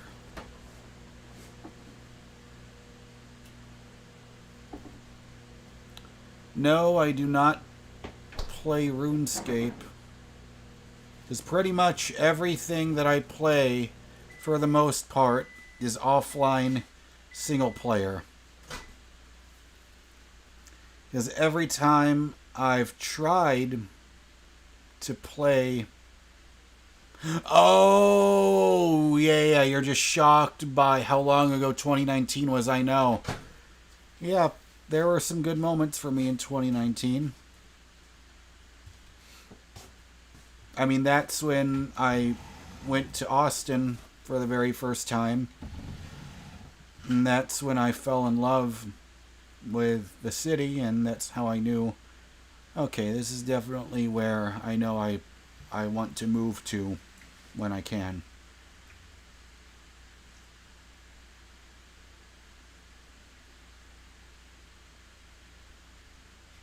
The fact that 2019 was almost 5 years ago, trauma. Yeah, I mean, yeah.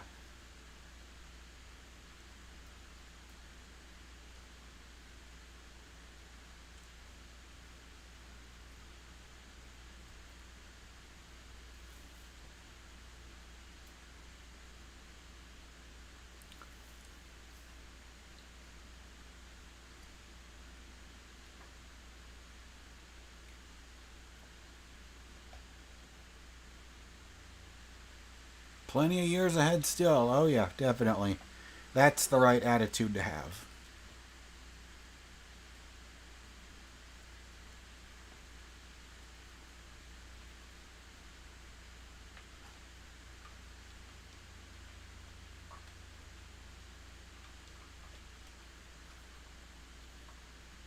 Do I stream on Twitch? I don't know if streaming on Twitch...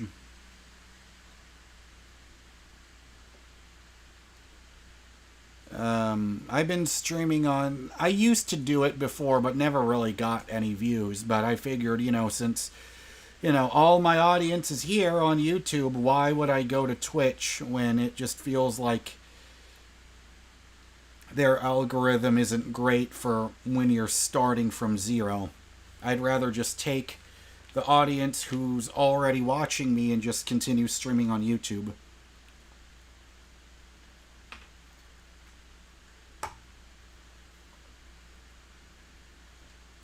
What is a game that you want to play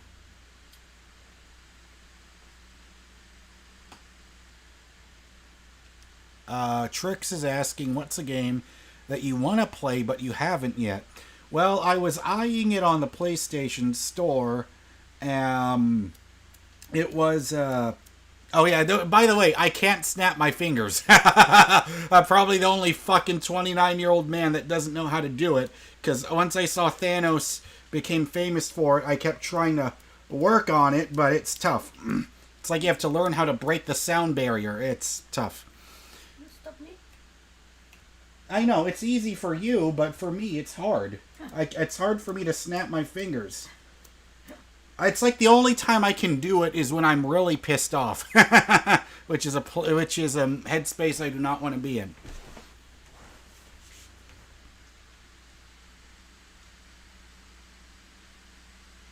All right, let's see here. Slide your index. Yeah, I'm not gonna try it out.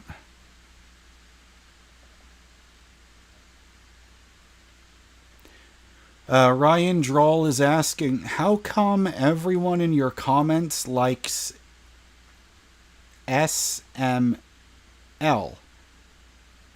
Do I like that channel? I've watched for... what is SML? I have never heard of that. Or at least I don't know what it stands for. Oh, Super Mario Logan. What is that? He's a puppet channel? Never heard of him.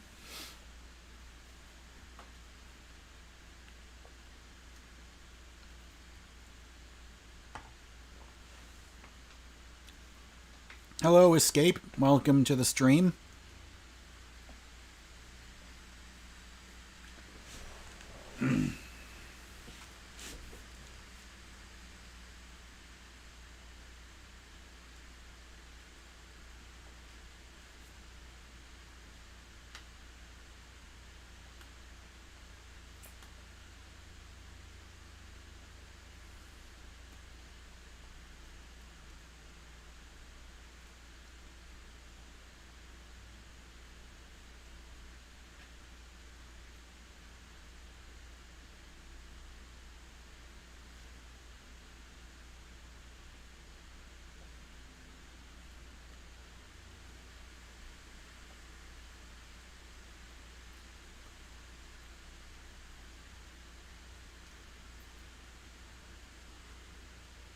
Oh shit, look at that.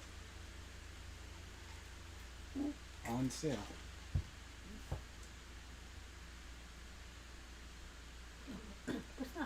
No, I'm still streaming.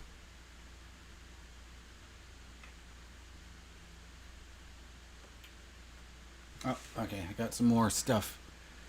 Let's see. Oh, Lucas just subscribed. Thank you. And if you're wondering why I'm not looking directly at the camera here, it's because I'm looking here at where my laptop is. This is where all the questions, or where the chat room is.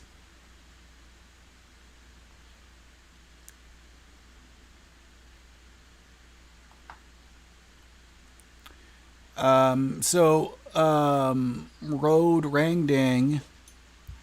I am a self-taught guitar player. I just watched a bunch of YouTube lessons when I was 13 and just kept going in that direction. The sound pronounced...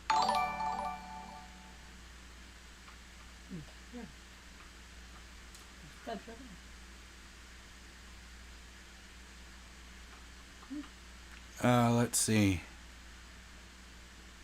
Oh, yeah, so Dandon is asking, how is the computer holding up with Elgato? It's doing pretty good now. I thought that I was going to have a bunch of trouble with it, but I remembered when I first hooked it up from the PS5 into the laptop, it was hard for me.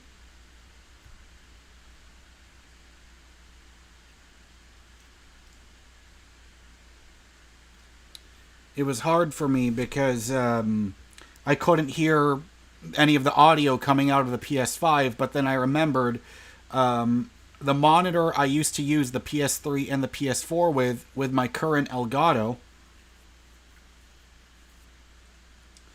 Because that's the Elgato Game Capture HD. I used that with the PS3 and with the PS4. And I couldn't hear any audio from it, but then I just remembered to take a... Oh, Trix has to go. Well, thanks for watching, Trix.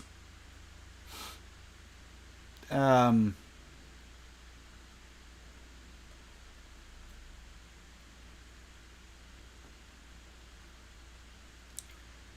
was talking about the Elgato. Yeah, so what I would do is I would always just plug in headphones into the headphone jack in the monitor, but once I hooked up my headphones to the actual headphone output jack on my TV, then I could hear everything again. But yeah, everything has been working so far. I mean, I'm not having the... Yeah, but just right now, just because I'm on this webcam full screen, you can't really hear anything from the Elgato right now. But I'll switch over eventually.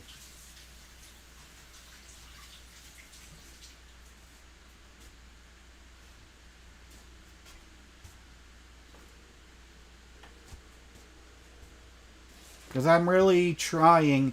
If I really want to see all the nice seasoning that the PS5 can do. Poetic, how tall am I? I am 5'7". Do I stream every night? No, not every day. But I try to do it, you know. There's some days where I do like several days in a row, and then I'll take 1 or 2 days off. But in general, at around 12 p.m. Central Time, that's when I want to start streaming.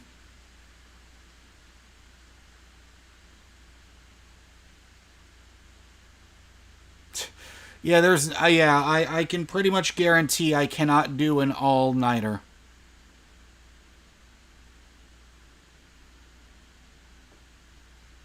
Some guy says you're 6'6" and still no hose. You don't need hose. What you need is quality women. Okay, shit, we're going back into that topic again. Fuck. Oh boy.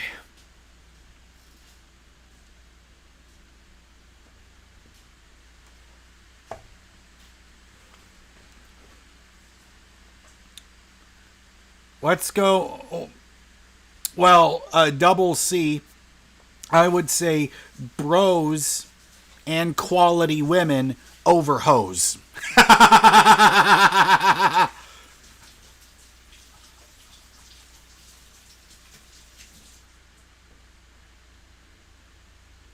See, some guy, like the fact that you think quality women are as rare as unicorns, you gotta fix that mindset. Alright, I'm gonna give everybody in the chat that fucking cares. That cares to listen to anything I have to say. This might be the most important thing I ever tell you guys. Alright, so please listen up. If there is one person that I can recommend that you watch on YouTube, it would be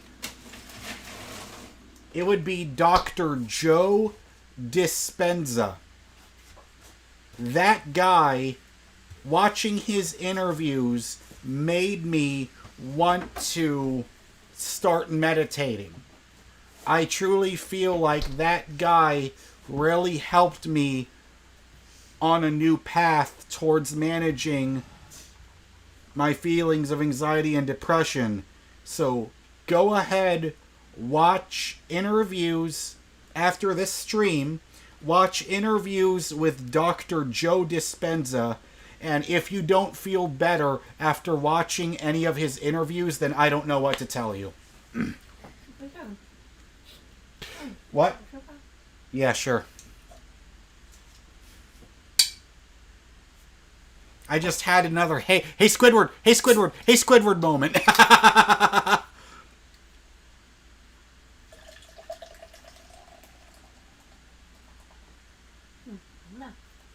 Yeah.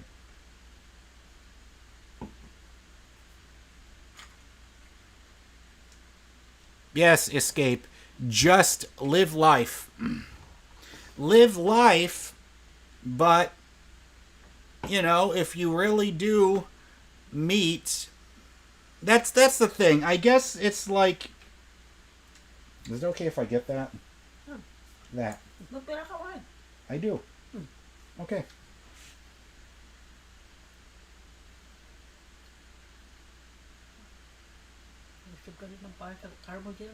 Huh?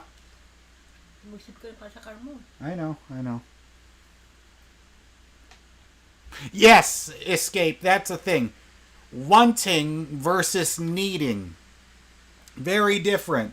Because if you want something, that means if you don't get it, you can still go through your everyday life. Whereas if you need something, those thoughts will stick in your head so fucking much that it will ruin you. So yes, want versus need. Very good mindset to have.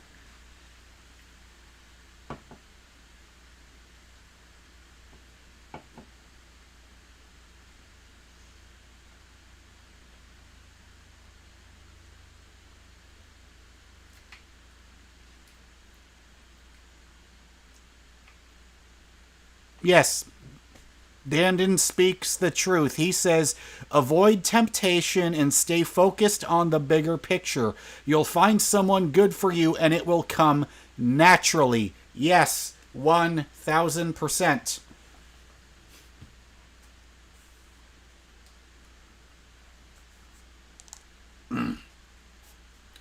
So, I think that you guys might be wondering why all of a sudden I feel so much more energetic. Why I feel way more like... Okay. Hey, Squidward! Remember when Squidward kept refilling SpongeBob and... Yeah, that's fine.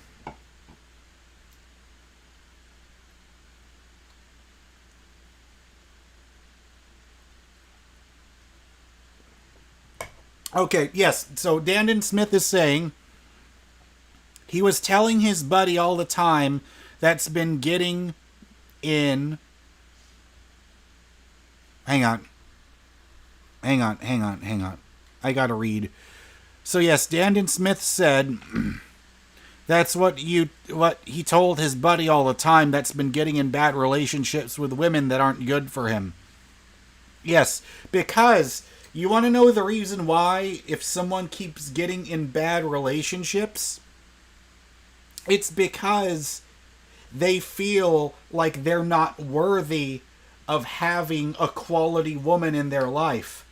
And trust me, I'm speaking from experience, because after all this journey I've been on self-reflection and learning, it's because I was desperate to be in a relationship, and now I'm not. Because...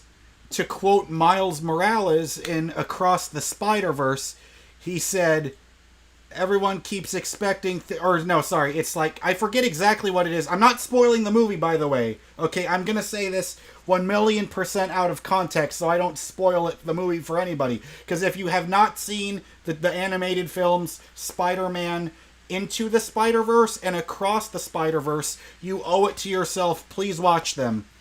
But anyways... He said Nah, I'ma do my own thing. That's a thing. Do your own thing, and you will start to get your own energy while doing whatever it is that you enjoy doing in your everyday life. And then eventually, not when you're looking for it, not when you're wanting it, not when you need it, the person that you want to be in a relationship...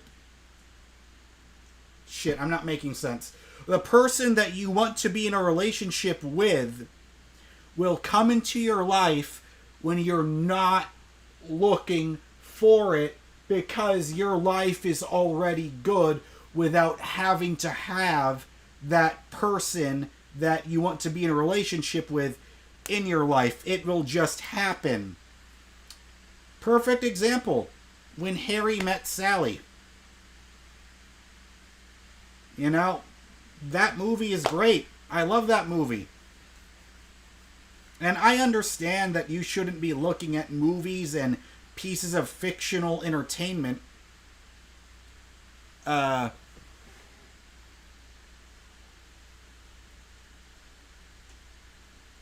Some guy says, escape acting like a therapist. I'm not acting like a therapist. All I'm doing is giving you my thoughts on the shit that I've been through in my life, learning from the mistakes and telling you what I would have done differently. All right? Just because I'm giving you my opinion on how to not go through the mistakes that I've made in the past, that does not fucking mean that I'm acting like a goddamn therapist. I'm not preaching. I'm simply giving you my thoughts that are in my head, putting it out onto this camera, okay? You can disagree with me all you want. It's okay to disagree, okay? If any of the shit coming out of my mouth helps even one fucking person in this chat room, then that means I did something right, okay? And if you don't like it, then you can fucking leave. No. I'm just not afraid to speak my mind anymore.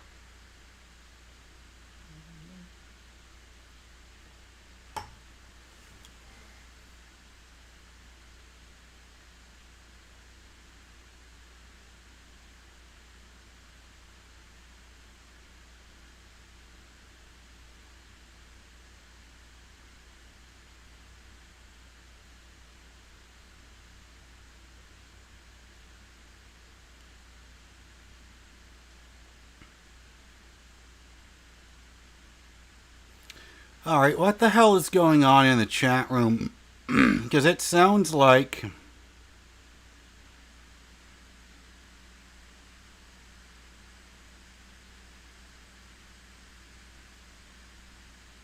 Oh, I got it wrong. Okay, shit, I'm sorry.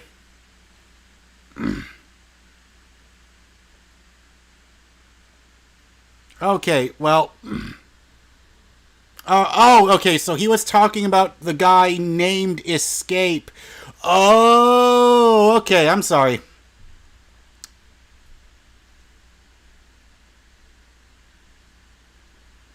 You see, this is also why I like live streaming. Okay, this is why I like live streaming. Because when I do something wrong, you guys tell me, and you guys let me know, alright? So, some guy, I apologize if that I misinterpreted what was going on, and I was taking it out on you. I did the wrong thing. I'm sorry, okay? See, now you're starting to understand human nature, because we all act based on how we interpret things, right? So I had the wrong interpretation of what I thought was going on, and you see, I saw that I was in the wrong. I'm sorry, some guy. Alright. There we go. See, now this is what I wish could happen with the original members of the band Kiss. Because for whatever fucking reason, they just can't fucking get along. And I really don't like that they don't get along with each other. Because for God's sakes, Paul Stanley, Gene Simmons, Ace Frehley, and Peter Criss, the four of them together made some incredible music throughout the 70s. And I fucking hate that they can't get along.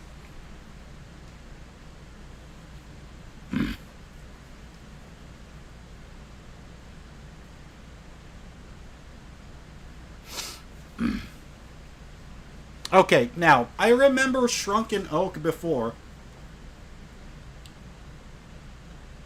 I remember he was saying,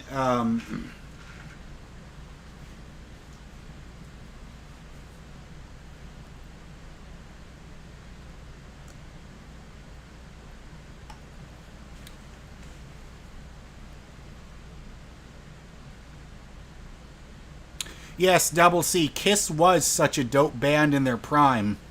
See, this is why I wish I had a guitar, because there's so many Kiss, man, I gotta tell you, Ace Frehley is honestly one of my biggest influences when it comes to my guitar playing, because a lot of the stuff a lot of his lead lines and his melodies, they were so badass, but they were not so challenging that it was impossible to learn.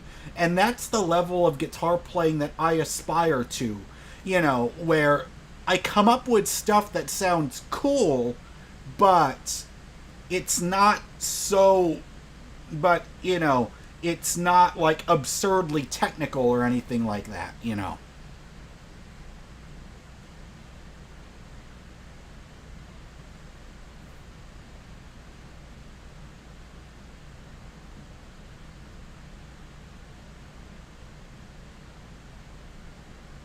Oh, I see.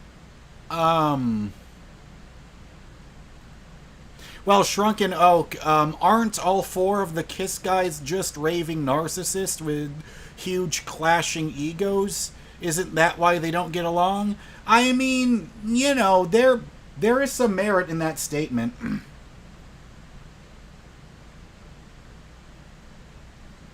I mean, I get it. But it's just a shame, you know, that I just hate that Paul and Gene made it all about business when, for fuck's sakes, the two of you wouldn't be famous if Ace and Peter were not in the band with you when you started in the 70s. But, you know, I get it. You know, they all have their things, and I'm not going to pretend like I am better or worse than any of them, because at the end of the day, they're all human beings with their own opinions, you know.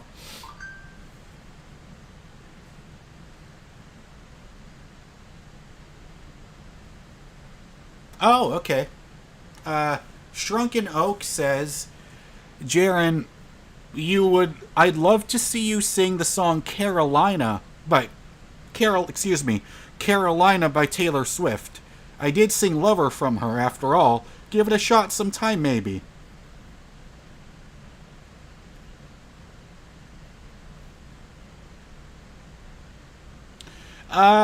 It's funny. I don't know if I've heard the Taylor Swift song Carolina, because I am a pretty huge fan of hers. Is Carolina like one of her earlier songs from one of her country albums? Here's the thing. Yes, I am a Taylor Swift fan. She is one of my favorite. It's so funny, because if you told me a long fucking time ago... Oh shit, Rudy Paulino just subscribed. Thank you for subscribing.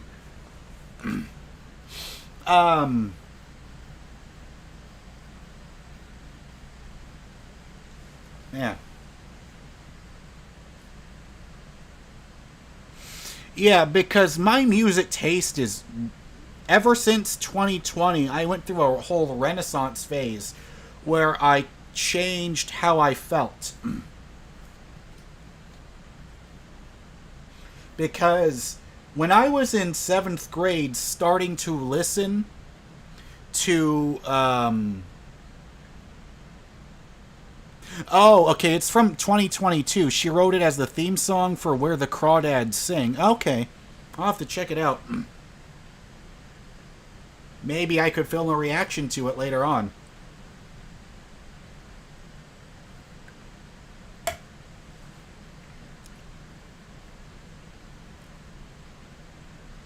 By the way, guys, so I mentioned Taylor Swift as like a modern artist that I enjoy, but I'm also like, and I know that there's some people that might make fun of me for saying this, but then again, when am I ever afraid to speak my mind about an opinion that someone might make fun of me for? But I really love NSYNC. NSYNC was probably, alongside the Beatles, I don't know, two very different groups, but NSYNC was the first band, or I guess group, band, whatever you want to call them. It was one of the very first bands that I ever remember hearing in life in general. So I saw the clip where NSYNC was at the MTV at the VMA Awards, presenting the first award when Taylor Swift won for Best Pop Video for Antihero. I'm not gonna lie, I got almost as hyped as I did for when I saw that teaser trailer in 2016 for The Last of Us Part 2. I was so fucking excited to see NSYNC, and then I found out that they got back in the studio for the first time in almost like 23 years, and they have a new album coming out. I'm sorry. I would love a new album from NSYNC, but I think they did one new song for the Trolls 2 soundtrack. Oh man, I don't know when that song is releasing, but I cannot wait. I guarantee you, kind of like what Charles Barkley says on Inside the NBA. I guarantee I will make a reaction video to that new NSYNC song, because that is a big deal for me in my life.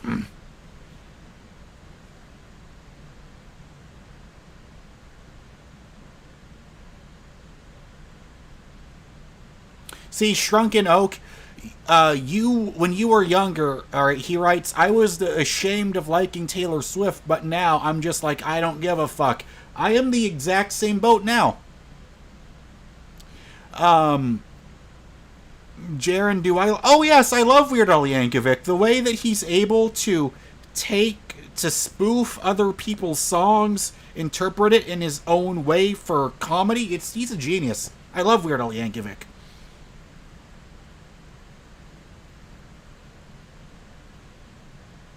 Yeah, I get what you're saying, Dandon. Like, Taylor Swift has good songs, but for people to go crazy about her concert tickets, I get it, because, like, when you're that hugely popular in the mainstream, and your tickets will sell out even faster than the PS5 when inventory was low, I mean, I get it. I get it. You're not paying over $150 for a concert ticket? I get it. Oh, wow, I don't know how you say that, Abdo Saji just subscribed. Thank you so much for subscribing. I appreciate it.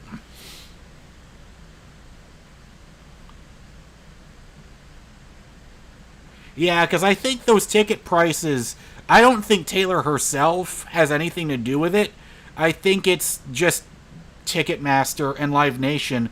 But I remember hearing a story in the 90s that Ticketmaster, I remember hearing a story in the 90s where where Pearl Jam tried to sue Ticketmaster and they couldn't beat them. So it just feels like Ticketmaster is just this establishment that just won't go away. Dylan, so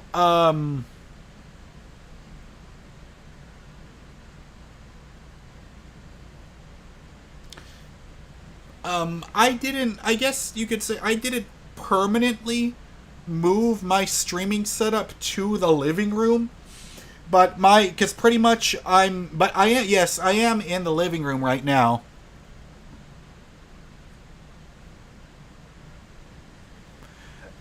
Because I don't have enough room to set up my PS5 in the bedroom. So what I did was I took my TV tray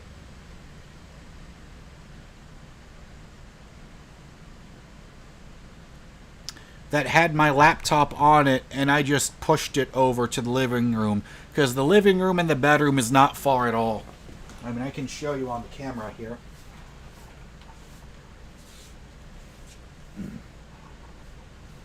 But right there is the living room.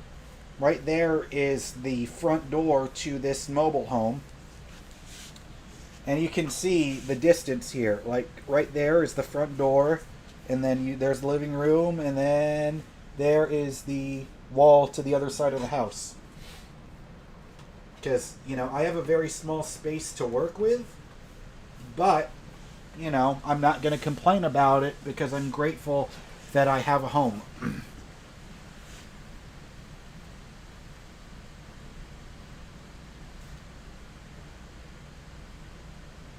Oh, okay. Shrunken Oak says, the Kinks. Oh, yes, I love the Kinks. They're amazing.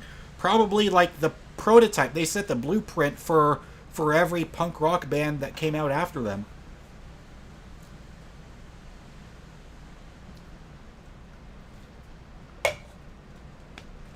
I'm going to get that. Okay. Yeah.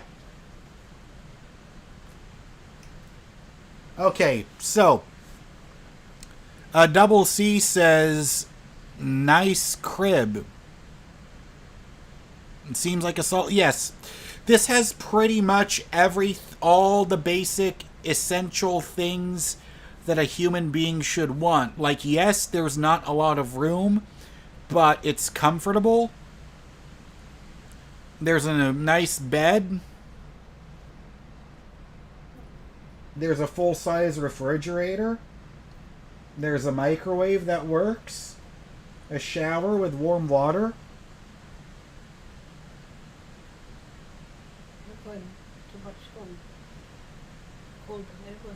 Well, here's the funny thing, though. Excuse me for 1 second.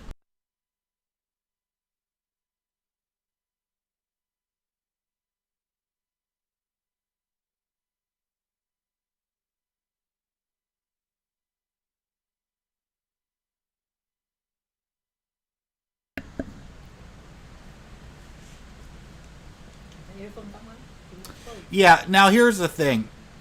The air conditioning is amazing. Because when I put it on 72, it feels like the North Pole, and I like it cold. Especially because we live in Texas, where there is such high humidity over here. Okay, now, I just want to say, so, Shrunken Oak, I specifically remember you mentioned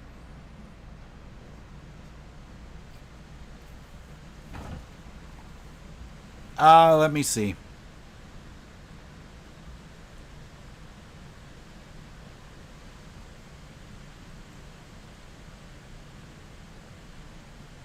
So, Shrunken Oak, right now, so pretty much the way that I can take everything down at, with my current living situation, it's that I was working for Uber, but pretty much all the money that I was making for Uber was all coming from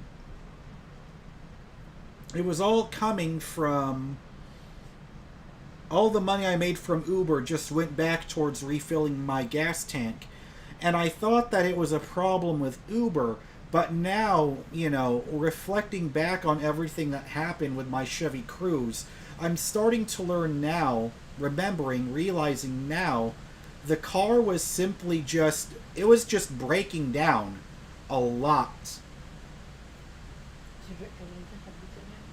And the car was pretty much on death's door because the engine in the 2014 Chevy Cruze is one of the worst manufactured engines. Because I thought, oh, well, that's just Uber not giving me enough. But what I'm realizing is the Chevy Cruze I was driving was so shittily designed, if shittily is a word, S-H-I-T-T-I-L-Y, it was so shittily designed that the miles per gallon and the fuel economy was going so bad. But the main issue that I was dealing with was my dealership was making it's one of those buy here pay here dealerships where I'm learning now they took advantage of me and my credit situation. They took advantage of my desperation when I desperately needed a car in 2021, and I was paying $500 every 2 weeks, which came to a total of paying $24,000 for a car that is worth less than $10,000 on the used market. But this whole thing turned into a blessing in disguise, because now that me and my aunt, because pretty much what we do is we put our incomes together to survive, now we have enough money that we can spend money to buy groceries that will last, and we don't have to constantly be worried about spending money on rent every single week anymore, because now we have enough money to pay rent every single week. Whereas before, in the past, my aunt would always tell me, okay, I need you to get a lot of passengers, but I was constantly struggling non-stop all the time with constantly trying to get passengers, get enough money, spend all the money on my gas tank. But I realized my car was such a piece of shit that I constantly had to refill the fuel all the fucking time. But I realized if I had something reasonable like a Honda Civic, a Toyota Corolla, or something in that same category, I wouldn't be nearly as stressed. But really, what everything comes down to in my living situation is that I was spending all of my money that I made from Uber towards refilling gas and paying for oil changes. But now that I don't have to spend all that money anymore, now we can afford to live and breathe just a little bit easier, because I'm realizing now the majority of the stress and anxiety and depression that I was going through, all of that pretty much came from constantly being worried that I was going to piss off my dealership because I couldn't pay the ridiculous $502.46 on time every 2 weeks. So that's pretty much the quickest way, or I don't know if I was very quick in describing my living situation, but that's pretty much where I'm at right now, Shrunken Oak. So I hope that clears some stuff up. Alright, let me read the comments.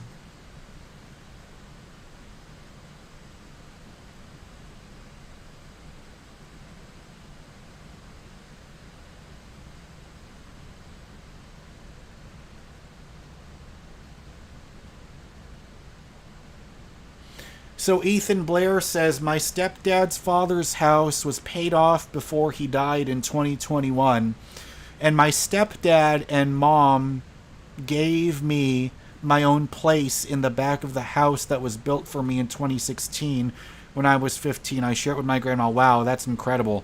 Hey man, don't ever take for granted that you have your own place. Like seriously, I cannot stress that enough. It has a kitchen, living room, bedroom, and dining room, and I'm blessed. They basically told me It's my own place. Okay.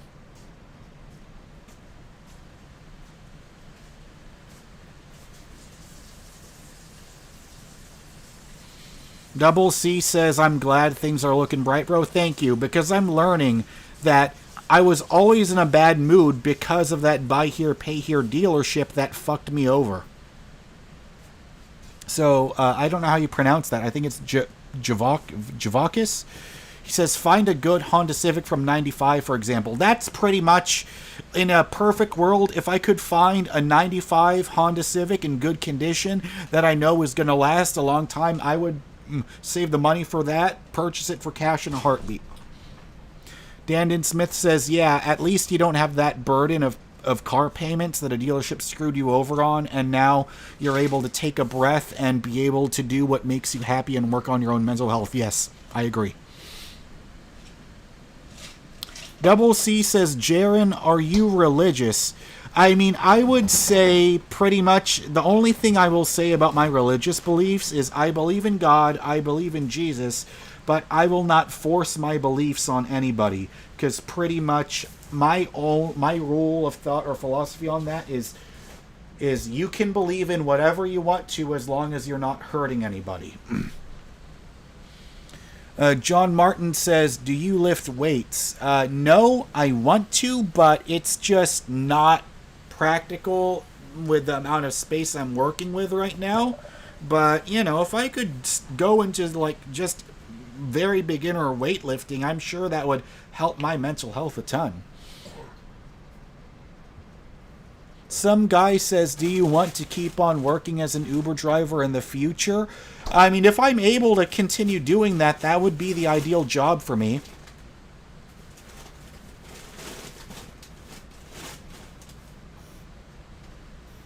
Shrunken Oak says, thank you for clarifying all that, Jaron. I really appreciate you giving clarification. I'm sorry that you've had to go through those ups and downs and struggles these past few years. Keep going, bro. Oh, yes. I'm going to keep going. That all you guys keep motivating me to want to keep live streaming, keep up, to don't stop doing YouTube. Alright, guys, I gotta use the bathroom. I'll be right back.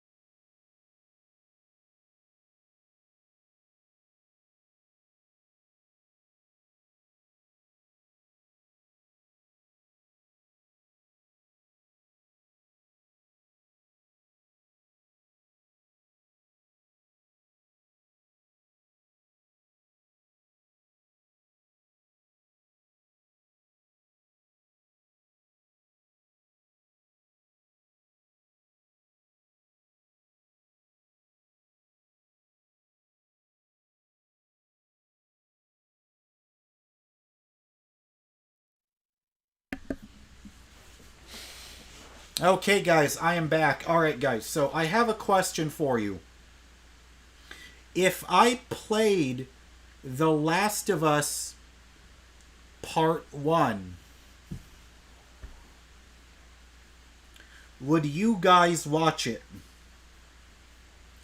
Because The Last of Us Part 1 is my favorite game of all time, and it means...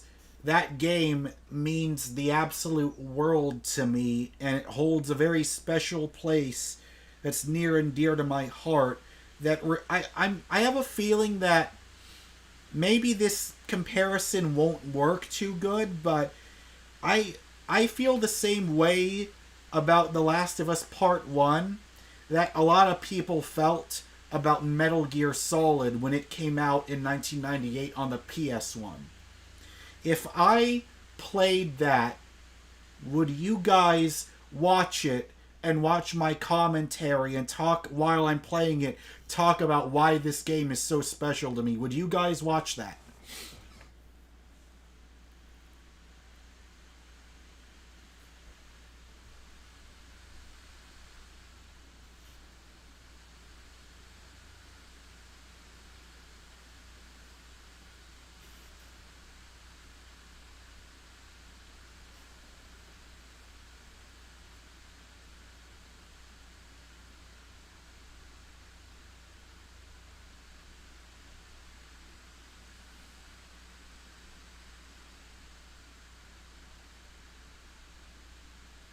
Absolutely.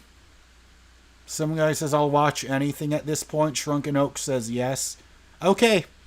So, guys, okay, I'm going to go ahead and start downloading it, alright? Because I love this game, and it's kind of funny because I'm even getting emotional just thinking about how I felt when I played that game for the first time. So, the fact that I'm going to be able to relive that game with you guys watching while I'm playing it. Oh, no, not yet, not yet. Some guy says, just do you. That's the thing. I gotta do the stuff that I love. Oh, Dandon Smith. Is the live adaptation any good? Fuck yes. The HBO series of The Last of Us gave me proof that, yes, you can make a TV show, a live-action version of a video game, and have it be amazing. Because the changes that they made to make it work for TV was so good.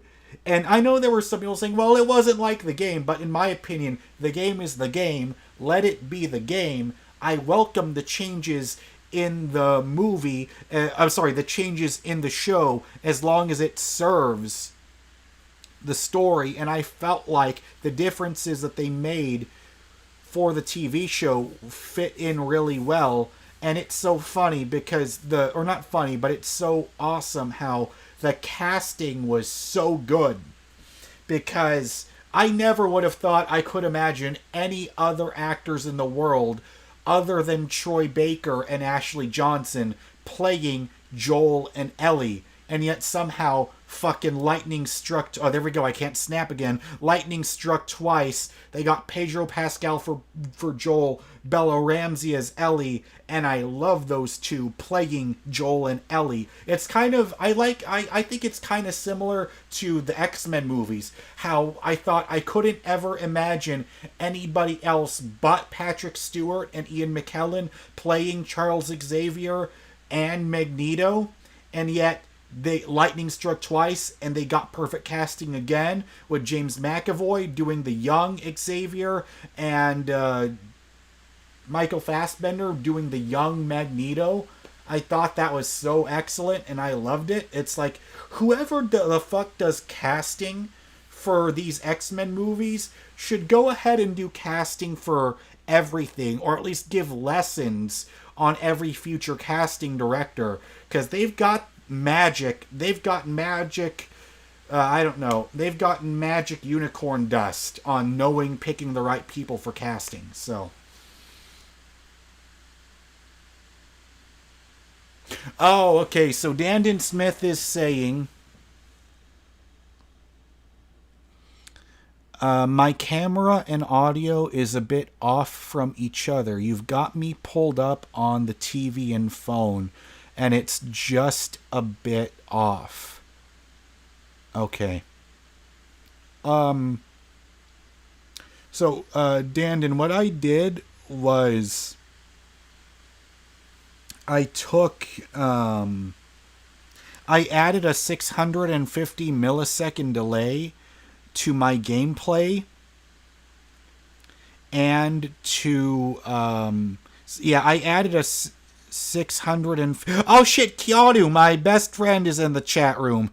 Say hi to Keanu, guys. Him and me have been best friends since 1999. So, Keanu, welcome to the stream. So, I just came up with a very fun idea. I'm going to download The Last of Us Part 1 on the PS5, and I'm going to do a playthrough of it on this stream. And of course, I can't get through the entire game all in one stream, but I'll do the first part today. Keanu says, wish him luck on his CSGO ranked matches. Well, I didn't even know that you started playing CSGO. See, Keanu's a guy that plays online multiplayer, whereas I'm like the single player guy. Keanu's the multiplayer guy.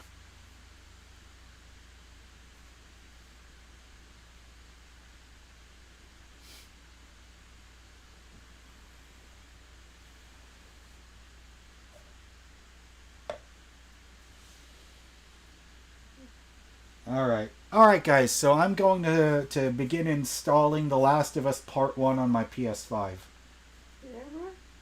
I'm about to.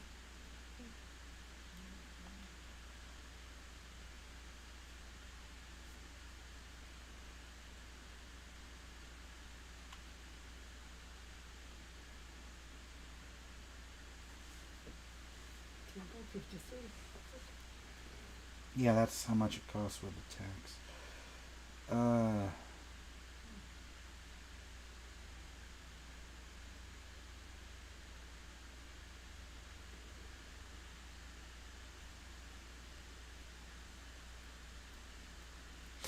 JR, I have heard of Baldur's Gate 3. I have heard of it, but I haven't played it. But I've heard Baldur's Gate is like a very old school franchise.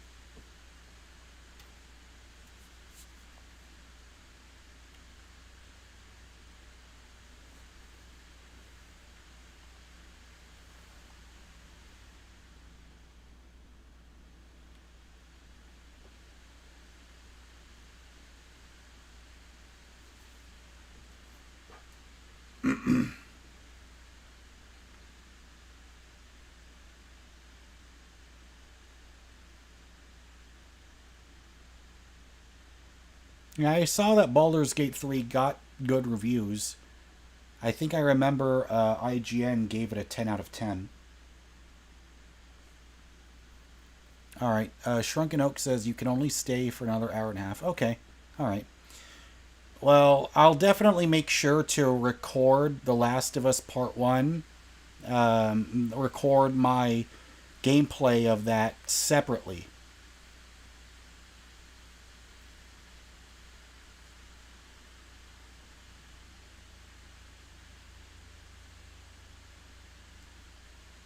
So I'll have them as separate uploads.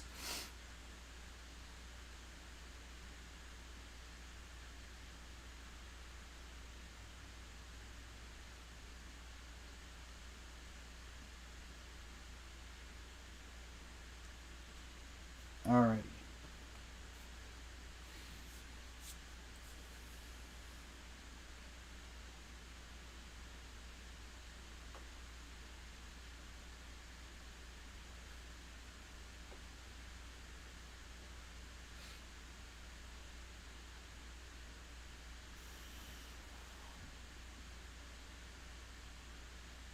Oh, wow. Shrunken Oak. Oh, okay. Javancha says your videos helped him out. Oh, wow. Okay. Hey, Javanchis, I really appreciate that because I really, I've been, what I try to do in my videos is just share my experience, talk about what I'm going through at the moment, and trying to talk about the lessons that I've learned from my mistakes.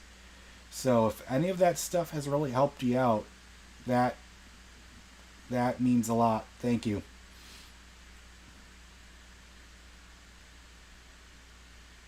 Oh, okay. So Georgie says you saw. Oh, yeah. So I think I might have pretty much titled that video wrong, because pretty much at that time I made that video when there was a girl that I was interested in. She was a waitress at a bar that I would go to, and this is when I mentioned don't do my same mistakes, because she was one of the first pretty girls that gave me a lot of attention, and she would just say, oh, you should come hang out with me here and my friends. And at the time I was interested in dating her, but she never really, the only time I saw her was when she was drinking with other people. So pretty much it's like my brain was warped at that time, and I thought, well, the only way I could see her is if I'm out drinking with her. But I'm realizing that, I'm learning I wasn't really an alcoholic, because when I'm at home, I'm fine. I don't feel the urge to drink alcohol because I know now to be responsible. But at that time, the only time I saw her was when me and her other friends were just out drinking. And so I learned she wasn't interested in me. She was only interested that there was just another person to join her and whatever group she was with to go out drinking. So, yes, that's what I got to say about that. Yes, Shrunken Oak. It was that video. That was the title of it. In all honesty, I feel like I titled that video wrong, because it wasn't, because it's like, full disclaimer, I drink alcohol, but, I drink it with a meal. It's not like I have this extreme craving need. I have to have alcohol. Because, like, right here, like, there was beer in this drink, and I was drinking it, and, maybe you saw a little bit more confidence come out of me at that time. But, tomorrow I can go for the next excuse me. I can go for the next days without thinking about alcohol at all, without needing to drink, and I'm fine,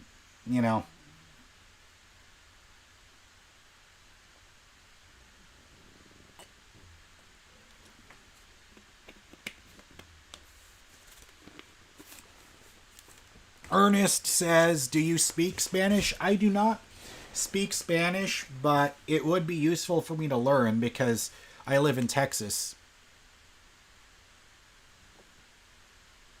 Javachius says, yes, and I think that you could do the same. Focus on being confident. Don't worry for about one specific girl.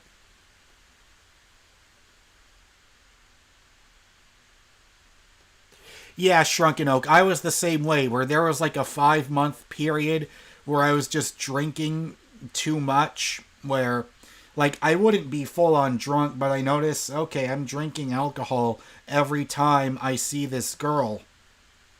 And then I'm realizing, because every time I would call her or talk to her, she never wanted to have real conversations. I was like, oh, do you want to meet me here? We can drink here. And then, it's so funny, though. I could make an entire video talking about my experience with her being a girl I was in, with her being a girl I was interested in, and how I had a completely wrong approach to all of that stuff. Because pretty much, I guess a lot of people get really surprised. Okay, well, I'm talking too much. I need to actually start downloading the game.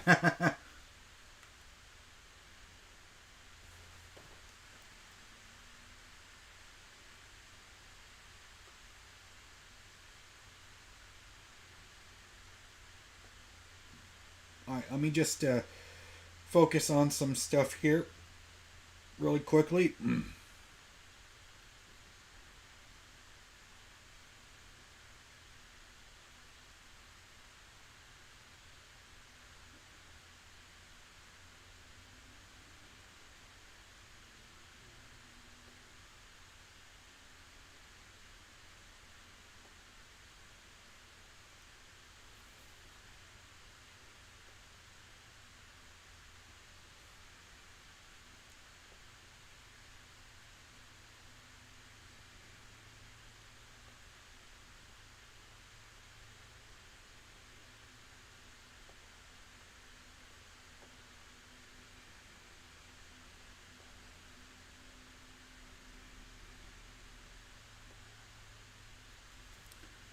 Let me see.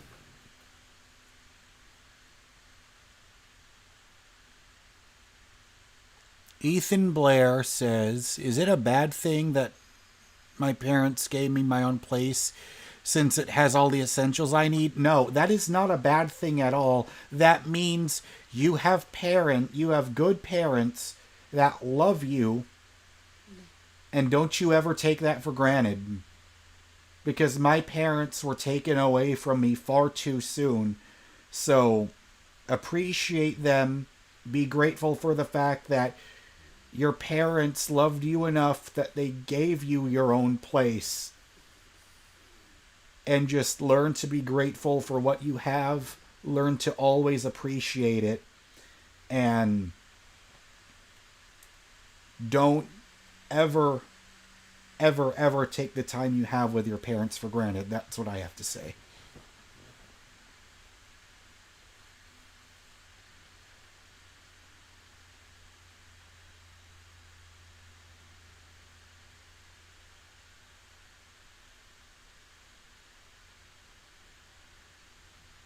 Ethan Blair says, thanks, man. You know I won't take it for granted. Yeah, definitely.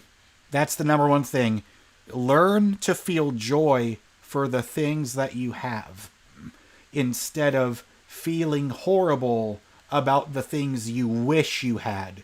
That was the biggest mistake that I went through the whole time.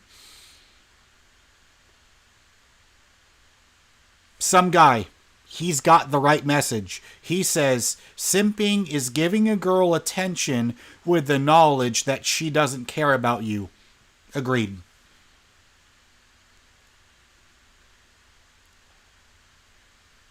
Yeah, Ethan Blair. Yeah, it sounded like I was going to cry. I mean, I was on the verge of it because I was just remembering my mom and dad and how much I miss them. Because pretty much, yeah, my dad passed away when I was 14. And then my mom had a giant stroke when I was 24. And now she's permanently disabled, can't speak, can't walk, and she's in a nursing home.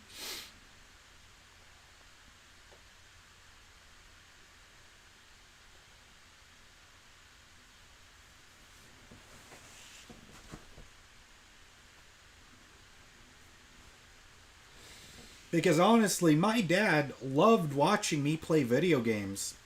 Like, he loved seeing all the technology and the new graphics and the new gameplay mechanics getting updated with every single generation. Like, he loved watching it. Like, me and my dad would play NBA Live together on the N64.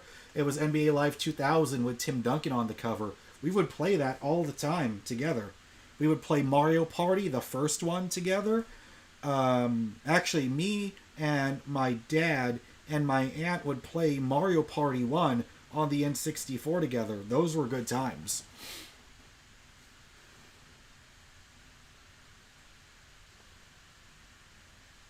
Hang on. Anonymous says, did you receive my previous comment? Oh yeah. So yeah, you just saw the video. I'm 27, never had a girlfriend. So pretty much, I hope you're seeing that I feel mentally a lot stronger than I did back at that time, because while I don't have a car anymore, I'm saving so much money now by not overpaying that ridiculous dealership anymore. And I'm feeling good. Honestly, I'm feeling good right now because I get to focus on my YouTube channel. And because I'm not spending all that money every month, we now get to not worry as much about paying the bills anymore. And that is a huge relief that I'm super grateful for.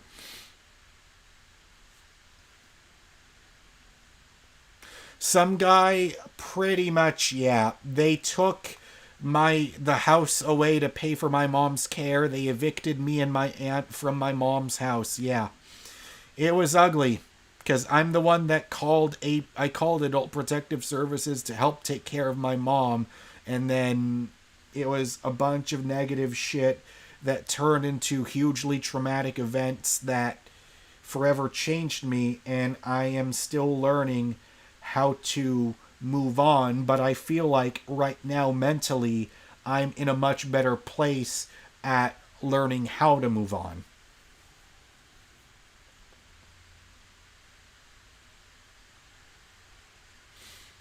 Shrunken Oak says you lost your two close grandparents before you were 20. I'm sorry, I can't even imagine.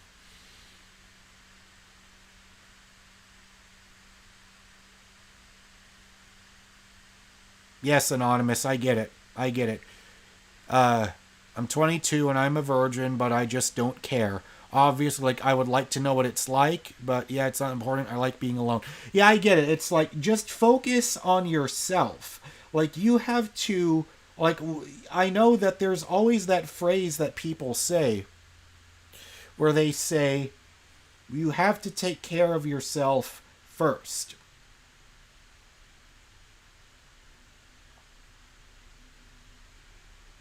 And that's true, because you have to be happy doing the things you enjoy doing first, because trying to date a girl is not going to magically solve the darkness that you feel on the inside.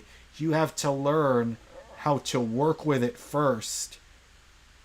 And once your energy is better from that, then you can try to, and then, if you find a girl, or whatever your sexual orientation is, if you find that special person in your life, if you find someone that you care about, that you like, and they like you as much as you like them, then that's the way to do it.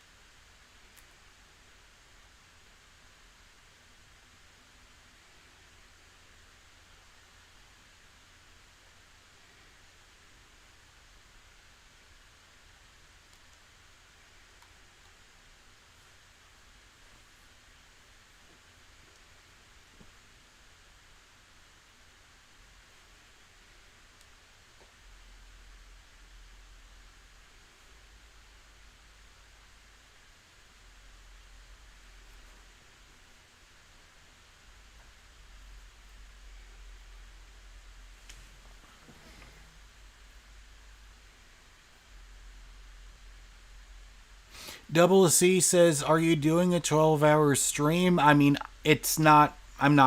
It's not something I'm planning on, but it's so funny because now this is already I think this is the longest stream I have ever done. But, you know, I don't feel a need to stop. I'm having a good time chatting with you guys, and I'm going to play The Last of Us Part 1 as soon as it finishes installing.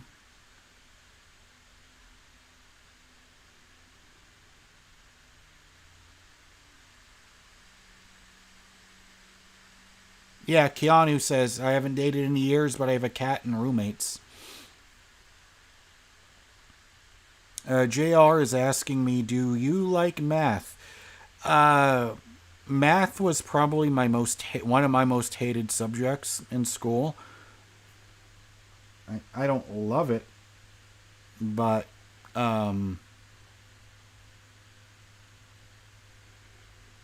it is. But you know, basic math. You know, everybody should learn that. Being able to add and subtract and multiply and divide simple numbers.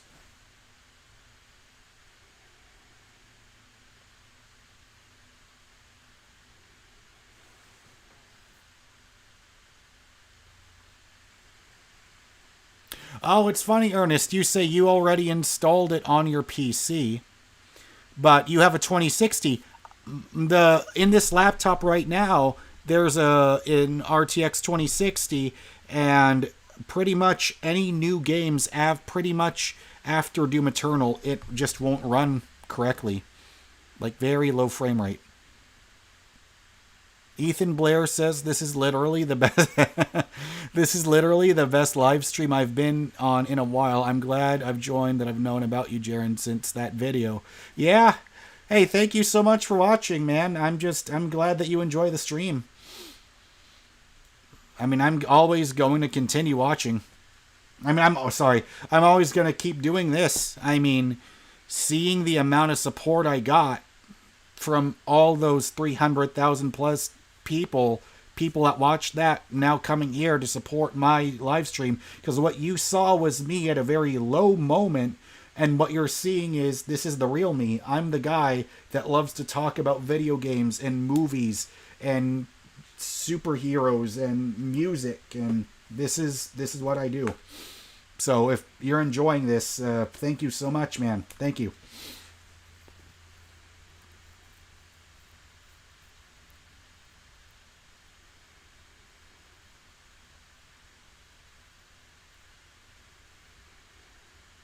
So Shrunken Oak is saying, yeah, I get it. Having generalized anxiety disorder is horrible. I mean, I have it as well. That's like the number one thing when it comes to me and anxiety. That's why it's so hard for me to just work a regular job at a retail store. But, you know, I just feel really blessed that I'm currently in an unexpected position after my car died, where I can really focus my efforts on growing growing this YouTube channel. Cairo just subscribed. Thank you so much.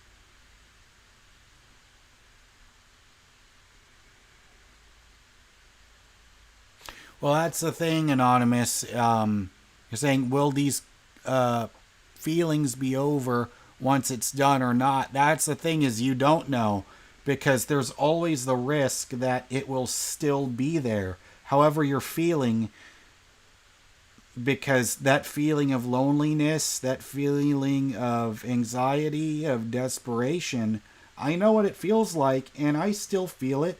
I mean, hell, there could be a tomorrow, I could come back tomorrow feeling like complete shit, but then I have to remember to take my own advice that I kept mentioning here in this live stream.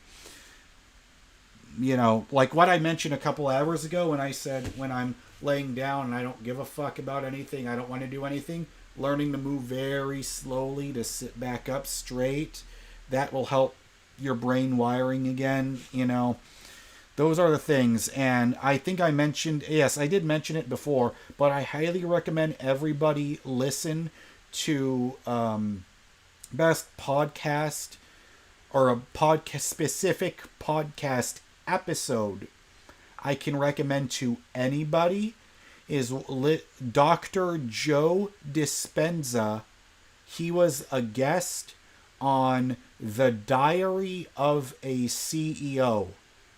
That guy, Dr. Joe Dispenza, and the things that he talks about, I was blown away when I watched him the first time, because it felt like he was describing me better than I can describe myself.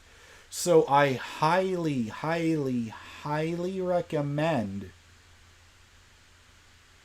watching Dr. Joe Dispenza, because a lot of the more positive things that I have to say, and a lot of the self-reflection without being angry or upset, but still remembering what I did and learning and talking about what I would do differently, I wouldn't be able to have any of those thoughts if I didn't watch him. Because if he helped me get into this current mindset, then I know a lot of you guys asking for advice, I know you will benefit from him too. So I highly, highly, highly recommend searching for Dr. Joe Dispenza. His name's Joe, like Joe, last name Dispenza. Dr. Joe Dispenza. He is one of the most amazing people that I've watched. He is like a huge inspiration for me, and I know for a fact if he helped me get out of that bad, depressed, anxious, desperate mindset, it will help you guys. I guarantee it. Trust me. Even if it helps just a little bit, then me recommending him will be all worth it.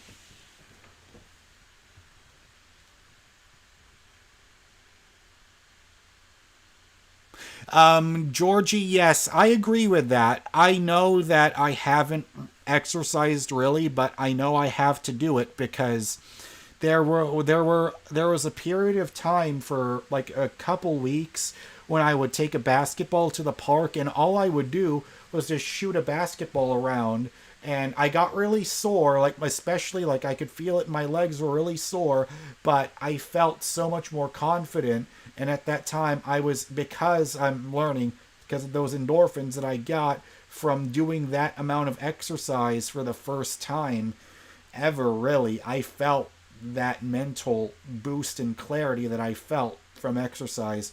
And I know I just need to get back into it, but and I'm all about honesty and not hiding stuff. I've just been lazy when it comes to not exercise, or I would just not think about it, but I will get into it. I absolutely will. But yes, thank you for the reminder. I absolutely do need to begin doing some kind of exercise. Even if it's just going outside my neighborhood here, just taking a lap, walking around a circle around the neighborhood, I know that would help me.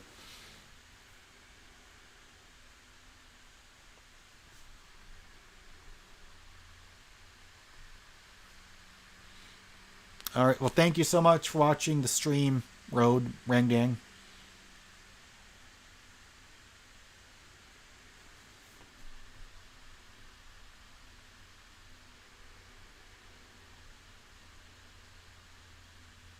Oh, okay. Keanu is saying I should try a different color for the. You know what? Yeah, I haven't even thought about that. I should do that. Change the color.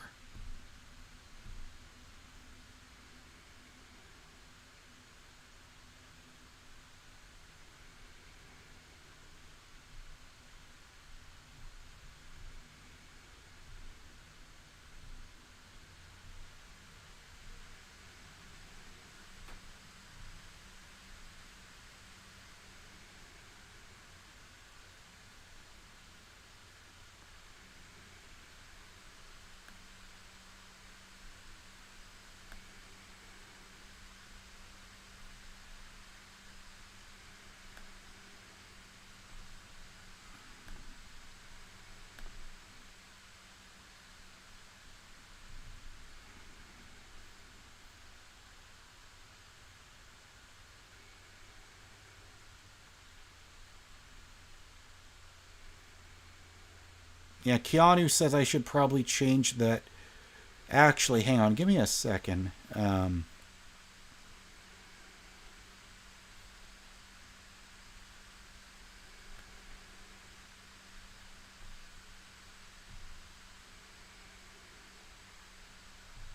because he says I should change the Streamlabs color text that I have.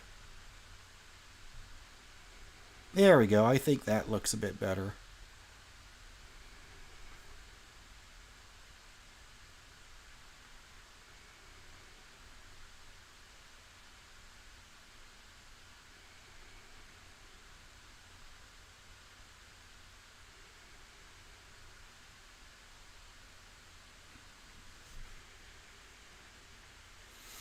Yeah, I mean, yeah, what AGG is saying, that is true.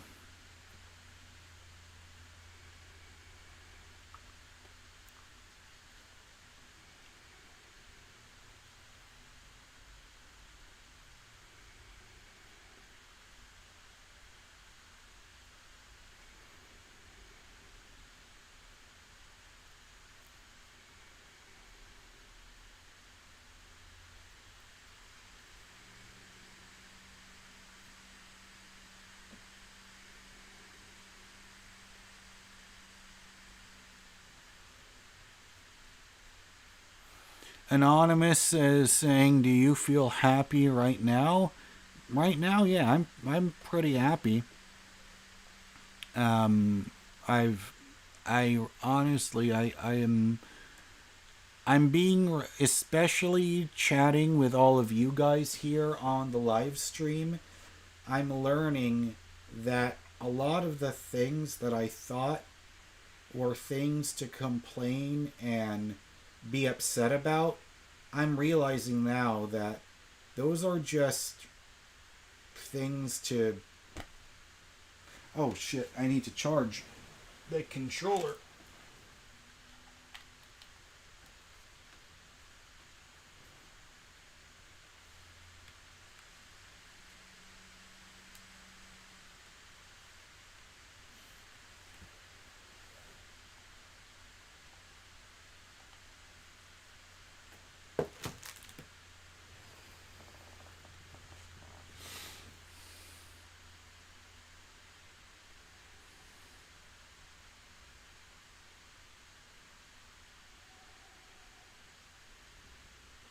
Let me see. AGG says, when you feel bad, just remember that it will change, and it isn't the first or last time you will feel that way, and there are good days too. 100% agreed. Because when I'm feeling like shit, I have to remember I've felt like shit before, and you can always find a way to... There will always be a way to get out of it. 100%.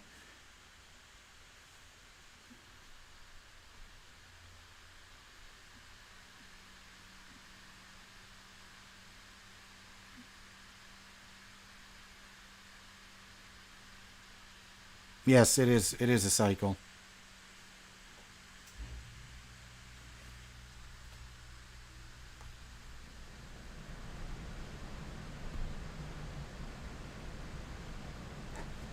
I had 481 views for like the total amount of people that watched. so far. But I still have like 19 viewers currently watching. You see, my aunt is really happy that more people are watching me because she can see that I'm feeling a lot happier that my YouTube channel's growing.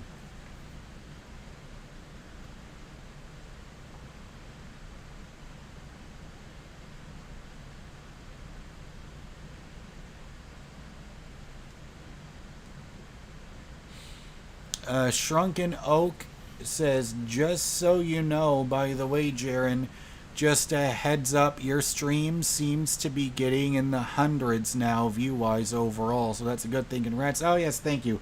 Yes, yeah, I'm so happy with that, because I'm just learning to not take what's happening with me right now on YouTube. I'm learning to just not take this for granted at all.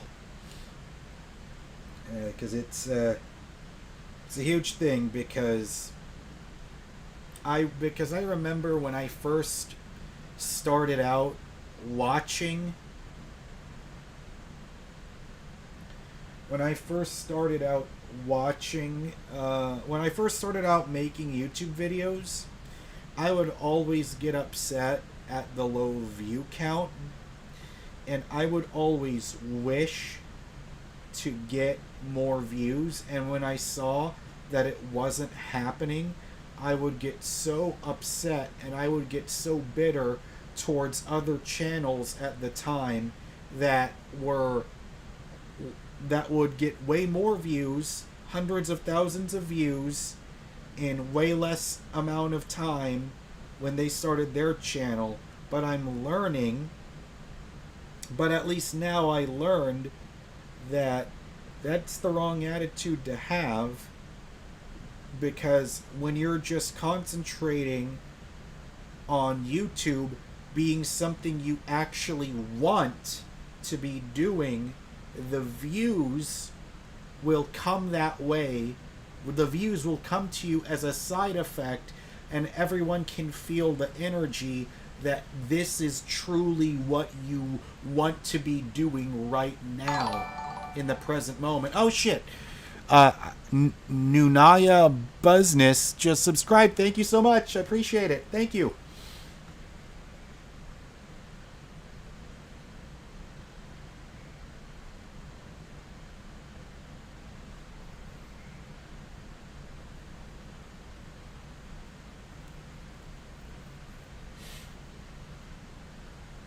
Yeah, The Last of Us Part 1, I think, is 65 gigabytes.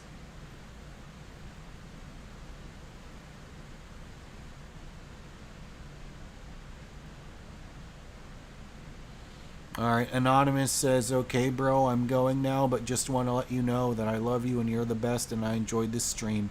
Greetings from Spain. Greetings from Spain. And yeah, I'm going to watch a Netflix series now. Oh, well, thank you so much. Hey, thank you so much for watching.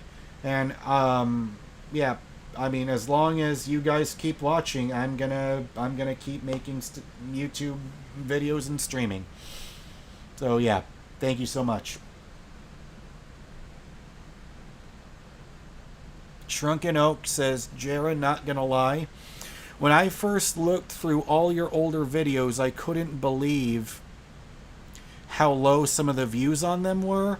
I mean, yeah, I mean, though it would really upset me, but now, these days, if that happened to me now, I'm thinking, oh, it doesn't matter, because I would be wanting to make those videos, because my emotional state at that time, or I'm going to talk about, like, from the years 2013 to 2017, when I was really making a constant effort to make it as a YouTuber back then, my emotional state of mind was entirely dependent on the amount of views and subscribers I had, and that is not a healthy place to be at all.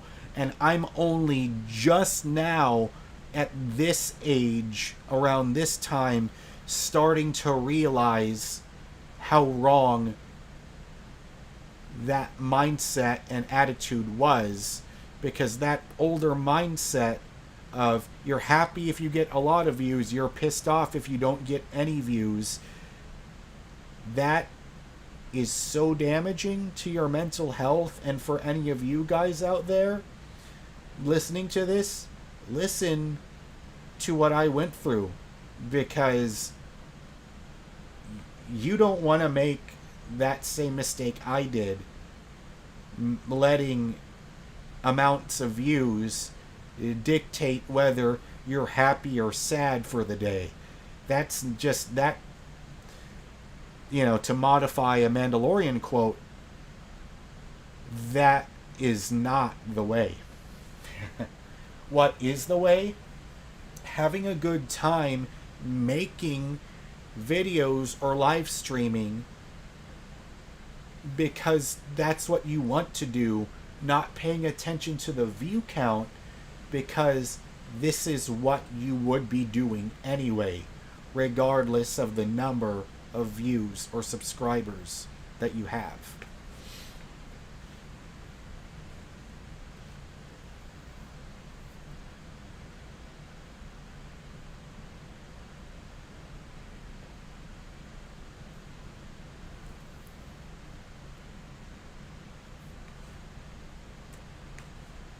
Because I'm realizing now, all that time that I was working for Uber just to refill gas, just to come up with that bullshit overpriced car payment,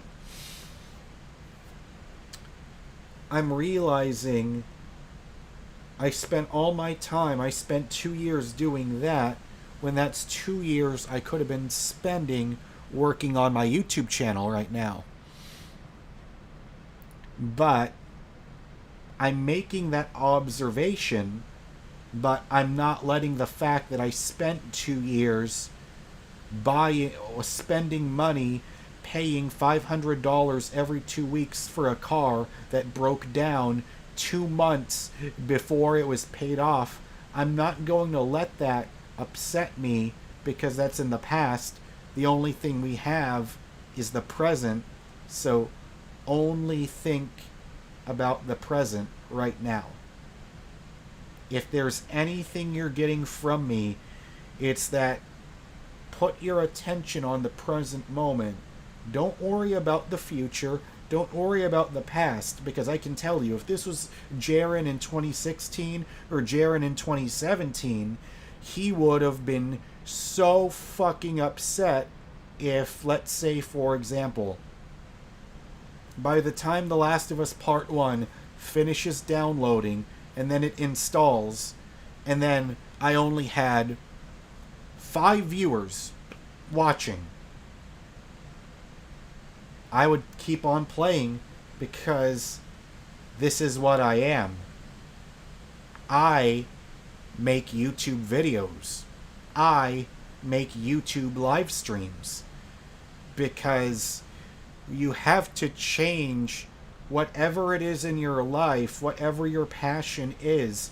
You have to change it from this is what I have to do to this is who I am. This is who I am being. I am being a YouTuber. when I get my guitar back, I am a guitar player. I'm not thinking about, oh, I want to play guitar so that I can have millions of fans, and every minute I don't have millions of fans listening to my guitar playing, I am upset, and the only way I will be happy is when I see it. No. That's not the way. The way is you have to feel like you already have what you want. That's how you do it, because that will change your energy. And then when your energy changes into the person that you want to be, instead of waiting for something on the outside for you to change on the inside, you have to change how you feel on the inside for your outside world to change. This is just some of the stuff that I've been learning, that I've learned that it's very true now.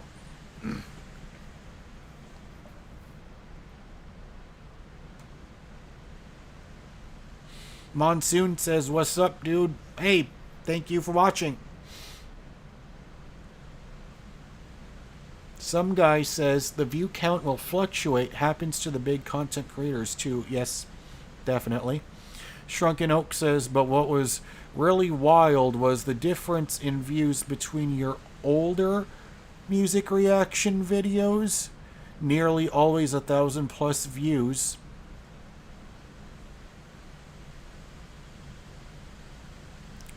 and all the other older videos, some as low as 90 views. Your niche was clear." Let's see here.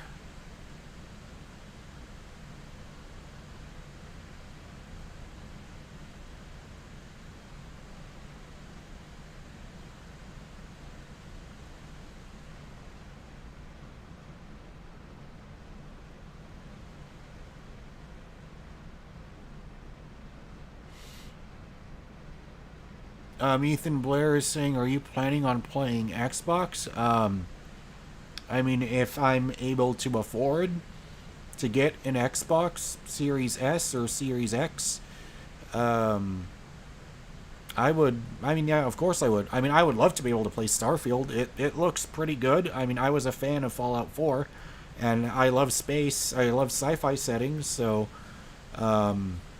I'm pretty sure I would like play, because the 2060 graphics card on my laptop, it wouldn't run Starfield, and I heard that it's poorly optimized anyway, because I know Bethesda has a history of this. But I mean, yeah, I would love to have an Xbox. I mean, Xbox Game Pass, because there were lots of people in the past accusing me, like from like 2013 until 2017, people were saying that I was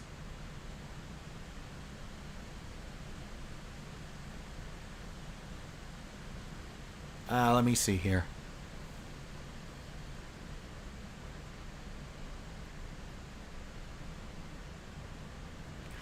Monsoon says, "Did you get your PS5 back for Spider-Man 2?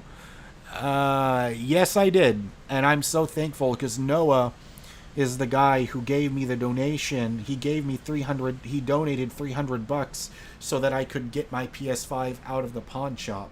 So I'm so thankful to Noah for that. Let's see.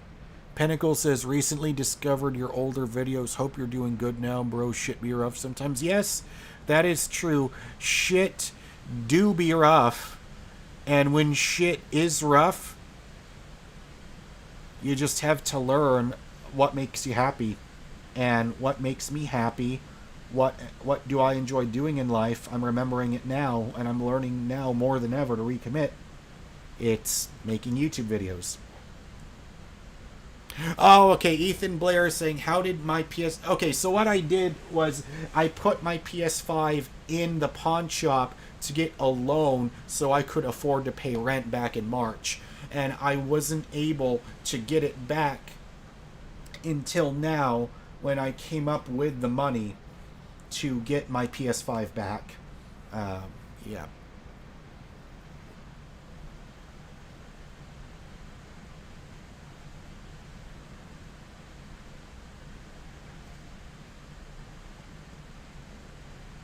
Oh, holy shit. I've gained 300 subscribers since the start of this stream in just a matter of 6 hours. Holy shit. From 7.91 to 7.94 thousand, 7,940 subscribers. That is incredible.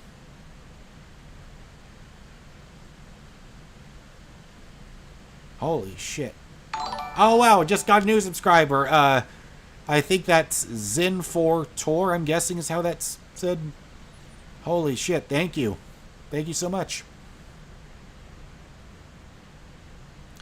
So, yeah, I mean, I'm having a great time just sitting here, spending my day chatting with all of you guys.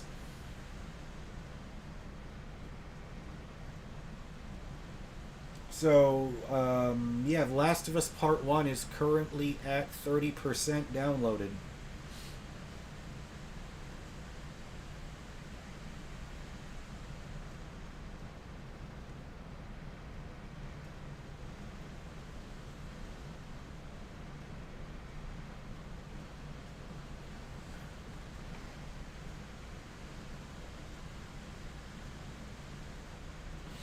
Alright, well, I have to go use the bathroom, and I'm feeling dehydrated, so I'm going to drink water too.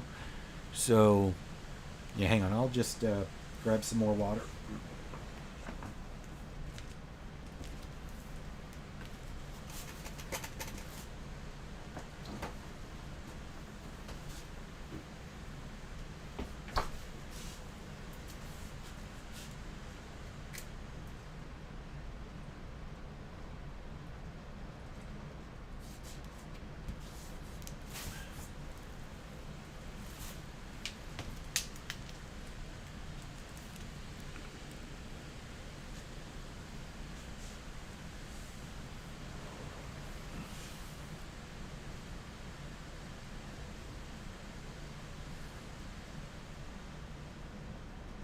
Yes, hydrate or dihydrate.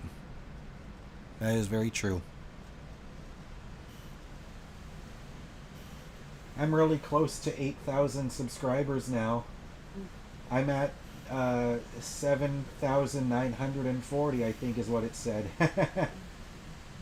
All while doing this live stream. Yeah, my aunt's happy about that.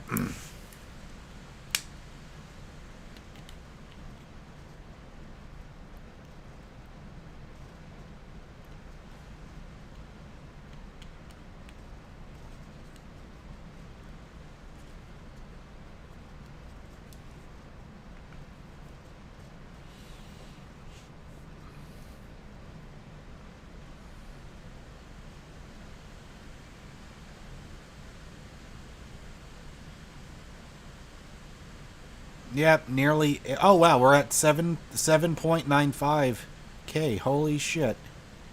All right, I'm gonna use the bathroom. I'll be right back.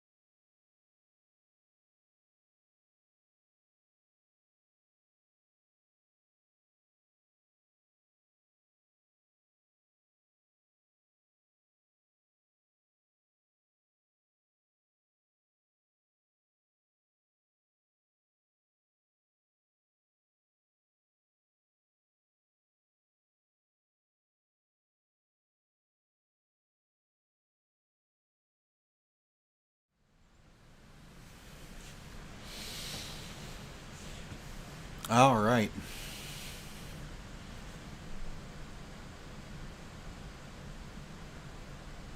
So let's see. Scorched is asking, what are your favorite games? Well, I am currently downloading my favorite game of all time, but the newer version of it. Excuse me, I'm downloading The Last of Us Part 1 as we speak on my PS5. It's at 40% currently, and I'm going to make sure to live stream it. Or, at least go through the first section, or the first, let's just say, maybe. I don't want to make any promises.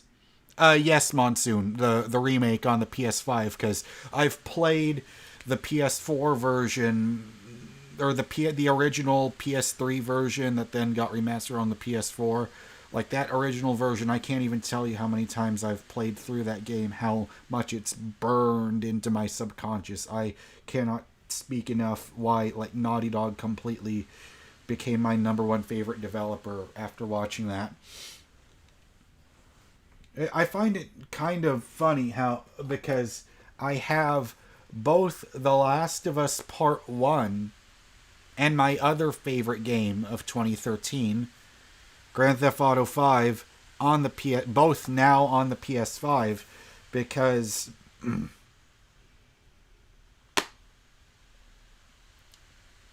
and fun fact, I think to buy the disc at retail is like $19.99 or $20. The manager at that GameStop that I got it from was really cool. He just sold it to me for $5. He said, I know it sucks having to pay $20 for a nearly 10-year-old game. So, here, I'll just sell it to you for $5. It's like, oh, thank you so much. Because we both agreed that I just wanted to have it, so if I ever felt like playing it again, I could just have it on the PS5. Did I watch the show? Oh my god, I did. Yes, I did watch the show on HBO, and I loved it so much. I was saying earlier how it reminds me of casting Professor Xavier and Magneto, how they struck gold twice. They got such amazing casting in the game with Troy Baker and Ashley Johnson, and then the show, they did it again with great casting with Pedro Pascal and Bella Ramsey. Did phenomenal jobs on that series, and then it felt like the X-Men, how I couldn't think of anyone else playing Magneto and Xavier other than Ian McKellen and Patrick Stewart, and then they did it again with Michael Fassbender and James McAvoy.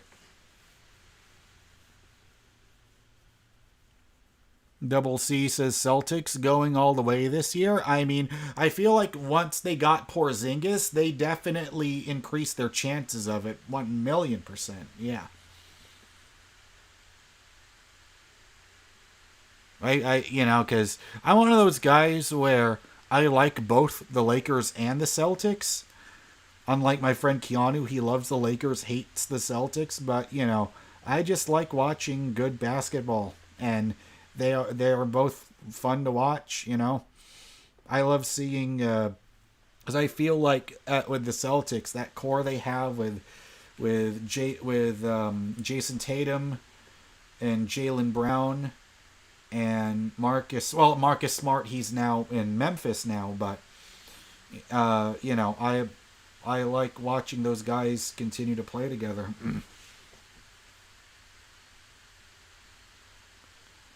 Let's see here.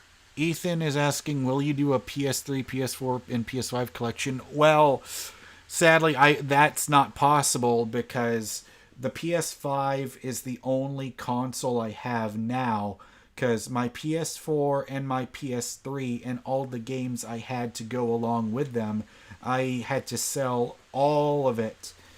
And it was more than that. I pretty much sold my entire childhood when it comes to gaming.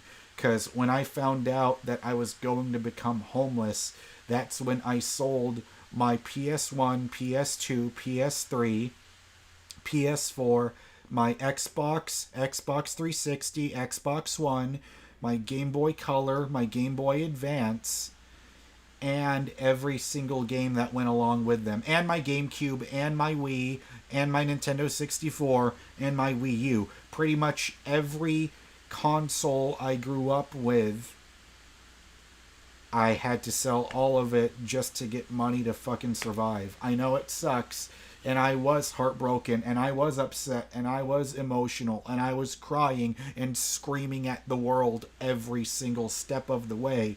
But now I look back at it, and if I didn't do that, I wouldn't have had the money to survive to get to this moment in time in the present where I am right now in my life. So, yes, it sucks that it happened, but who knows what bad direction my life could have gone in if I forced myself to hold on to that and didn't have the money when me and my aunt got evicted from my mom's house.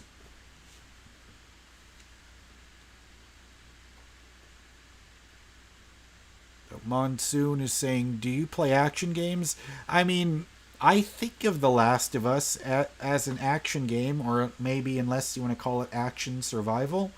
Like, pretty much, like, my favorite games ever, like, I love, of course, I love GTA 5.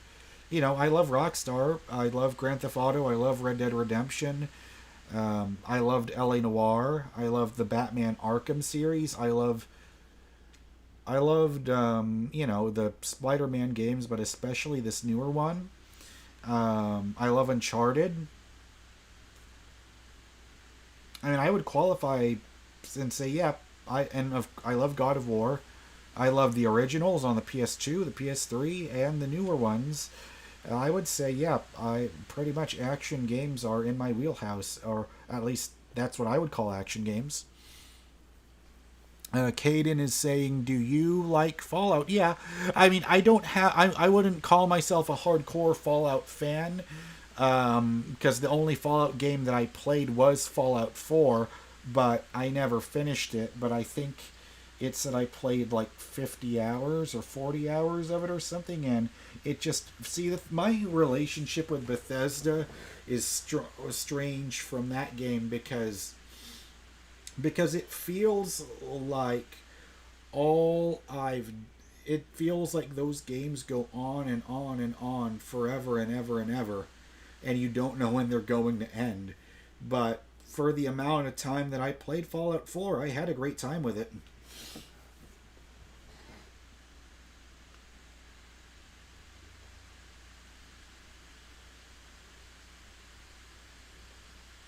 So, Scorched, no, I never played a Dark Souls game.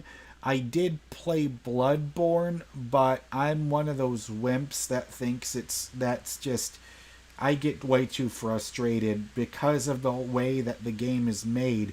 It just feels like the kind of game From Software games feel like anti-Jaren games.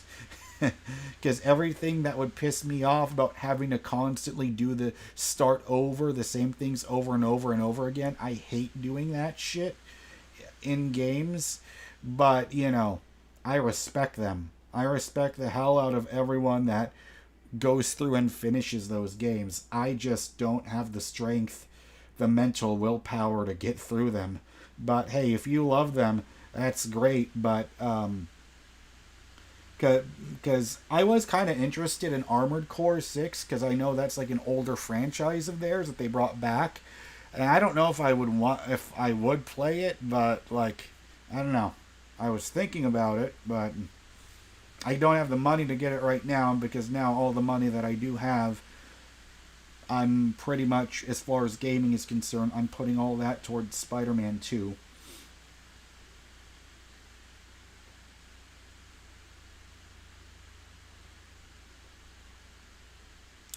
Monsoon says, you should consider giving Final Fantasy 16 a try. Favorite game of the year so far.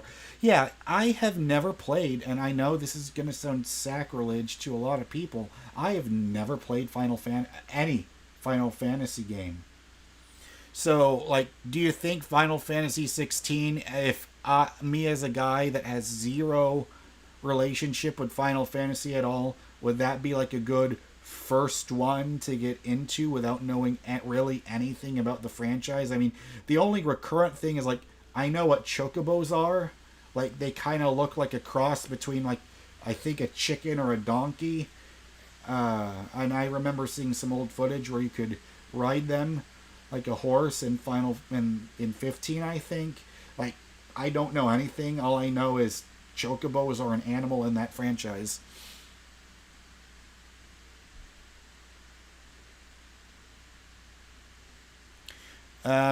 Okay, so Dandon Smith is saying Eclipse.gg will take your streams and make clips on them for free, but has a watermark. You can pay to remove the watermark. Oh, okay. Monsoon says each game is its own separate story. Oh, okay, so it is pretty much kind of like GTA in a way, where each game's a different story. Okay, I get it. But I think the thing with me is I'm not a fan of turn-based, but I saw that the more recent ones, like, I think a lot of them now, I think 12 and 15 and 16, I don't know if 13 was turn-based, but I think all of them are just, like, real-time action, which, you know, appeals a lot more to me. Caden is saying, what kind of music do you like? Pretty much, I grew up listening to classic rock, so stuff from the 60s, the 70s, the 80s, a lot of that stuff. So pretty much, if I were to just run down my favorite bands off the top of my head, it would be the Beatles, Van Halen, Guns N' Roses, Foo Fighters, Red Hot Chili Peppers, Led Zeppelin, Metallica, Judas Priest, Megadeth, Iron Maiden, Motorhead, Def Leppard, Motley Crue, Nirvana, Soundgarden, Pearl Jam, pretty much things in that ballpark.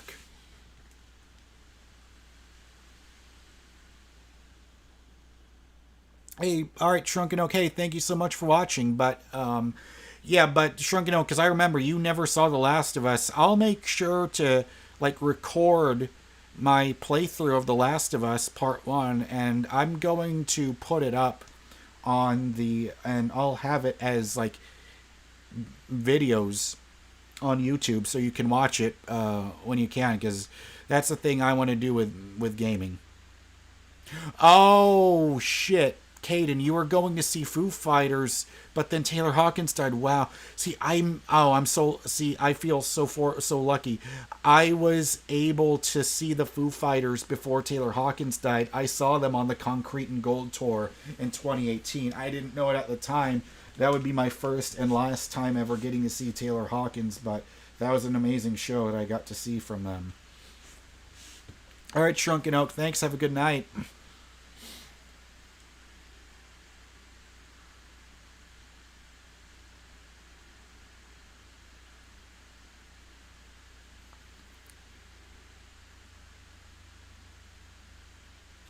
Yeah, Caden, I feel very fortunate. I got to see a lot of my heroes before they passed away.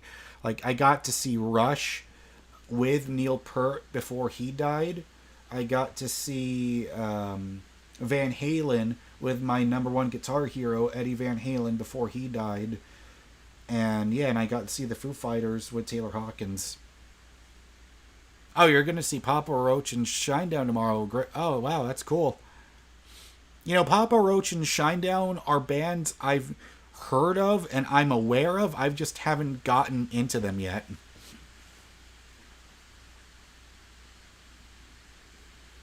Most of the others are turn-based, but 16's combat looks similar to Spider-Man 2 in the fact that it's like real-time action. Okay, sure.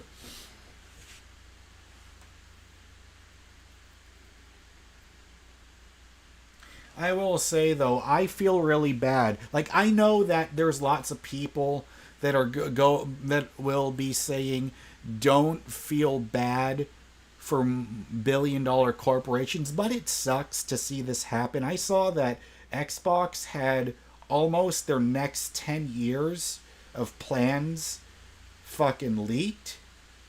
God damn. Like, could you imagine if you were Phil Spencer right now, how gutted you would be.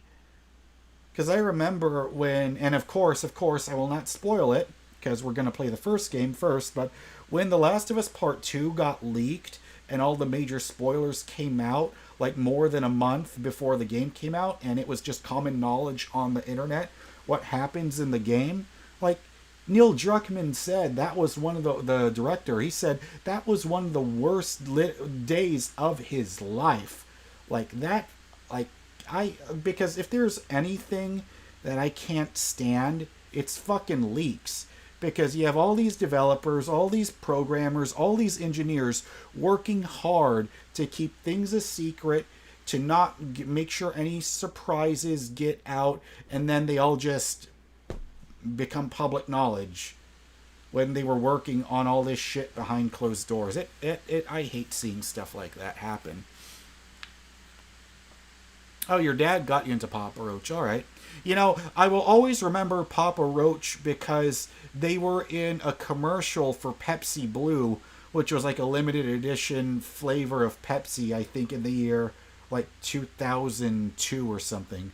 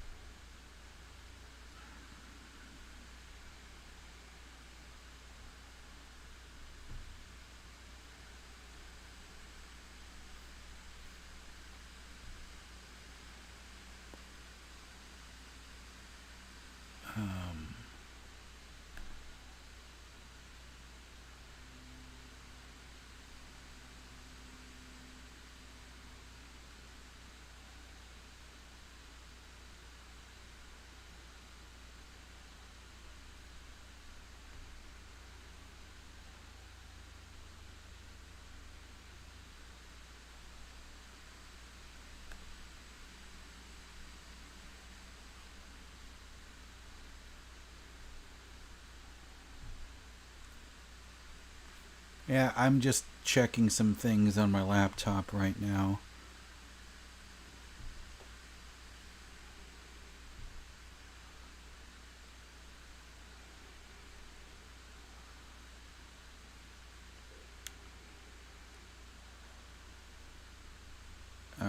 Let's see here. Street Butter says, geez, you've been streaming for a long time. Yeah, pretty much. I've been doing it all day. Because, yeah, I started, when did I start? Oh, wow, 6 hours and 39 minutes ago. Yeah, but, you know, I've been having such a good time doing it that, you know, I just don't really feel the need to stop streaming for right now.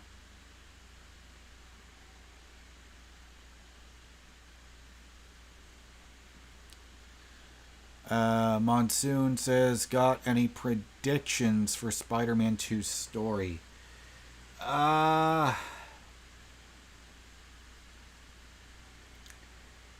mean, not really. I'm just kind of, I'm just ready for it.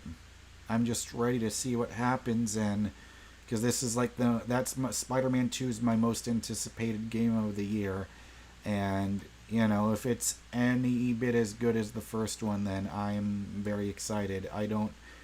Can't really think about predictions, but you know, like I'm curious how they introduce the symbiote into the story. I am curious about that. Ethan Blair says, thoughts on the Watch Dogs series. I remember being extremely hyped up for the first game because that was supposed to look like a launch title for the PS4 and the Xbox One, and then it kept getting delayed and delayed and delayed, and the game continued to look worse and worse with every time they showed it again, with every new preview. And that, I remember the first Watch Dogs being one of the biggest letdowns for me personally. I didn't enjoy it, but so that left such a bad taste in my mouth. And then it was filled with the classic Ubisoft bugs and glitches of that time. And I don't know if modern Ubisoft games still have a ton of glitches. I haven't played one in a while, but it's pretty interesting. But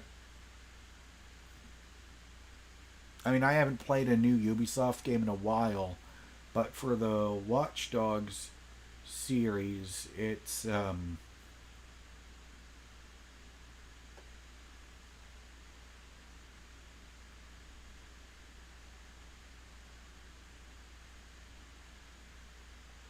I'm losing my train of thought.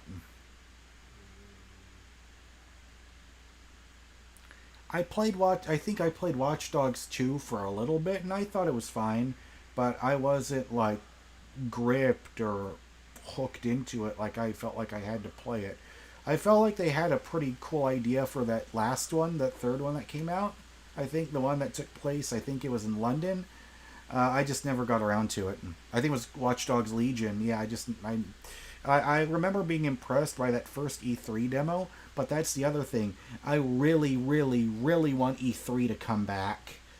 I just miss that atmosphere of seeing a live audience, watching the trailers for the first time, seeing their excitement. There's something about that energy that was so good, and I would get so excited for it every year. And the fact that everyone just live streams all their new game announcements now with no live audience, I guess, unless you're talking about the Game Awards, but you know, it just, you know, but I understand the business is different now and all of that stuff, but you know, I still miss the good old-fashioned E3 press conference.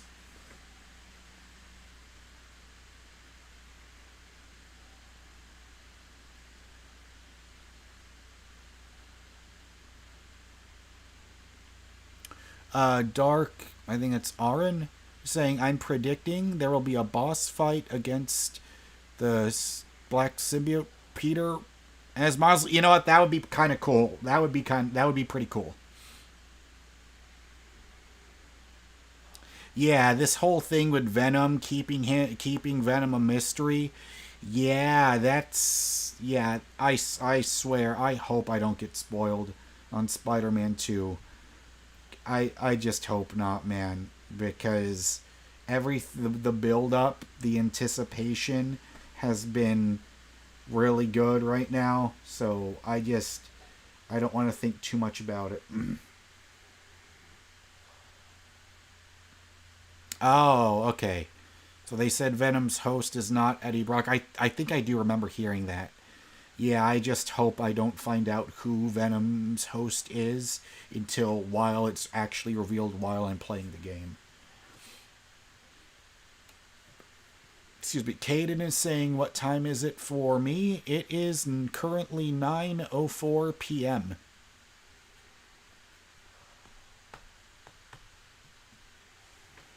So...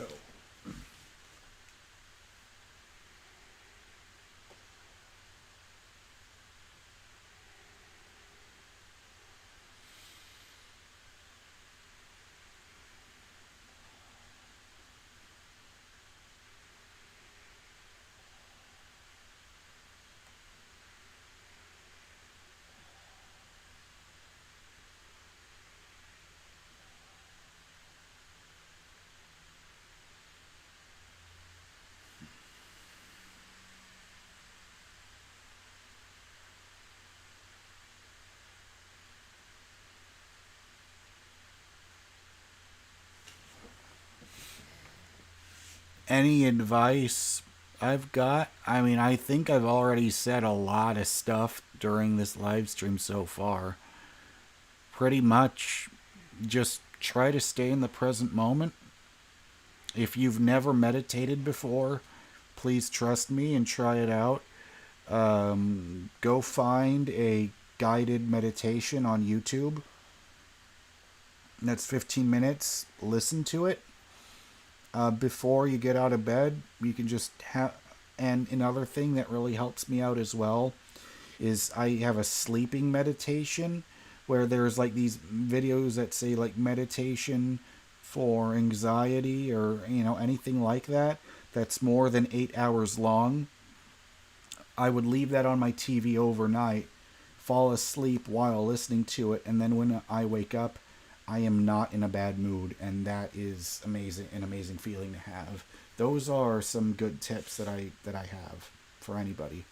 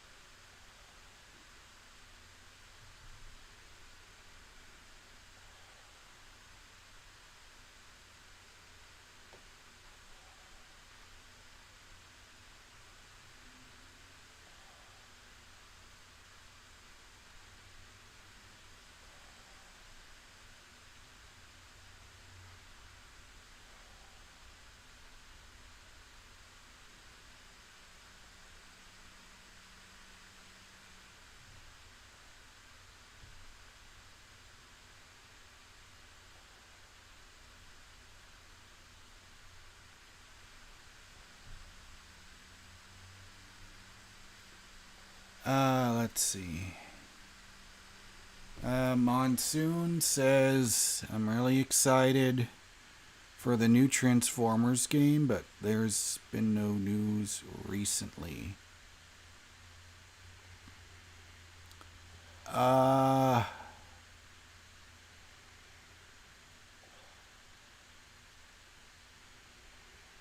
It's funny, I did not know that there was a new Transformers game coming out.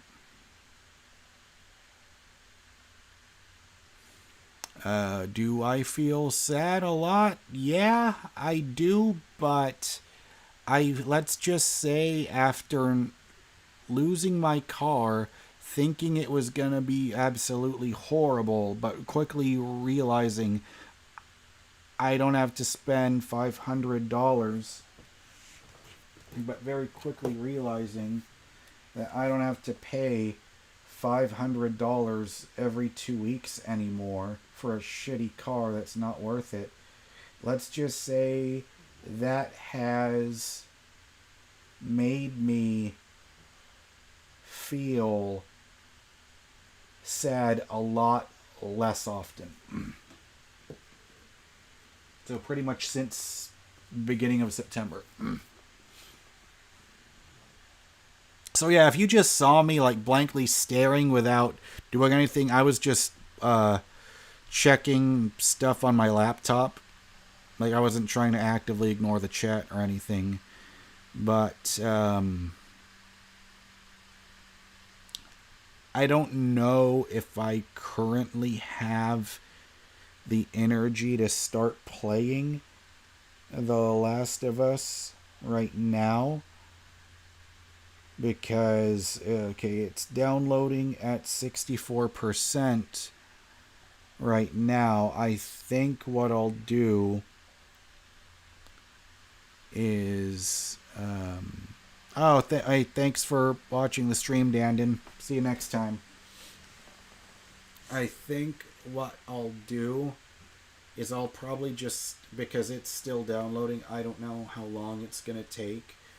But I think I'm just going to come back later. Or I think I'll just start playing The Last of Us for me tomorrow, whenever I stream again.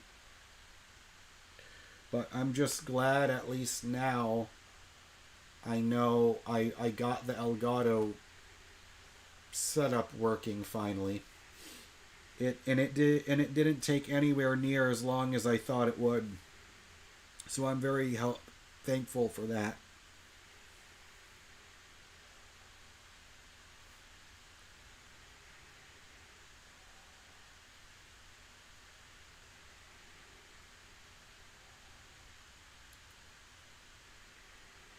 Oh man, I'm starting to get a headache. Shit, maybe that's what happens when you try to stay really focused for too long on a stream, but I need to take some Tylenol.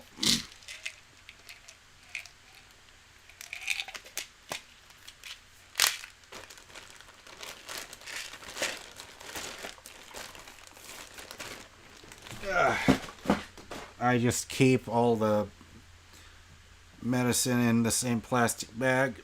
So I got my Tylenol and my Pepto-Bismol and my Imodium and all that stuff whenever the need arises.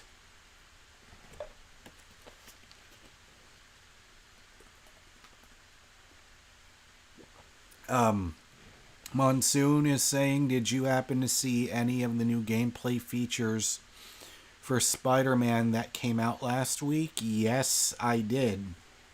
I was really excited by that the new stuff they talked about on the State of Play.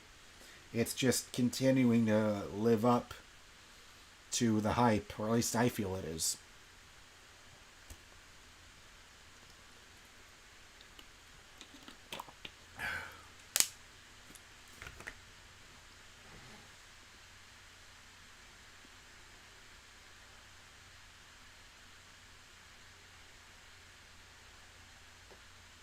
So, Caden, the only sport that I really follow is basketball.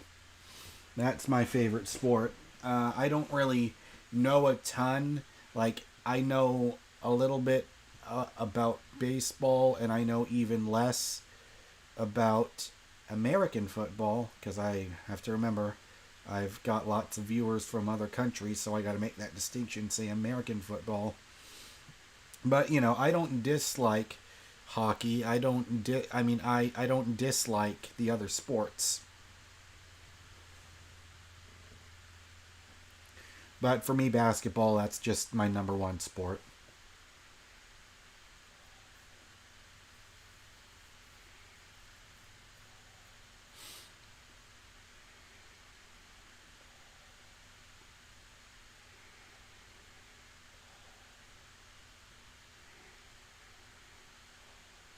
All right.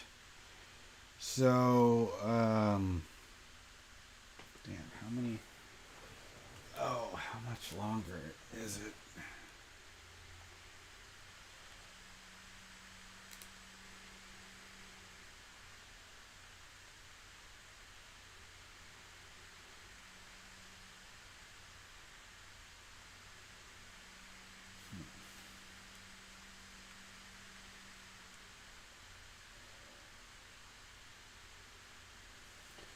What is my current download speed?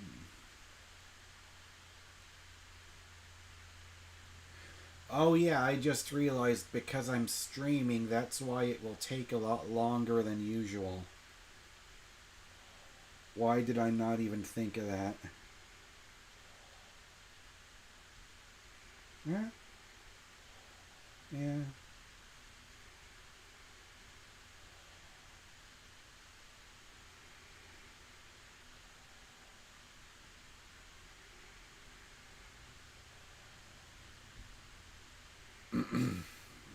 Yeah, I'm just doing a speed test on the Wi-Fi on my phone right now.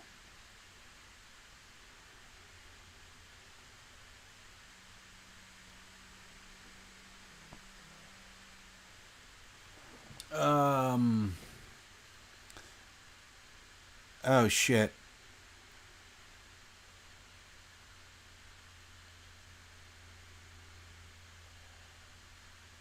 You know what? I think running a speed test actually fucked up the stream.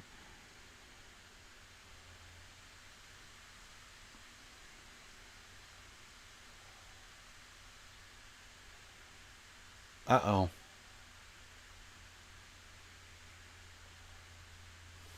Hang on. I gotta wait it out just a little bit.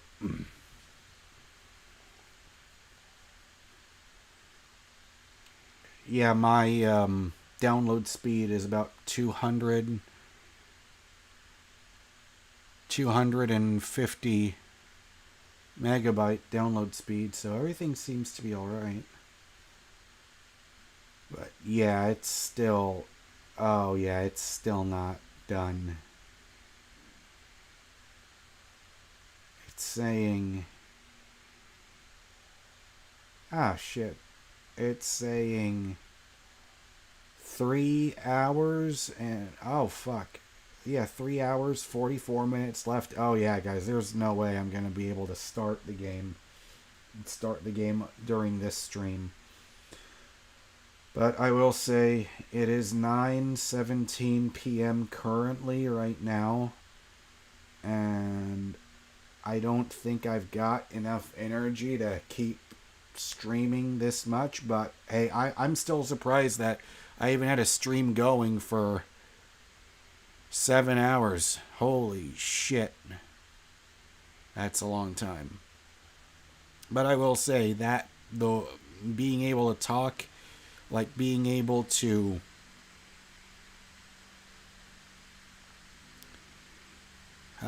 Harley Gonzalez says, "Where are you from?" I'm from Texas.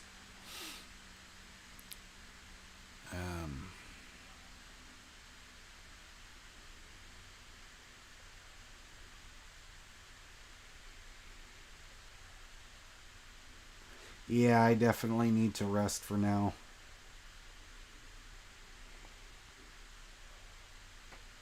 Alright. Well, guys, this has been a lot of fun. I'm glad you got to see me test out the Elgato. You got to see me win a game in NBA 2K. You got to see me lose a game after that. But hey, thank you guys so much. Without you guys watching me, I wouldn't be doing this. And you guys give me the motivation to keep coming back and continuing the live stream. So thank you so much for watching. And I'll be back tomorrow. I want to say around 12 p.m. or 1 p.m. Central Standard Time. I'll come back tomorrow. But just make sure you press the like button. I'd appreciate it. I'd appreciate it if you subscribed. And if you like my videos, like my live streams. And I'd also appreciate it if you click the bell so that you don't miss out whenever I make new videos or go live again. But anyways, thank you so much for watching. Seriously, you guys mean the world to me. Thank you so much for watching, and I'll see you guys tomorrow. All right, bye.